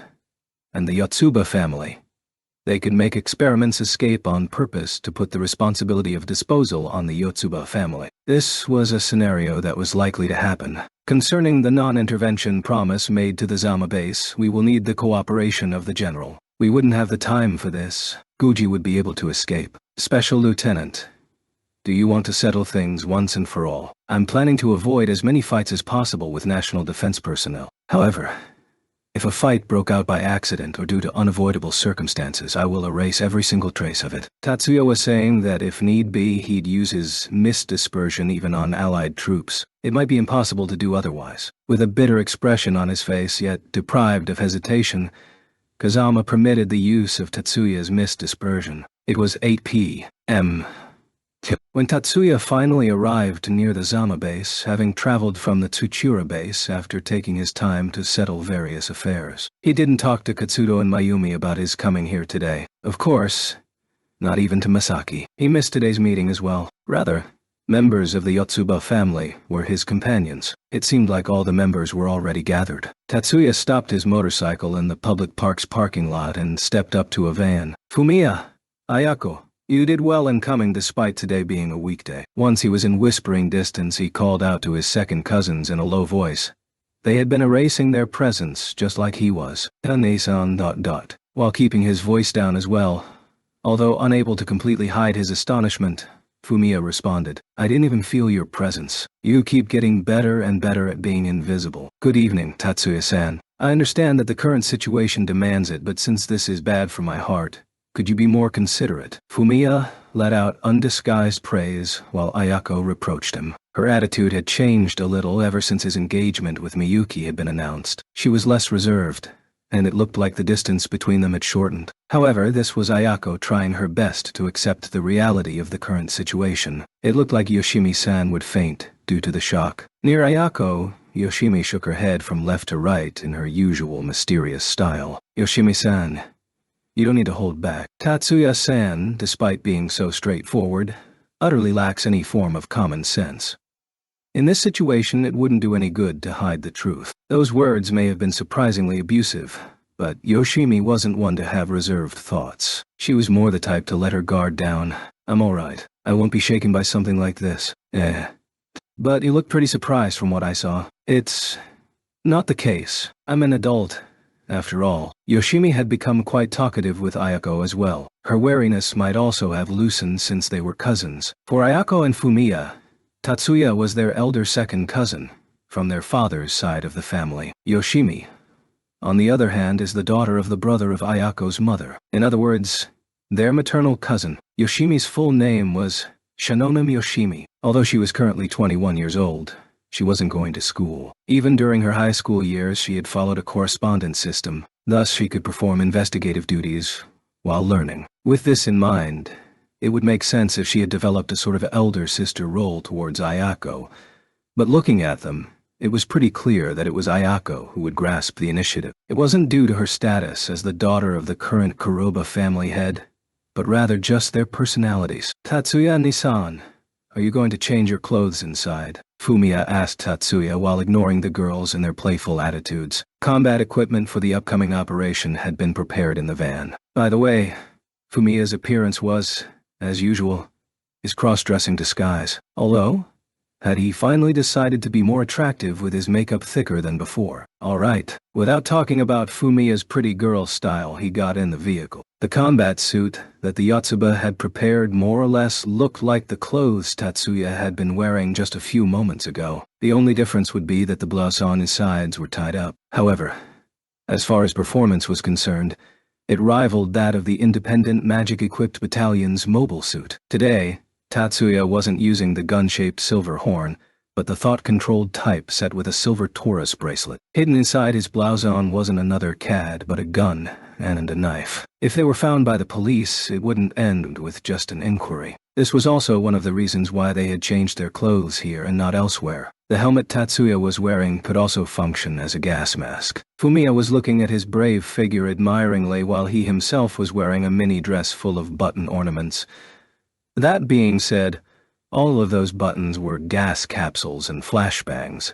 When he called out to Ayako, "We're going soon," Fumiya, who was already looking at Tatsuya, nodded immediately. Ayako and Yoshimi, who had somehow gone into a whose appearance is not suitable for this mission debate, turned towards Tatsuya and slightly bowed. Tatsuya then began to walk. Directly behind him were Fumiya and Ayako, as well as several men in black suits. The number of shadows around Yoshimi suddenly increased, and then she saw the three of them off. Still, the surveillance is pretty tight. Using something that resembled binoculars, a sensor that made infrared rays as well as electromagnetic waves visible.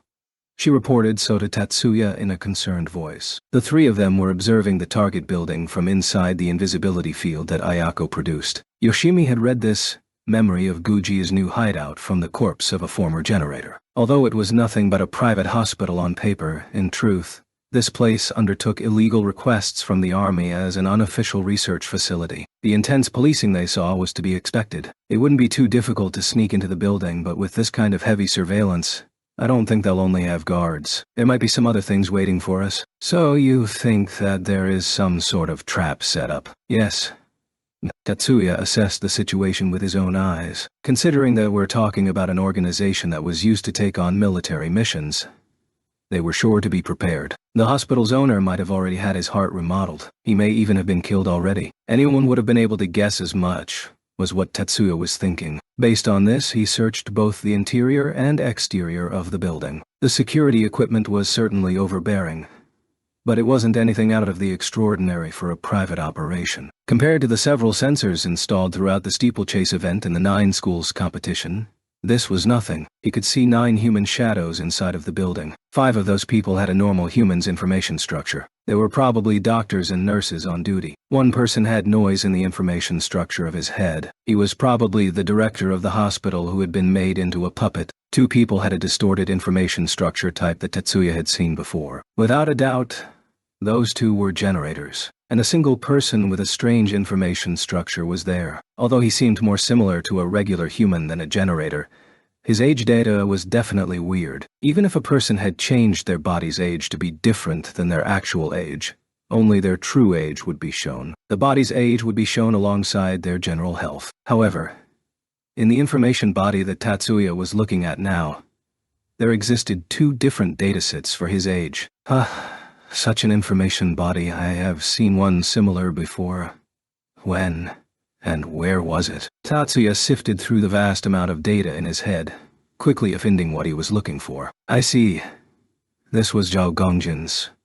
Due to the fact that Tatsuya had been solely concentrating on localizing his true location that was camouflaged by Ghostwalker, the abnormality in Zhou's information structure had gone unnoticed at that time. However, with Tatsuya never forgetting a single detail, a sense of discomfort appeared. Found him. This is probably G in person, Tatsuya reported to Ayako and Fumiya with a whisper. Tension ran through the muscles of their back. Let's move in immediately.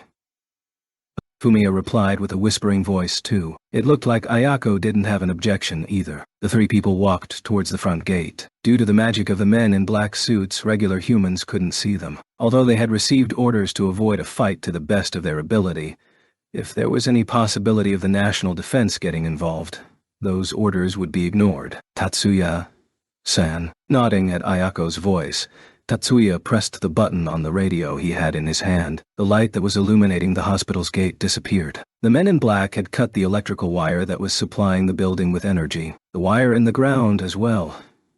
Since there was no need to dig it up due to magic, it had been a simple task. To begin with, despite being a private hospital, it was still a proper hospital. It was quite probable that the building had an emergency power supply. Tatsuya confirmed that the security system had been cut off and signaled Ayako with his hands. Using Ayako's mock teleportation, The three of them jumped on the roof of the hospital. The light had yet to be restored. Let's proceed as planned. The plan was simple.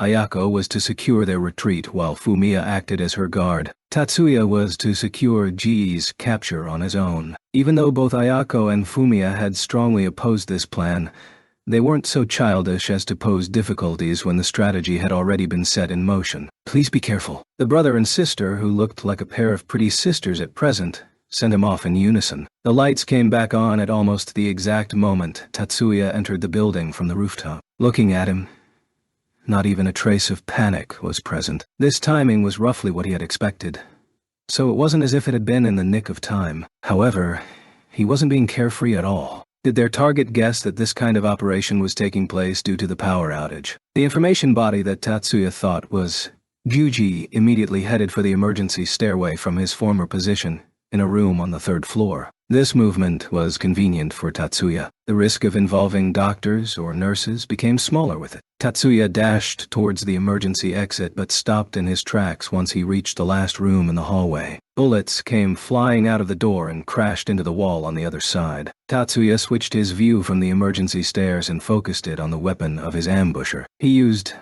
decomposition on the gun. The magic sequence for ignition was nullified and rendered useless by his gram dispersion. The gun of another generator who was approaching from the back was decomposed. A door was vigorously flung open, and magicians turned into generators jumped out to attack him. They were not only wielding strengthened magical skills from being prime field agents turned into generators in the National Defense's facilities, they were also making use of power and speed impossible for humans to achieve. One of the generators tried to stab Tatsuya with a knife. However, not only was Tatsuya a product of the 4th Research Institute, he was also a magician heavily trained in hand-to-hand combat. The training he had received had been more oriented towards physical strength rather than magic. As someone who primarily learned to use his body, he was completely familiar with the process of controlling his body with science. Though he hadn't received biochemical enhancements to make his body stronger, Tatsuya made up for this disadvantage by protecting the information structure of his muscles,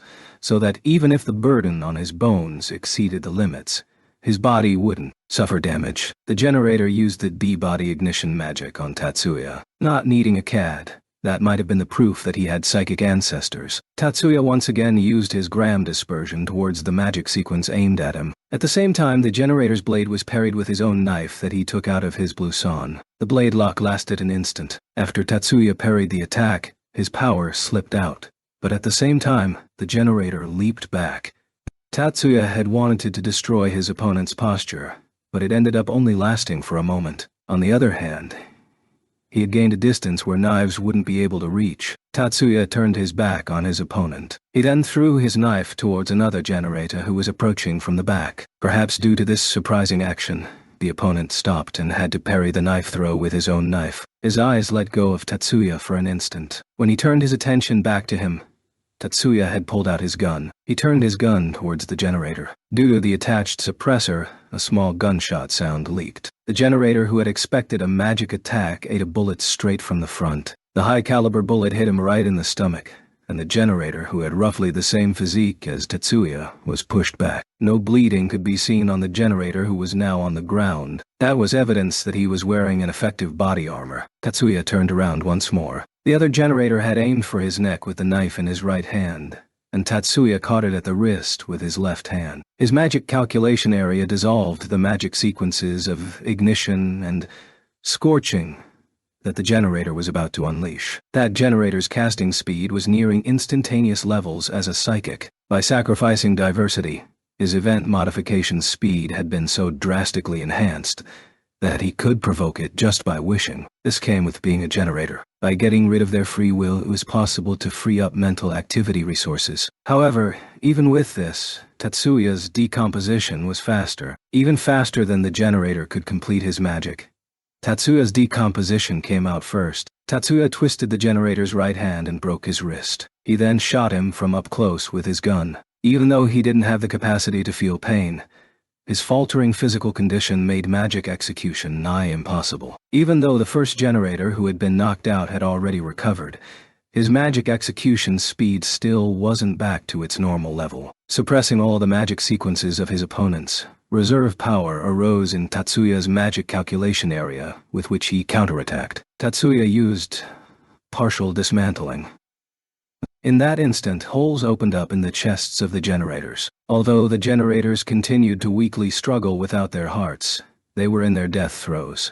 And soon, even that stopped. After confirming that all Saiyan activity had stopped, Tatsuya headed towards the emergency stairway once more. Guji had apparently already reached the first floor. Tatsuya jumped down the stairway. Avoiding damage with minimal inertia control magic, he aimed at the ambulance that Guji had planned on using to escape. Why was there an ambulance despite no emergency being signaled? Why was there a need for an ambulance to be bulletproof and hit-resistant? Any such questions were shelved in the depth of Tatsuya's mind. The Saiyan noise provoked by the cast jamming emanating from the ambulance wasn't a problem for him either. The only thing that was left as an obstacle from Tatsuya were several high-power rifle bullets shot in succession towards him. On that day, a large-scale VTOL, vertical takeoff and landing, aircraft from the USNA came flying to the Zama base. Considering that the Zama base was a shared territory between Japan and the USNA, this was not unusual. The existence of the Special Forces training grounds was a secret that was known to the USNA for historical reasons. There was no reason to refuse the landing and no possibility of that to begin with. After the aircraft landed, the commander of the base accepted a report from the commanding officer of the transport. This wasn't unusual either. In the case of the commander, if there were specific reasons to this visit, it could save some trouble. The commander of the USNA Army introduced himself as Major Benjamin Lowes. The impression that the base's commander had of him was that of a high-class officer, fearless yet smart, not only because of their current alliance, but also because he had the type of personality which made him not behave in an unnecessarily rude way. Still, the base's commander didn't relax. He understood with a glance that it was a high-caliber magician who had just entered the room. Since this was a base where magicians were strengthened, there were precise magic power measurement devices, and although he had skillfully influenced the measurement results, on the contrary, it had only served to prove the height of his skill. After the formal diplomatic exchanges, Major Lowes started to discuss an incredible matter with a refined tone. It is shameful to say, but I've been sent here in order to capture deserters. Deserters, you say? The commander of the base barely managed to swallow his again. He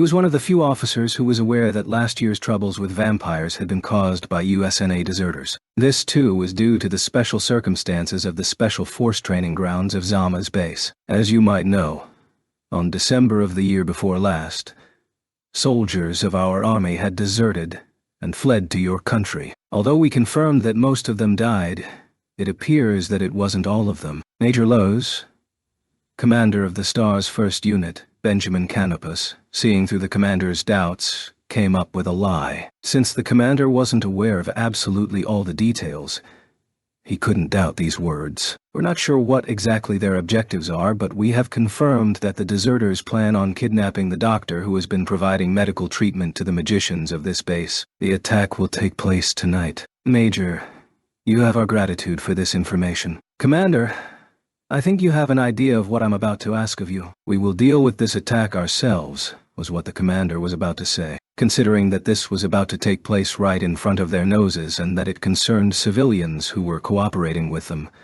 it was no wonder. However, Canopus anticipated this reaction and prevented this sentence from coming out. I heard that the 10 master clans are also pursuing the deserters of our army. We think that stimulating the magicians currently stationed in this base would be unfavorable for both of our countries. The commander made a sour face and swallowed the sentence he was about to say. Could you, at your discretion, overlook my unit's action in this matter? This exceeds the range of discretion I am allowed as an officer. Approbation from headquarters is needed. Commander, it's an urgent matter.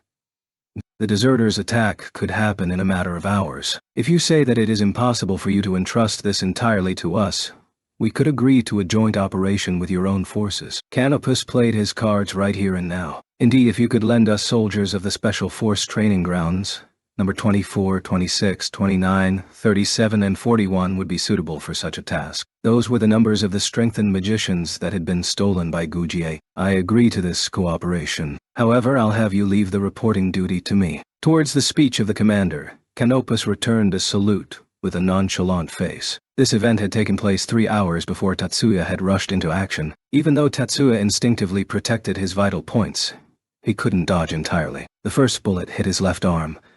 The second incoming bullet was decomposed while he rolled on the ground. The wound he received on his left shoulder was already healed by his regrowth by the time he hit the ground. The sniper who intervened just before Tatsuya could catch Guji came from the sky. No. With such power, a better way of putting it would be that he fell from the sky. Neither the shadow of a plane nor a helicopter could be seen. It was as if he had been shot from a human cannon to this place.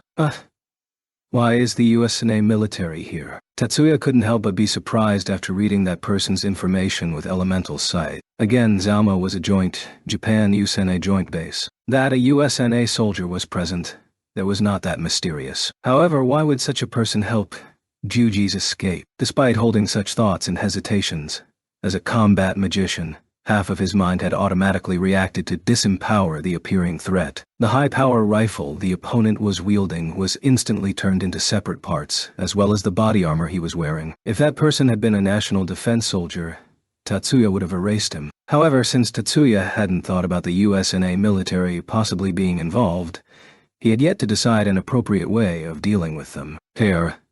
Erasing him would be bad, Tatsuya concluded, so after disarming the soldier, he was currently in the middle of an illegal operation. Giving the USNA a pretext to accuse Japan of abducting their soldiers would be troublesome. Tatsuya shot at the soldier who was standing there, petrified, as he had yet to understand how exactly he had been disarmed. Once that was done, Tatsuya used his regrowth to restore his body armor and rifle to their original state. This whole process had the sole purpose of making out which magic was used against the target next to impossible to discern. Then, once again, he went after G. The ambulance that Guji had boarded had already driven off. Tatsuya expanded his view to search for Guji's location.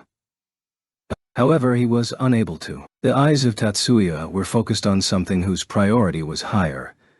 Something that he couldn't ignore. Fumiya and Ayako were fighting hard. He ran in the building at full speed. Fumiya's reaction to the soldiers who landed on the rooftop was immediate. The magic that allowed one to inflict damage to the mind and the soul. Direct pain deprived the soldiers' hands of their strength and made them drop their weapons. Still, one couldn't say that his reaction to the grenades that had been thrown from their back had been enough. Ayako immediately erected a physical barrier, one that would correctly interact with the fragments released by the explosion. However, the grenades that had been shot were not exploding ones, but smoke grenades. The rapidly expanding smoke made it even harder to see than it already was. Fumiya was able to unleash magic without relying on his eyes, but he was still a long way from reaching Tatsuya's level. Fumiya's direct pain was a magic that targeted the mind and the soul.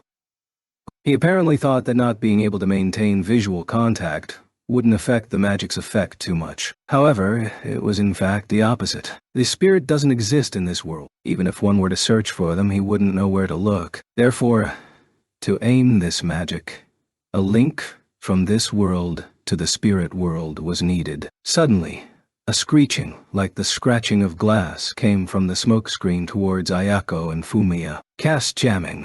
No, not exactly. But this is... Ayako was the one to answer Fumiya's doubt. Still, there was no trace of relief on her face at knowing that this wasn't cast jamming. She anxiously searched for the noise's source. Fumiya, on the other hand, concluded that as long as this wasn't the noise of Scion obstructing magic execution, finding out its source could be postponed. At the moment, their priority was to push back this mysterious enemy. With the cat on his right hand, he had planned on using an activation sequence to blow away the smoke screen with an airflow. However, his CAD wasn't functioning properly. His activation sequence was filled with noise. The CAD he had tried to use was a generalized portable terminal type CAD, and he was as used to this one as the knuckle duster's specialized CAD he used before. Someone of Fumiya's level couldn't make such a mistake. Piercing through the smoke screen, high-power bullets struck against the barrier one after the other. Yami-chan, increase the amount of science injected into your CAD. While shouting this to Fumiya,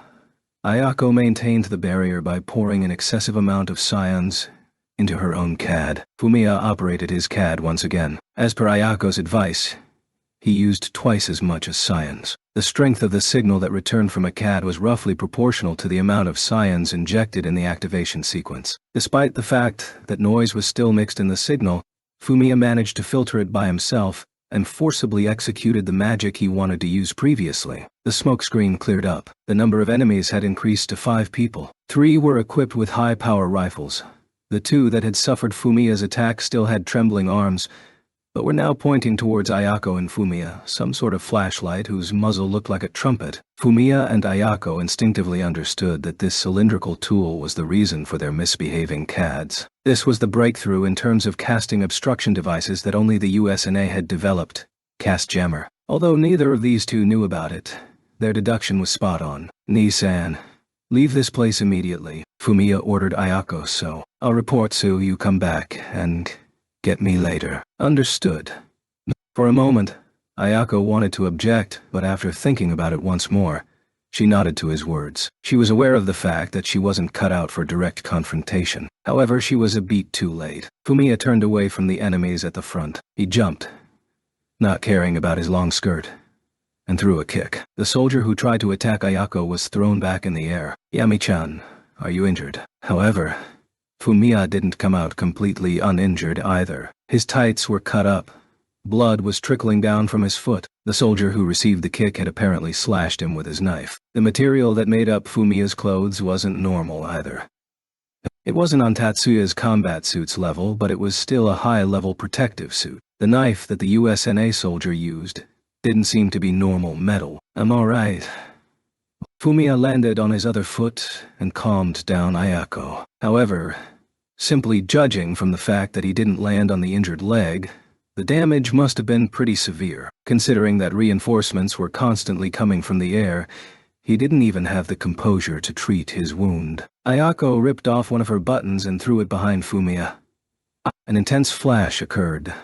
The movement of the soldier who was about to attack Fumiya was instantly stopped. With Fumiya's magic, the soldier fainted. In the meantime, bullets had constantly been fired at the two. Ayako had been unable to leave the place. In order to protect Fumiya from the barrage of bullets from high-powered rifles, she had to maintain her barrier. If there hadn't been obstruction from the cast jammer, she could have easily used the interval between gunshots to escape with mock teleportation. Fumiya, too, was badly affected by this, and normally he'd have been able to silence all of them at once. But right now, he had no choice but to use direct pain on a single target at a time. Neither of these two had the composure to wonder about the strangeness of their enemies. The enemy purposely only replaced the knocked-out members with soldiers. If more numbers were sent at once, the battle would turn into an even bigger uphill struggle. Neither Ayako nor Fumiya had noticed this. Fumiya, in particular, had his hands full with holding his own against reinforced soldiers. Ayako couldn't escape either,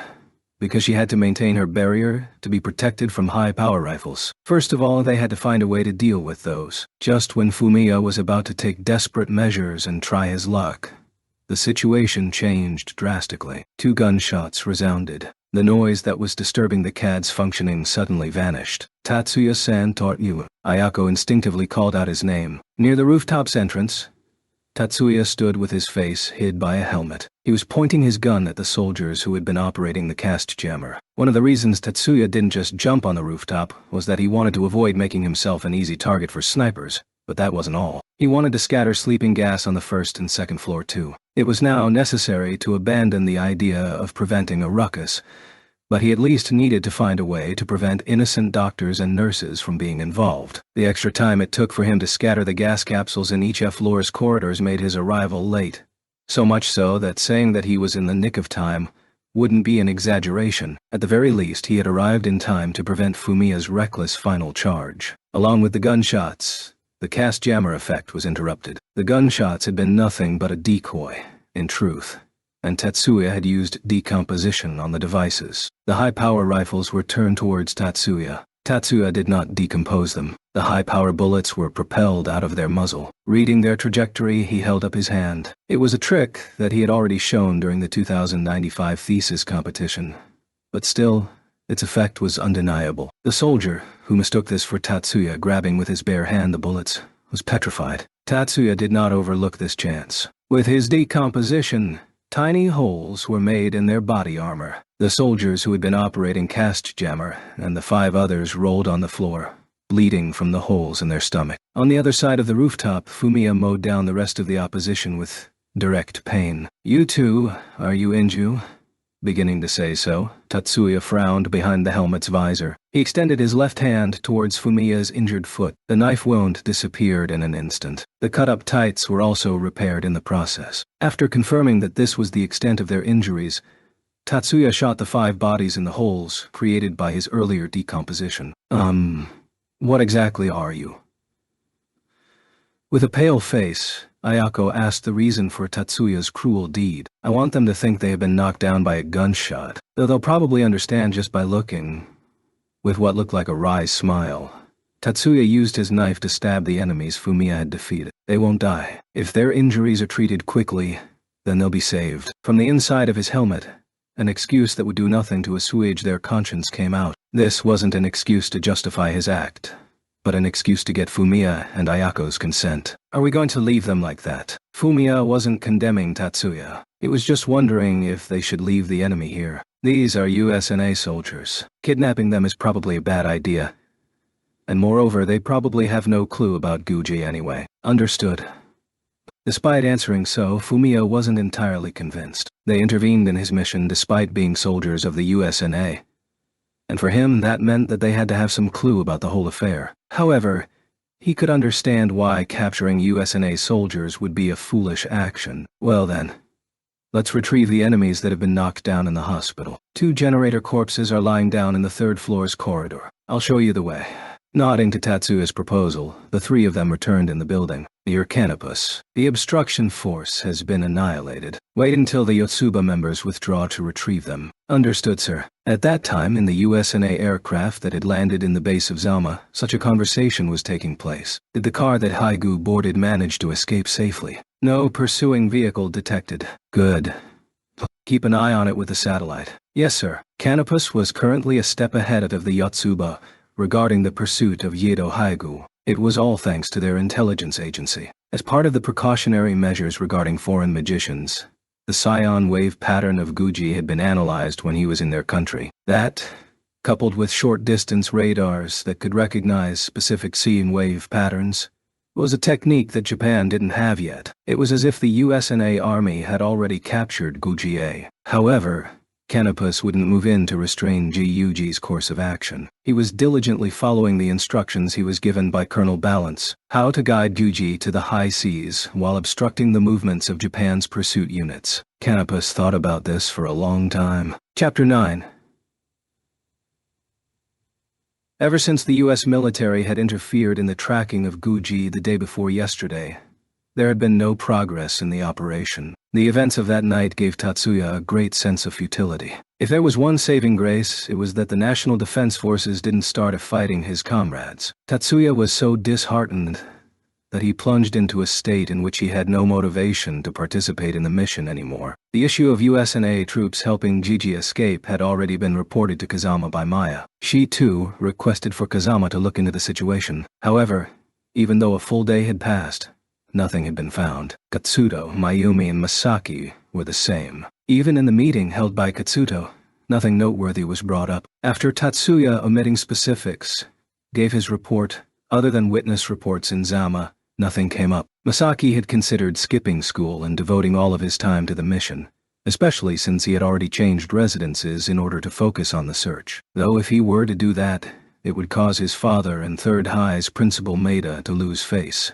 Hence his frustration. Since losing focus in the middle of an experiment could cause injury, he held his anxiety in and kept his cool during the lesson. But sitting at the computer terminal, he found himself unable to concentrate. Realizing his current state, he stood up to grab a bite to eat. The day before yesterday, Masaki had been invited by Hanuka to sit at the table with Miyuki. To him, it was an unexpectedly fun time. As though Miyuki had anticipated it, she didn't show signs of being intimate with Tatsuya. Instead, she had spent more time talking to Masaki, seemingly worried. But today, he didn't want to show his defeated face to the girl he liked. Thinking so, as soon as lessons ended, he stood up and left for the canteen alone. Ijukun. But before he could leave the classroom, A girl's voice rang out behind him. The two girls standing there were neither Hanuka nor Miyuki. Please accept this. Faster than Masaki could reply, a small box with a ribbon was pushed to the front of his chest, reflexively accepting it.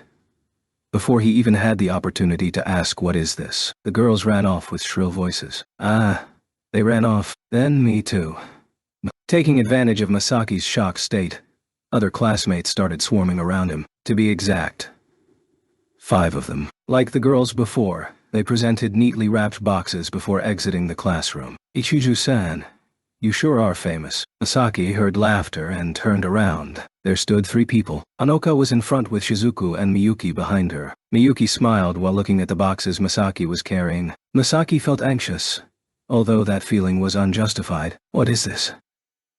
Still in a confused state, Masaki directed a shocked face toward Shizuku. His expression was unusually easy to read. Today is Valentine's Day. Masaki went rigid. Slowly, he looked down at his hands. There were 7 boxes in his hands. Even if he tried to conceal them, he couldn't. Although hiding them now would have no meaning, Masaki hadn't realized the date and was upset. At this rate, it's likely to increase. With a casual word, Miyuki severely beat down Masaki. He placed the boxes in a carrier bag he received from one of his new male classmates, even though he hadn't asked for one, and nobody said a word about it, and placed it beside his desk. Though his original intention was to eat alone, he followed Hanuka to the cafeteria. At this point, Masaki finally noticed the atmosphere in the school. As the anti-magician's sentiments had cast a shadow over the students' hearts, compared to previous years, it was lacking in liveliness. Even then, it was certain that there was a sense of anxiety and anticipation.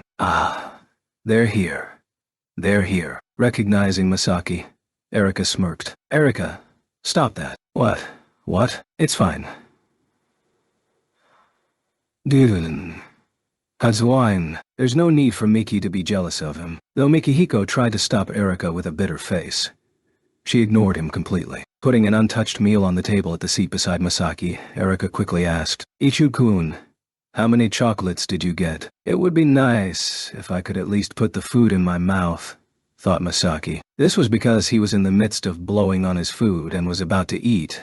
His food was hot. Chiba-san, what are you saying all of a sudden? Today, when I say chocolates, I'm obviously referring to Valentine's chocolate, right? As Erika's rebuttal was truly only describing her question, Masaki was unable to reply. So, how many? I bet on more than single digits. Bet.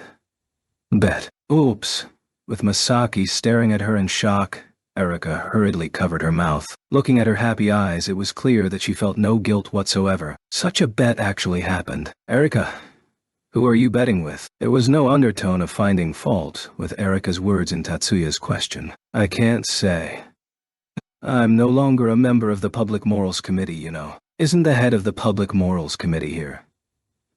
With Erika pointing towards him, Mikihiko, with his left elbow on the table, rubbed his brow and let out a large sigh. Tatsuya, Erika, that is within the jurisdiction of an autonomous committee member. Is that so? But still, it's a secret, Erika said as she stuck out her tongue, and once again turned to face Masaki. Then, how many were there? The amount doesn't matter. Masaki's tone was considerably brusque, probably because he came to understand there was no need to hold back towards Erika. Anyhow, Masaki had no intention to continue discussing the topic, even if Miyuki thought nothing about it. For Masaki to receive chocolates, the discomfort of him remembering his past fickleness was enough. And 7. It was 7, but Masaki's hopes of keeping it secret were instantly dashed. Hanoka and Shizuku both spoke out the number at the same time. 7, huh? It's still high noon. By the time you return home, it will, without a doubt, reach double digits. Though Masaki wanted to switch the topic as soon as possible, it wasn't just Erika who was really getting into the topic. 7. You only just transferred schools.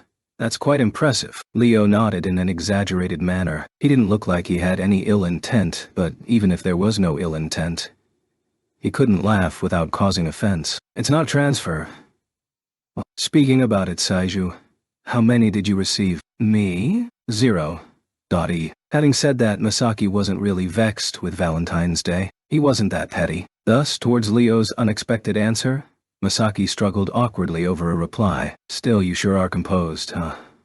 Leo. That's because I have club activities. Ha. I'm guessing he's implying he'll get some at his club. Seeing Tatsuya and Leo converse in such a manner, Masaki felt relieved. What are you being so proud about? Anyhow, they're obligatory chocolates, says the lonely girl who has no one to pass obligatory chocolates to. Unfortunately, it's not that I don't have such people, but that I don't have the intention to do so. Even if you say that, the end result is still the same. Aren't you the one being too hopeful on receiving anything? Referring to club activities. With Leo and Erika arguing, Masaki became flustered yet again. Both of you. Stop it. A tired Mihiko interjected. At that time, Masaki shared the same equivocal sentiments. After lessons were over, Tatsuya headed towards the school entrance. The hunt for Guji was still on, so he was still in the student council. Although it was a search, Tatsuya himself had not done much information gathering. Rather, Tatsuya's job was handling the clues that they had been illegally provided via the perception magic users' analysis results and their cooperative relationship with the intelligence agency. Starting with Yoshimi. If they had no information about GUG's whereabouts, all they could do was wait. Since the day the American military had interfered, they had not been able to obtain any valuable clues. They were well aware that as time passed, it would become more difficult to capture the target.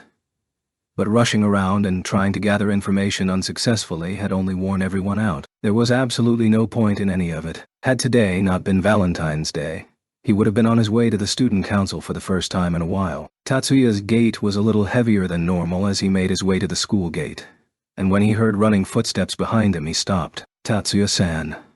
Tot boy. Onoka had called out to him at almost the exact same moment that Tatsuya turned around to look at her. Standing behind Hanaka was Shizuku. Tatsuya was relieved to see that Hanaka had someone with her. Maybe it was mean to Hanaka, but he didn't feel like being alone with her today. If it's not too much trouble, can I have a moment of your time? Onoka sounded a little nervous, but she had an unwavering determination in her eyes. Should we go somewhere else? Tatsuya in response, rather than nodding his head. No, that's fine. Right here is okay. Hanaka then, from an antique bag, a type called a school bag from 100 years ago, produced a flat box that had been wrapped up neatly. Please, take this. They were standing on the single road leading from the school building to the front gate. Tatsuya and the other two weren't the only students passing by. Now, a few of the other passing students had slowed down to see what was going on as they walked past. It was not that Hanaka had been so nervous that she didn't notice the circumstances. Rather, it was the opposite. She had displayed her determination in front of all the other students watching them. Thanks. Tatsuya had not refused Hanaka. But are you sure about this, though? You know, I'm engaged to Miyuki. Tatsuya's response might have been even more cruel than a rejection. It's fine, but Onoka was not discouraged in the slightest. I know how it is. That aside, I would be very happy if you would accept these. I see. Then, I will take them. Having been spoken to in such a manner, even Tatsuya had nothing more to say. See you tomorrow. Wait a sec. Shizuku had called out to Tatsuya, who still had Hanaka's box of chocolates in his hand as he was turning to leave. Use this, said Shizuku as she handed a stylish bag to Tatsuya. It was a black and white patterned imitation leather bag, shaped similarly to a tote bag, but with an airtight fastener on the opening that made it completely waterproof. Tatsuya hadn't brought his bag with him today, so he had no place to put the chocolates away. So he was very grateful for Shizuku's offer. Sorry. I'll be sure to give it back. As Tatsuya took Shizuku's bag, his brow furrowed slightly because the bag was a little heavier than he expected it to be. When he went to put the wrapped chocolates in the already opened bag, he realized there was yet another box already inside the bag. It's for you. Tatsuya raised his head at the sound of that perfectly timed voice. It's just a little present. Nothing special. Shizuku with a mischievous smile. Oh, and don't worry about returning the bag. She immediately turned around to hide her blushing face. A thin smile spread across Tatsuya's face. The tension between him and Annika had been eased by this light-hearted atmosphere. If it had ended there, it would have been a picture-perfect image of youth. Okay, me too. But due to a surprise interloper, the curtain could not be drawn on that scene. Amy.nip. Ignoring Hanuka's irritated tone as she called out her name, Aimi ran right up to Tatsuya. Here's a present from me too. The item he was happily handed was a tiny box that fit perfectly in the palm of his hand. Since Tatsuya had taken Shizuku's present, he had no excuse for not accepting this one too. Amy, what about Tamatsuka-kun? Hanoka demanded an answer from Amy. I was gonna go give it to him after this. Amy showed not even the slightest hint of timidness or embarrassment. You looked like you were about to head home, Shiba-kun. I figured that today was the only day I could give you a present like this. Tatsuya was totally indifferent to this. Then, I shall, as well. Subaru stepped out from the shadows of the nearby trees as she said this. What she handed Tatsuya was not a box, but rather a small parcel. I think you already understand. But this is just a present. Of course I understand. With a forced smile, Tatsuya accepted the parcel. Hanoka looked like she just didn't even feel like protesting at this point. Tatsuya thought that it was surely over now. But Shiba-senpai. This time it was a first-year student that called out to him. It was the new girl that had been paired with Minami during the Girls' Shield Down event of the 9 schools competition. She was accompanied by her fellow classmates, and Tatsuya's bag, which he received from Shizuku, was now so full of chocolates that it could not possibly hold anything more. After his meeting with Katsudo and the others, Tatsuya headed back home once again. And when he arrived, he was greeted by Miyuki sitting with both hands on her knees in the entranceway of the house. Welcome home, Anu-sama. Miyuki. What's going on? Miyuki was sitting, wearing a long one-piece dress with a frilled apron on top of it in a manner that looked not unlike the way a Japanese wife would wait for her husband to arrive home. Tatsuya felt there was no mistaking that she was sitting that way to block his path. Is there something wrong? No. Nothing's wrong. Miyuki did not move. So Tatsuya was left standing in the shoe-hanging area of the entranceway. By the way, Ani-sama, it seems like you've brought some luggage home with you. If you don't mind, I'll put it away for you. As you can see, I have no luggage. Why are you doing that? Miyuki lowered her eyes and hid from Tatsuya's gaze. Well, when you came home from school, it looked like you had luggage with you and I was simply asking. Having heard her explanation, Tatsuya finally realized the source of Miyuki's irritation. I didn't get anything from Saigusa-senpai. She just loves to play pranks. The word Tatsuya had said, pranks called to mind Mayumi's prank from last year. Those extremely bitter chocolates. But he didn't want to derail the conversation. She's the eldest daughter of the Saigusa family, so she doesn't understand how her actions affect others. In response to Tatsuya's flatly spoken statement, Miyuki took a small breath. You've never given Ichiju a gift on Valentine's Day, right, Miyuki? Miyuki had never given her classmates or upperclassmen gifts on Valentine's Day. She didn't like all the fuss involved. But that wasn't the reason why she didn't give any gift chocolates to Masaki. The real reason was that she knew that if she gave Masaki chocolates as a gift today, she couldn't just pass it off as a gift. Tatsuya's words called that to mind, and Miyuki understood what Tatsuya was trying to say. When Hanuka gave me chocolates, I clearly reminded her that we are engaged. She still wanted to, so I didn't say no. Miyuki suddenly raised her head, looking wide-eyed and confused. That's... Anu-sama... That's a little pitiful, right? Miyuki looked down again. It was the same position she was in before, but now the atmosphere was different. Her cute, pouty mood was gone now. A heavily strained atmosphere now formed between Miyuki and Tatsuya... I know you might feel that I'm pitiful right now, thinking about Hanuka. Maybe it would have been better to clearly refuse, but... Miyuki stood up without raising her face. Onani-sama, you haven't eaten yet, right? I will go and prepare something now.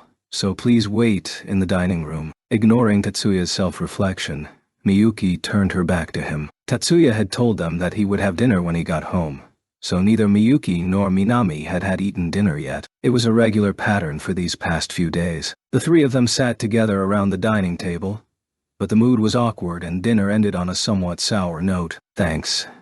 It was delicious. She should have refrigerated it first, thought Tatsuya as they all stood up from the table. He collected his dishes and started to head for the kitchen. Sorry, Ani-sama. Can we sit together for just a little while longer? Miyuki stopped him with those words. With a nod, Tatsuya returned to his seat. Miyuki and Minami exchanged a look.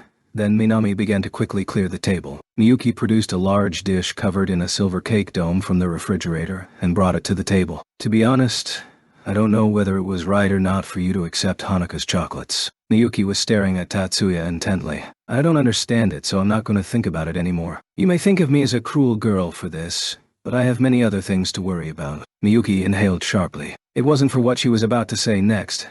It was to calm herself down. If you are going to concern yourself with Onui-sama, I ask that you do it in moderation. I really don't want to have to do something unnecessary. With that, Miyuki lifted the cake dome. A powerful bitter scent wafted over the table, teasing Tatsuya's nose. It was a simple bitter chocolate whole cake with no fruits or cream on it. But, despite its simplicity, the surface of the cylindrical cake was so perfectly smooth and shiny that there was no way it was made by an amateur. Since I went to all the trouble of making it, I was hoping you would try it on Nisama. Will you accept this Valentine's chocolate from me? Minami placed a plate with a knife and fork on it in front of Tatsuya. Tatsuya was a little hesitant to take a piece, but he took the knife and made a cut in the cake. He cut out a 1/6 piece for himself, and then placed his fork on his own plate. You know, I was actually looking forward to this too, said Tatsuya, as he returned Miyuki's gaze with a smile. I'll go make some coffee. Miyuki stood up daintily and went to the kitchen. Having turned her back to Tatsuya to face the hand-mill coffee maker, Miyuki's cheeks were bright red, and her lips trembling uncontrollably. Chapter 10.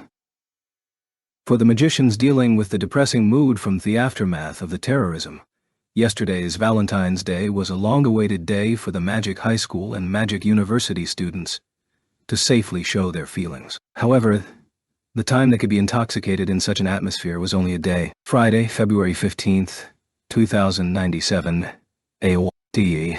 What all magicians, high school students, university students, civilians at large, and people related to magic feared, finally come to a head. No. Perhaps it should be said that it had come to start. At 11 a.m.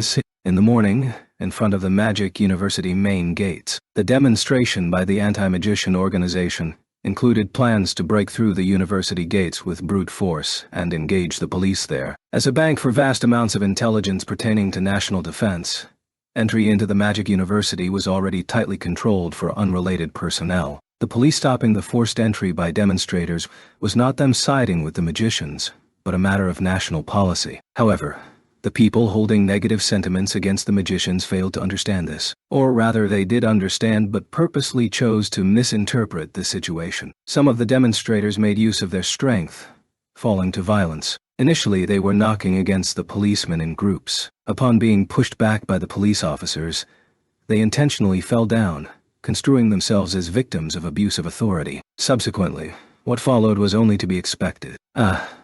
Those guys. So they finally started. Looking at the news displayed on the large screen in the canteen, Leo said this helplessly. They're too much, honestly. It's unclear if it was accidental or planned, but after pulling out those overexcited protesters waving the demonstration cards around, even the other protesters started throwing stones at the police officers. Makiko frowned upon seeing this. The road leading up to the Magic University gates didn't actually have stones. The stones were picked up by demonstrators from the weed-proofing sheet by the tree, then thrown.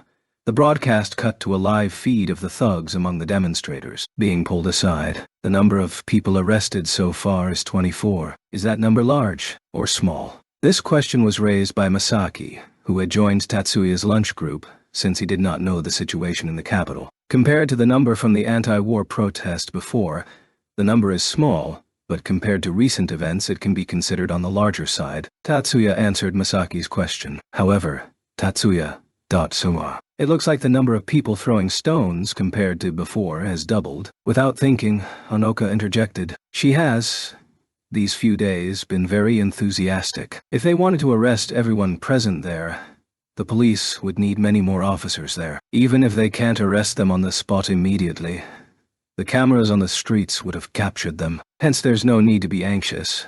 Arrests can be made after the fact as well. Having relatives who were police officers, as well as having lots of fellow disciples affiliated with the police, Erika followed up on Tatsuya's comment. Erika, is that your brother? Zealously watching the news, Leo queried Erika while staring at the screen. However, when everyone's eyes turned to the screen, the feed had already cut to the reporter. Those should be counted as civil law crimes too. Plus it's a case related to magicians. I'm afraid he was probably called here to deal with the thugs. Actually, having discovered Toshikazu even earlier than Leo, Erika replied indifferently. Although not really out of consideration for the brother and sister's poor relationship, Mikihiko changed the subject. Exactly how many people here participated in the protest? Neither the police nor the media has released the numbers. As Mizuki said, the government not releasing the number of protesters was already something to be expected for a long time. As for the media, they could have analyzed the pictures taken from above in the air to roughly approximate numbers, but perhaps out of consideration for the police, they did not do a report on the total numbers. As for the organizers' published numbers, nobody would believe them. From the pictures on television, it's probably about 200 people, plus minus. So, in total, about 300, 400. It might be more than 500 people. In reply to Tatsuya's estimates, Masaki inferred the scale of the protests before sighing. People have the freedom to think for themselves, but despite that, for the side being viewed as enemies, it's really disheartening to see this. I feel the same. Responding to Masaki's complaints, Miyuki concurred. In the next second, Erika angrily shouted, "What? Id?" On the television feed, lawyers were criticizing the actions of the police in making the arrests. What's with this is encroaching on the freedom of speech. Freedoms of assembly and association must be respected as well. That's a failed attempt at illegal entry and obstruction of performing of public service. Although I agree with what Erika said, the number of people giving the same excuses as those lawyers is probably substantial. Nobody refuted Mikihiko's ominous prediction. "Inagaki-kun, are you all right?" Toshikazu asked with an expression that did not show much concern. "I'm fine," Inagaki replied with a dishonest attitude. In actuality, the news broadcasted yesterday at noon had been purposely cut and edited to become that video. In the video feed, police officers were suppressing the thugs who were using the demonstration cards as weapons. However, in the midst of that, in order to prevent onlookers from entering the driveway, the police had set up a human wall, but were instead beaten up by some thug wielding a blunt instrument. Perhaps they were trying to rescue their companions who were arrested. That thug was caught by one of the alert plainclothes police officers mixed in with the crowd of onlookers. It just so happened to be Inagaki. Because Inagaki had used magic while capturing the thug, the man was still in a state where he could not be questioned. Hence his ties to the group of protesters was still unclear till now, although it couldn't be concluded that they were definitely connected. The assailant with the hidden weapon could have been related to the anti-magic protests, but no one reported as such, yet it could also be seen as not letting the thugs be seen as connected to the protests by viewers. Such intentions were obvious. The police officer who was almost assaulted sustained no injuries because of Inagaki. Inagaki, who protected him, however, though luckily not suffering any fractures, had pretty serious bruises left on his hands. Most importantly, however, injuries of this degree were very common in the Chiba dojo. Moreover, Inagaki was also one who was able to become the next head's left and right hand man through his ability. He was only forced to receive the blow with his hands in order to protect the police officer as well as the onlookers around from being hit by the blunt weapon. Yet he was able to cleverly dodge in such a way as to prevent heavy injuries. From Toshikazu's perspective, there was some obvious swelling in another spot. Inagaki-kun, was your head hit too?" Toshikazu, surprised, asked Inagaki, who was holding his forehead while frowning. The parts hit by the thug should have only been the wrists. For someone with Inagaki's level of skill, it was impossible to be hit when catching someone by surprise. "No, while listening to the police inspector's story, my head started to hurt. It seems like you once again need to properly relearn to be respectful to people with a different rank." After that short spurt of verbal abuse, Toshikazu said, "If you are feeling unwell, it's fine to go home," while leaving his side. Lately, Toshikazu had seen Inagaki perform that gesture of grasping his head many times. This time he tried to distract him from it with a joke, but Toshikazu truly felt worried for Inagaki. That night, there was a fairly intense conversation about the incident on the news with both people in favor of and against magicians. That was not to say that there was a specific program where both pro-magicians and anti-magicians debated each other. On various channels, fairly heated debates started happening. Carrying on the tradition of using channels in the analog broadcasting time period, the famous Congressman Kanda harshly criticized the way the police handled the situation. The demonstrators did go a bit too far, however. It is clear that the police went too far by haphazardly arresting people. The police officers were equipped with both helmets and shields, and were perfectly prepared to defend themselves. Not a single police officer got hurt in the confrontation with the demonstrators. To be fair, One of the police officers in plain clothing received a beating. However, that police officer who did not have anything get broken and only got bruises retaliated against normal citizens by using magic to attack. That was clearly excessive when taking into account the power of a magician's attack. I think that police officers should be even more cautious when using magic than when using guns. I am against the use of magic in all situations. I plan to propose a bill to the Parliament to increase restrictions on the use of magic and the punishment for it. I want magicians to first ask for the approval of a superior before being allowed to use magic. During the broadcast of the Cable and the Internet Culture Communication Television Network, CalNet, Congressman Ueno, who advocated for the rights of magicians, calmly answered the cast's questions who wanted to remove the rights of magicians. Since the beginning, the magic universities have been severely restricting outsiders from freely coming and going. They deal with a lot of research for the country and important requests for national defense. They did not respond harshly to the anti-magic doctrine demonstrators. The demonstrators did not only swing around metal placards as weapons, but they also threw stones. In that situation, it was likely that not only the students from the magic university would have gotten hurt, the people passing by as well could have gotten hurt. The police cannot evade the claims of negligence when they left the insurgents from the anti-magic doctrine alone previously. Currently, there are already strict rules on the use of magic. In this incident, the detectives complied completely with those rules while arresting the perpetrators. On top of that, they had to bind the legs and feet of those people because they interfered with their duty of protecting the safety of citizens. If they had not done that, I think that the citizens could have gotten hurt. It has been scientifically proven that completely overpowering people by way of magic is safer than by using gas or a stun gun. It would be a loss for society if the public were to see magic techniques as the enemy. It is merely superstitious. Koichi had an expression that looked like a teacher who was grading the exam of an average student while watching the broadcast together with Mayumi. Only Congressman Ueno seems composed. I wondered if he would bring up any more extreme claims. While being forced to watch the broadcast together, Mayumi responded with a murmur without trying to hide her displeasure. Do you think that Ueno-sensei's argument is bad? Koichi turned an amused look to his eldest daughter, Mayumi, through his lightly tinted glasses. Congressman Kanda is a clown, however. It seems like it's become more common for the audience to take such exaggerated speakers more seriously. It is the mark of a childish and idiotic know-it-all to decide things from an emotional speech, but the general public conveniently stops thinking and joins in on the surge of emotions. It is a shrewd method, but I think that person can easily deal with the situation. I also think that Ueno-sensei is playing the crowd in a rather lackluster way. He is expected to cool things down, not rile people up. Both parties should try to calm the situation. Mayumi frowned after hearing the words of her father, who normally did not say anything bad about people. What should we do now, father? First, we observe. It was unexpected of CalNet to be on our side, however. Let's see if they call out that actress this time. That actress. Could it be you are talking about Sawamura Maki-san? Mayumi hadn't heard that her father knew who was backing that performer. Speaking of that prominent actress, it had not occurred to her that Sawamura Maki had visited this house last year in April. Yes, I know about her. I don't really know a lot about her. So why see if they call out Sawamura Maki-san? She is the daughter of the Culture Communication Network's chairman. Ah, so it is like that. Mayumi responded in a relatively sweet tone to the revelation of her father. After having watched the same broadcast with the politicians' performances, Takuma called up Maki. Oh, Takuma, is something the matter?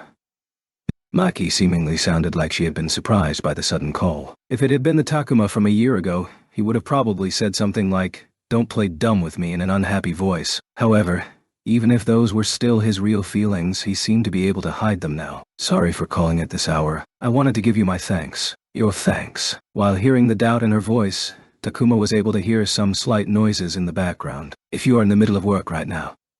I'm in between photoshoots, so I don't mind. So, what is it? Even though Maki was laughing, Takuma did not want to trouble her, so he kept it short. Congressman Ueno is on your cable network. The host also seemed quite favorable to magicians. Was that your doing?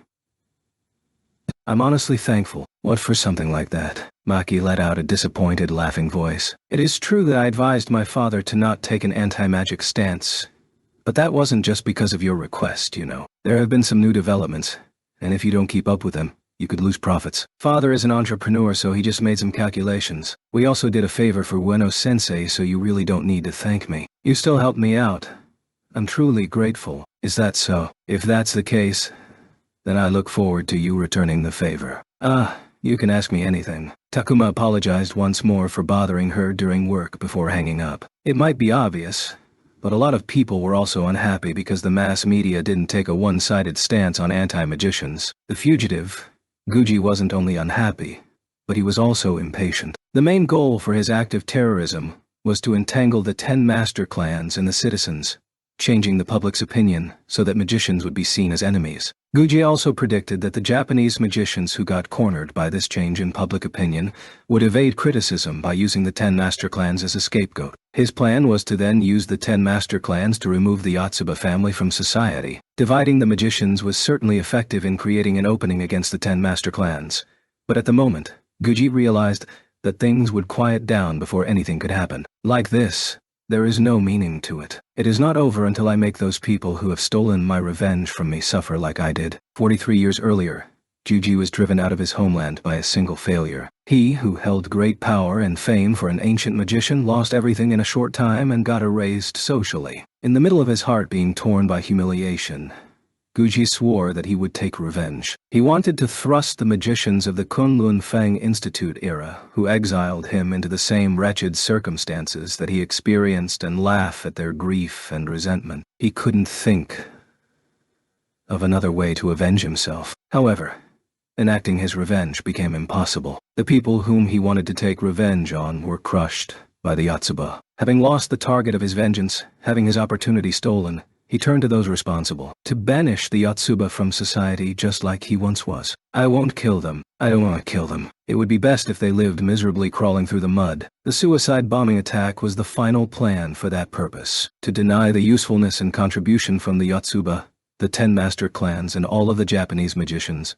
To steal their status, their honor and pride from that place. After he could witness that pitiful sight, he would only want to find a quiet place to die. However, if that plan failed, he wouldn't concoct another plan. He did not plan to rot while he was bringing his revenge to fruition. At any rate, he needed to get out of this country at once. He did not have the time to slowly plan for his next attack. Guji was aware that he only had a small amount of time left. The reason why Guji could continue to escape was thanks to the many connections that Zhou Gongjian, who lived all over the place, had prepared. Not being able to quickly use Livskjalf was a serious wound, however.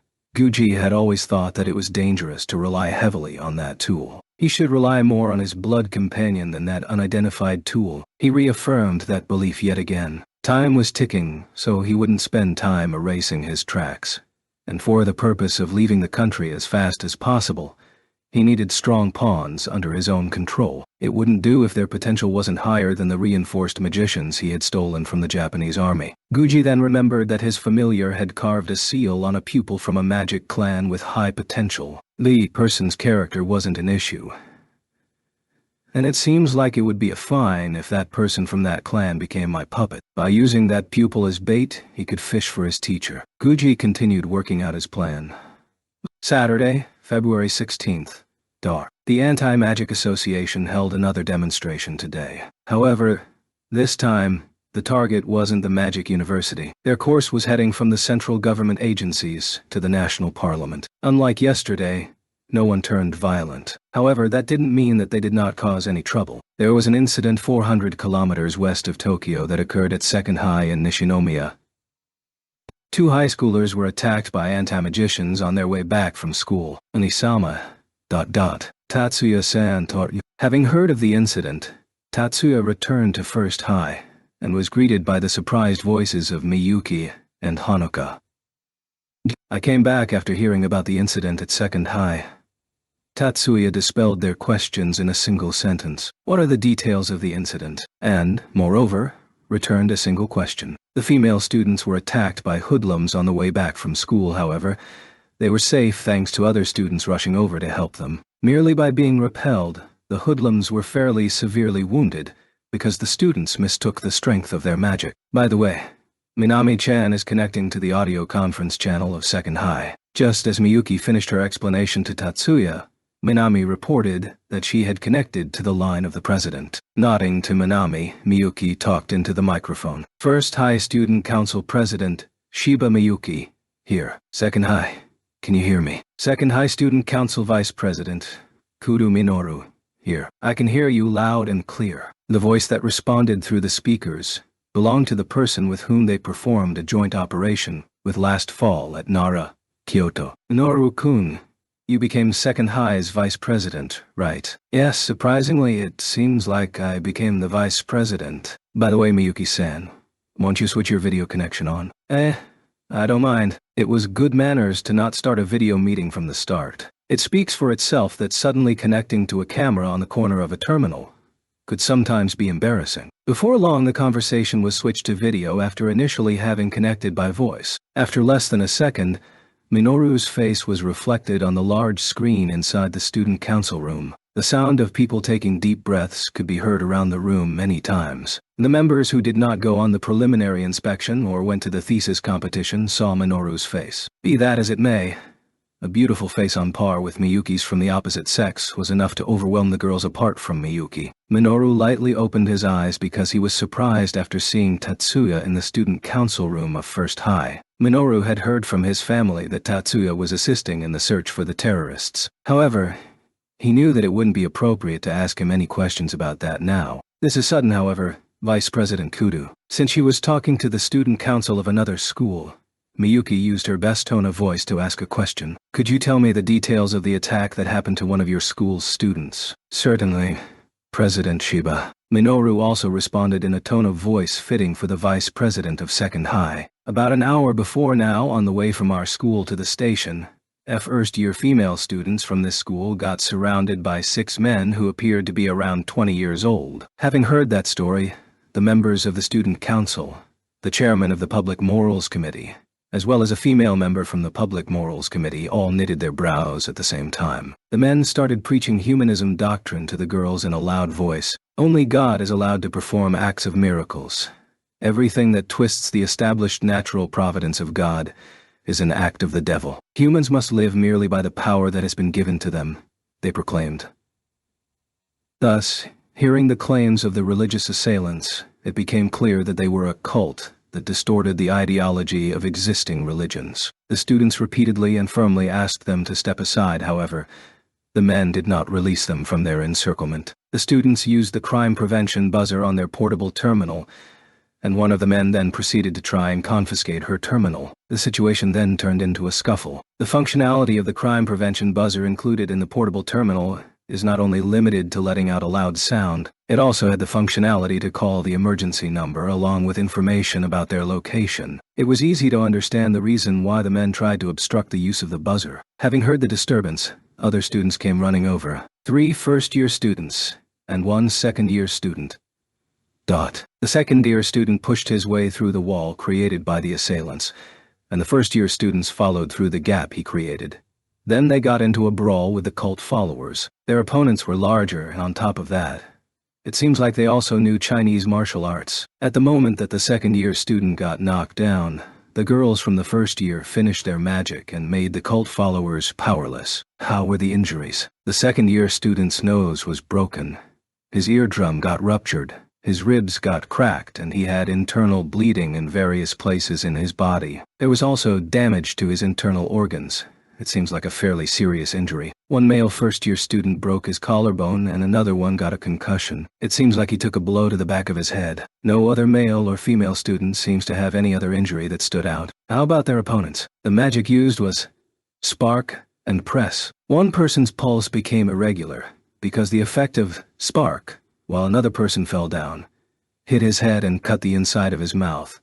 So it seems like he also broke a tooth. The rest got some bruises and scratches from being pushed down by presses. I heard that the side of the criminals bore serious injuries, however, but isn't the second-year student the one with more serious injuries? Minoru showed a slightly bitter smile because of Miyuki's remark. He regained his composure, and the bitterness disappeared from his smile. The irregular pulse right after having received the magic attack seemed quite severe. Even though I know that some people's blood pressures easily become irregular, The degree of the damage caused by the electrical attack was unknown before. Investigating, I think that turned into the story of HAE, severe injury. The reaction of the first high students was separated in those who felt relief and those who let out a bitter smile. Incidentally, Miyuki was in the group who felt relief and Tatsuya in the group that let out a bitter smile. If that is the case, it does not seem like the first-year students went too far in their self-defense, right? Now, the president and one of the vice presidents are going to the police together with a teacher. I can't confirm if they know if they will return, but it probably shouldn't be a problem, right? Is that so? Well then, could you please inform me of the result when the president comes back? Just sending an email is enough. Understood. I will inform you by email. Please do, Vice President Kudo. Yes, certainly. Well, and President Chiba. No, Miyuki-san. I'll be taking my leave. Yes. Farewell, Minoru-kun. Cutting of the television meeting switch. Miyuki turned her head towards Tatsuya. Anani-sama. It is as you heard. Like Minoru-kun said, it seems like using magic for self-defense is still a delicate subject. Even if it's not deemed to be a crime this time, the problem of whether it's appropriate or not still remains, right? There is no clear standard yet for the degree of magic use that is allowed for varying degrees of danger. Worst-case scenario, the use of magic could be altogether forbidden by a judge. Chiba-senpai. Isn't that too unreasonable? If such a ruling were to happen, wouldn't that mean that in the end, magicians don't even have the right to defend themselves? Izumi rebutted after Tatsuya's pessimistic prediction. It would be fine to use methods of self-defense not involving magic. However, when Shizuku presented her hypothesis, Izumi was not able to make a new objection. Having heard the answers of Minoru, the regular meeting came to a close. After returning home, Tatsuya sat down at the dining table. Seeing how much damage was done to both sides, well, they realized it was a legitimate case of self-defense. Yes, it's not clear yet. I feel like Anue-sama's prediction from earlier really hit the mark. Tatsuya and Miyuki both had the same worry. Finding the right criteria to set limits on magician could lead to a judge outright forbidding the use of magic for self-defense, purely based on his ideological standpoint. I think it would require some time to request clearly written rules about using magic as self-defense through the Magic Association, assuming that it would be granted. With regards to existing laws, removing the cases where the use of magic was allowed for the duties of government officials and civilians who acted as agents for official business, it was actually fairly ambiguous. If there was a situation where there was an urgent need for the public good, the interpretation of the wording becomes quite broad. That is, historically, when magicians have been used as a tool by the government had freely used magic to preserve public order and quell disasters, and thus the regulations were fairly equivocal. However, this time, it would become clear if it was insufficient to protect a single magician. If magicians hadn't become a tool for the country, chaos could have very well taken hold by this juncture. It is not certain that first high students won't be targeted. Minami. Yes, Tatsuya-sama. Minami, who stood in the kitchen, entered the dining room after Tatsuya called out to her. Minami, when I'm not close to Miyuki, try to do as many things together with her, if possible. Try to not leave her side even more than you have been before. Yes. From now on, try not to receive any magical attacks and don't use any magic that would injure your opponents. Also avoid reflection. However, Tatsuya-sama, even isolation reflects the strength of an attack to the original caster. Using it together with deceleration with my amount of magic power will lower the duration of my shield remarkably. Alongside Minami's objection, Miyuki came to help. Anui-sama ... What if I take charge of deceleration? However, Tatsuya's reaction was not positive. No. In that situation, your magic power would erode Minami's shield. You would also be splitting your concentration between the control of my seal. In that situation, small adjustments would be difficult, right? That is, I don't deny that Miyuki responded disappointedly. Anyways, being the next head of the Yotsuba family, it would be bad if you used magic on civilians. Leave everything to Minami. Watching Miyuki nod, Tatsuya returned his gaze to Minami. If a situation occurs where it seems that Miyuki will be attacked, wherever you are, I will come dashing over as fast as I can. Therefore, just try and hold out until I get there. Understood. I will leave it to you, Tatsuya-sama. Honestly speaking, The difficulty of Tatsuya's request was fairly high. However, above maid work, the protection of Miyuki was more important. Minami nodded resolutely to Tatsuya. Despite it finally being Sunday, I had to meet that annoying guy in the morning, thought Erika as she returned from her long run. Just then, her older brother, Toshikazu, was going out, and she met him by the gate. It did not seem like Toshikazu was going out to play. He was in his work clothes, a coat and a suit. However, Erika did not think this was suspicious. It was not an exaggeration to say that the work of a detective didn't stop on a Sunday, or, at least, the detectives affiliated with the Chiba family all felt that way. Without saying anything or looking at him, she tried to sneak past him. Erika.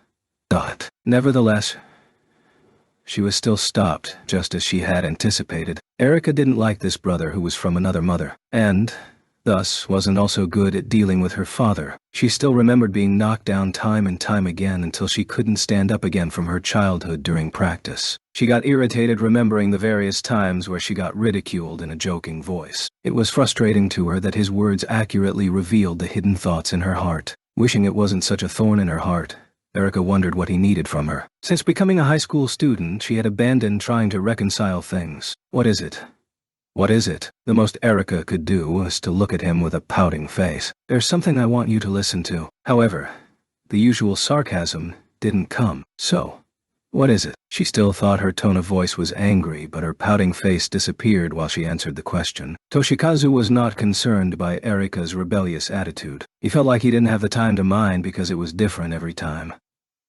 You haven't seen Inagaki. Inagaki-san. Because of the unexpected question, Erika unintentionally thought about it seriously. I haven't seen him lately. What time frame are you looking for? From yesterday to now. Yesterday. Erika frowned because she didn't understand Toshikazu's intention. Is there a reason to worry about a healthy adult who hasn't shown up for a day? Toshikazu averted his gaze after Erika turned to him with a strange look, sensing his discomfort. After that guy took the day off yesterday, I haven't been able to contact him. Having sensed the need for an excuse, he explained uncomfortably while turning away. Inagaki lives alone. Right. Couldn't he have suddenly fallen ill? He also isn't at home. Where on earth could he be loitering around? You even went over to his house. Toshikazu turned his back to Erika's quip. Anyways, if you see Inagaki, contact me as soon as possible, and also inform my colleagues. Colleagues, that is to say, the students of the Chiba Dojo. Toshikazu quickly left Erika behind as she mumbled, well, that fine, but... After a little while, Erika had taken a shower and finished eating dinner.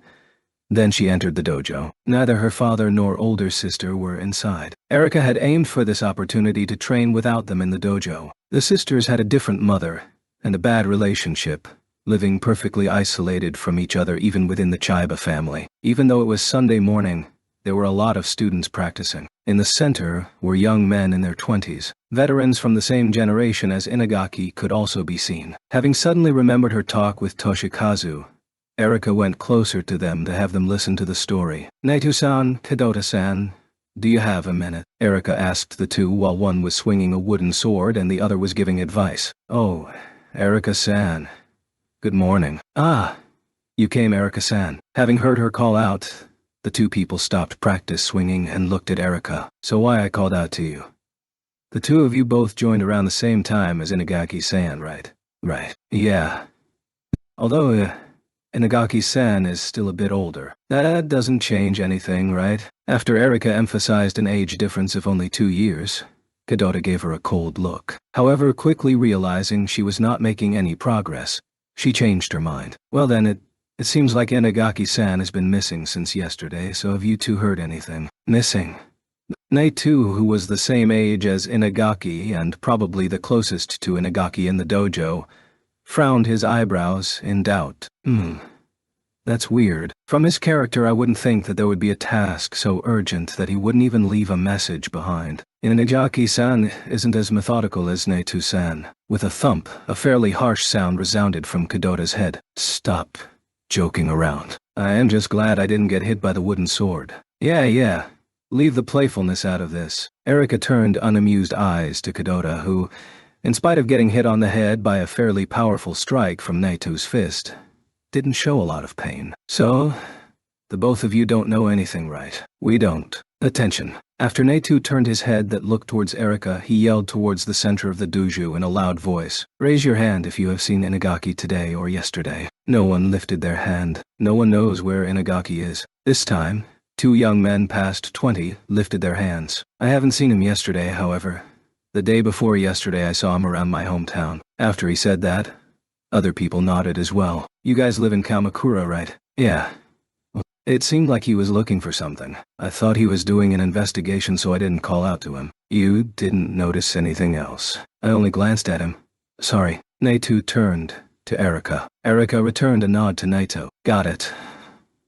Resume practice. Removing his gaze from the students who resumed practice and simultaneously yelled out, yes. Naito turned his body back towards Erika. It is, as you have heard. My apologies that we weren't of much use. You don't need to apologize to me. Originally, it was brother's task. Naito, please confer the contents of this conversation to my brother. Saying that, Erika left Naito and Kadota. Knowing very well that Erika had trouble dealing with her brother, Toshikazu, Naito agreed with a smile. Having been contacted by Naito, Toshikazu got into his undercover patrol car without even entering the temporary investigation headquarters. He called out Kamakura and flashed his lights, while at the same time his feeling of regret slowly rose. The house of the ancient magician who explained corpse control magic that they went to together was in Kamakura. Just before that, Toshikazu received a warning from Fujibayashi. The ancient magician was a person under surveillance of the Magic Association. It was rumored that he was friends with former magicians from Dahan. There were signs as well. After hearing that magician's story, Inagaki had unnaturally held his head many times. I fear that the magician doll maker used an Aomi Kazukyo technique. It was probably a type of mind control magic. Why did I fail to notice the symptoms that Fujibayashi had told me about in Inagaki? Toshikazu tried to resist the impulse to verbally abuse himself by biting hard on his teeth, but some sound still escaped from his mouth. Toshikazu stopped his undercover patrol car 1 block from the e-doll maker magician's residence and erased his presence before going to the front of the building. It was not to the degree of Onoharuka, the counselor of First High with the nickname Phantom, however.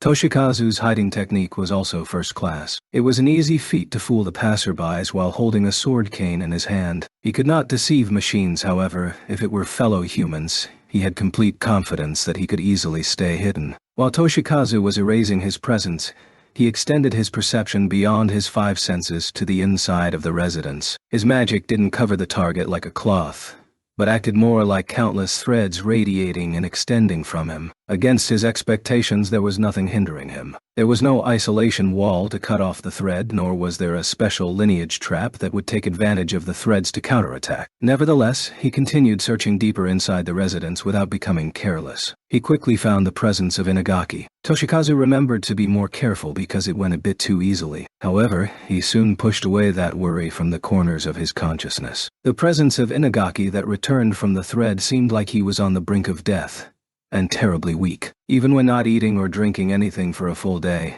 he seemed to have weakened way too much. It seemed like it would be a race against time. There was no time to be worried. Toshikazu instantly abandoned regular procedures. Even if he was mistaken, he would just write his letter of resignation. Becoming serious, Toshikazu decided to enter the residence. To start with, he peacefully rang the intercom. He couldn't simply meekly open the door, but he was thinking of a pretext to break the lock. Toshikazu was getting riled up to do that, however. Ow. The police officer from a few days ago. I opened it with my key. Come in. Suddenly hearing that reply, he prepared to dodge any questions. Even though his sense of foreboding was increasing, he told himself, nothing ventured, nothing gained, and turned the doorknob. The door wasn't locked. Toshikazu walked into the entry hall and the hall got illuminated automatically. Nowadays, a gimmick like that wasn't that unusual because most houses didn't have windows anymore. Furthermore, it was now the 2nd time that he came here. Toshikazu put on shoes that were also in the house's style and went further down the corridor. There was an old man wearing a costume with a long stand-up collar waiting for him inside the corridor. From his appearance, you would guess his age to be between 50 years old and 60 years old. His hair was pure white. However, his skin was dark with many wrinkles and cracks. However, he did not seem to have any liver spots. From the color of his skin and his looks, it seemed like he originally came from the peninsula of Indochina, thought Toshikazu. In any case, he didn't look like he was Ami Kazukiyo. Omi-sensei is out right now, however, he said, to let any police agent straight through, said the older person in Japanese while lowering his head. Toshikazu felt like the older person had an English accent. Excuse me, who are you? Toshikazu was aware of the fact that he asked the question in a fervent manner. I am called Gwen, an old friend of Aomi-sensei. As expected, thought Toshikazu, he seems to be from Vietnam, provided that it was not a fake name. An acquaintance of yours is here. Are you talking about Inagaki? Even though he lost his fervor, he did not let his guard down. Toshikazu continued questioning the old man who called himself Wayan while warning himself to not let loose his wariness. Inagaki-san. You. Oh, right. Aomi-sensei told me about him. The old man answered Toshikazu while having his back turned to him and leading the way. The old man opened the door to the room. The figure of Inagaki laying down came flying into Toshikazu's vision. On top of the bed, weakly, painfully breathing, Inagaki. Toshikazu dashed into the room. Instantly realizing that this put the old man behind him, he stopped. The old man didn't seem to notice the unnatural behavior of Toshikazu and continued walking towards the side of the bed where Inagaki was sleeping. Toshikazu made sure he could see both the old man and Inagaki before walking closer. What is the meaning of this? Toshikazu asked another question while suppressing the anger in his voice and looking down upon the face of the old man. Your friend has received a curse. A curse. My apologies. Someone is stealing his life force by using a curse technique. Curse technique, you say? Toshikazu was bewildered. However, that was not that surprising. Toshikazu thought Inagaki had received a magic attack from a doll maker, but it seems like in this situation the doll maker was giving medical treatment to Inagaki. Aomi-sensei found your friend collapsed and brought him to this residence to perform emergency treatment and alleviate the effects of the curse. Due to that, he couldn't contact you. The telephone line has also become an avenue of attack for curses. For the time being, he had a feeling that the old man's words made sense. However, that was not proof that he spoke the truth. Toshikazu did not hear any inconsistencies, but it was hard to take a hostile attitude here and be rough to him. Toshikazu thought about returning to his car so he could call for reinforcements. However, he wasn't able to do that. Police inspector.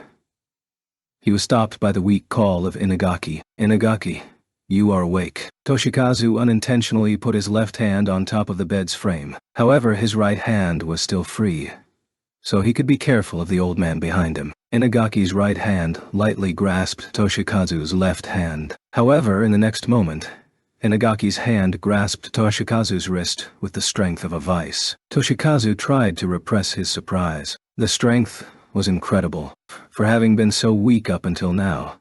When it looked like he could be mistaken for a deceased person, he was able to put out this amount of strength. Inagaki's left hand jumped out from under the futon. In that hand was something that looked like a syringe. Toshikazu used his right hand to defend against Inagaki's left hand reflexively. Right after that, Toshikazu felt a shock on his back with the strength of a stun gun. Not having the strength to turn around, his consciousness fell into the darkness. The magicians spearheaded by the 10 master clans deployed their full strength to find the ringleader of the act of terror in Hakone, and the police were also investigating the whereabouts of the terrorists. However, it had already been 2 weeks since the terror incident, and the date had changed to February 18th. Yet they still had not been able to find the whereabouts of Guji. They hadn't been able to find new clues from the dead bodies of the generators obtained in Zama. While the feeling of getting stuck in a stalemate in the investigation started to float around, Tatsuya started to investigate the location of Guji once again.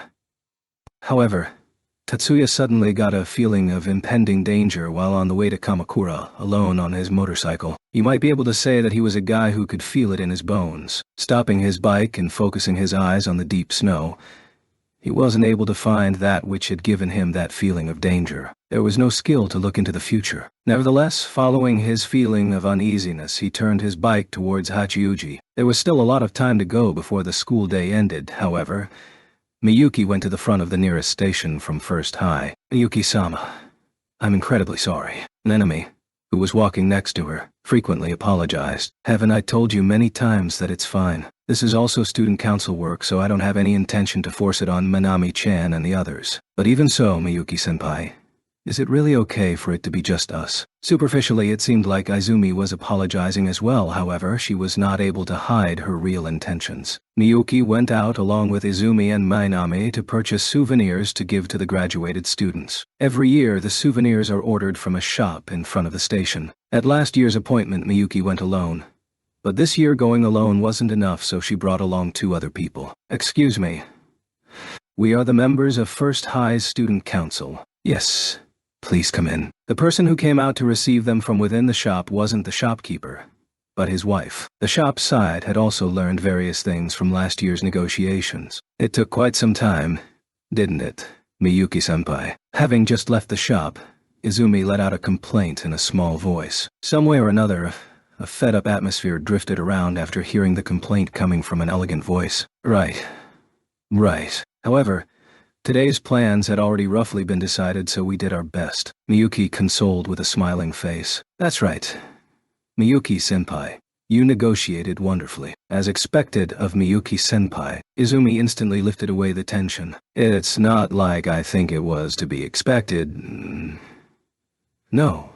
Being able to settle that conversation that fast was all thanks to Miyuki's strength. Turning her back on her integrity by having just earlier said that it took quite some time and then saying to Miyuki that she did it that fast was Izumi's default. Of course, attached was the intention to maximize the time she spent with Miyuki. Still, it's wonderful to be that modest. Up until now, it had mainly been one person that praised Miyuki. Miyuki was experienced in ignoring Izumi's excitement with a smile. Leaving that aside, the school day would come to an end before long. Girls generally walked around with various small makeup items, so it wasn't like they left school empty-handed.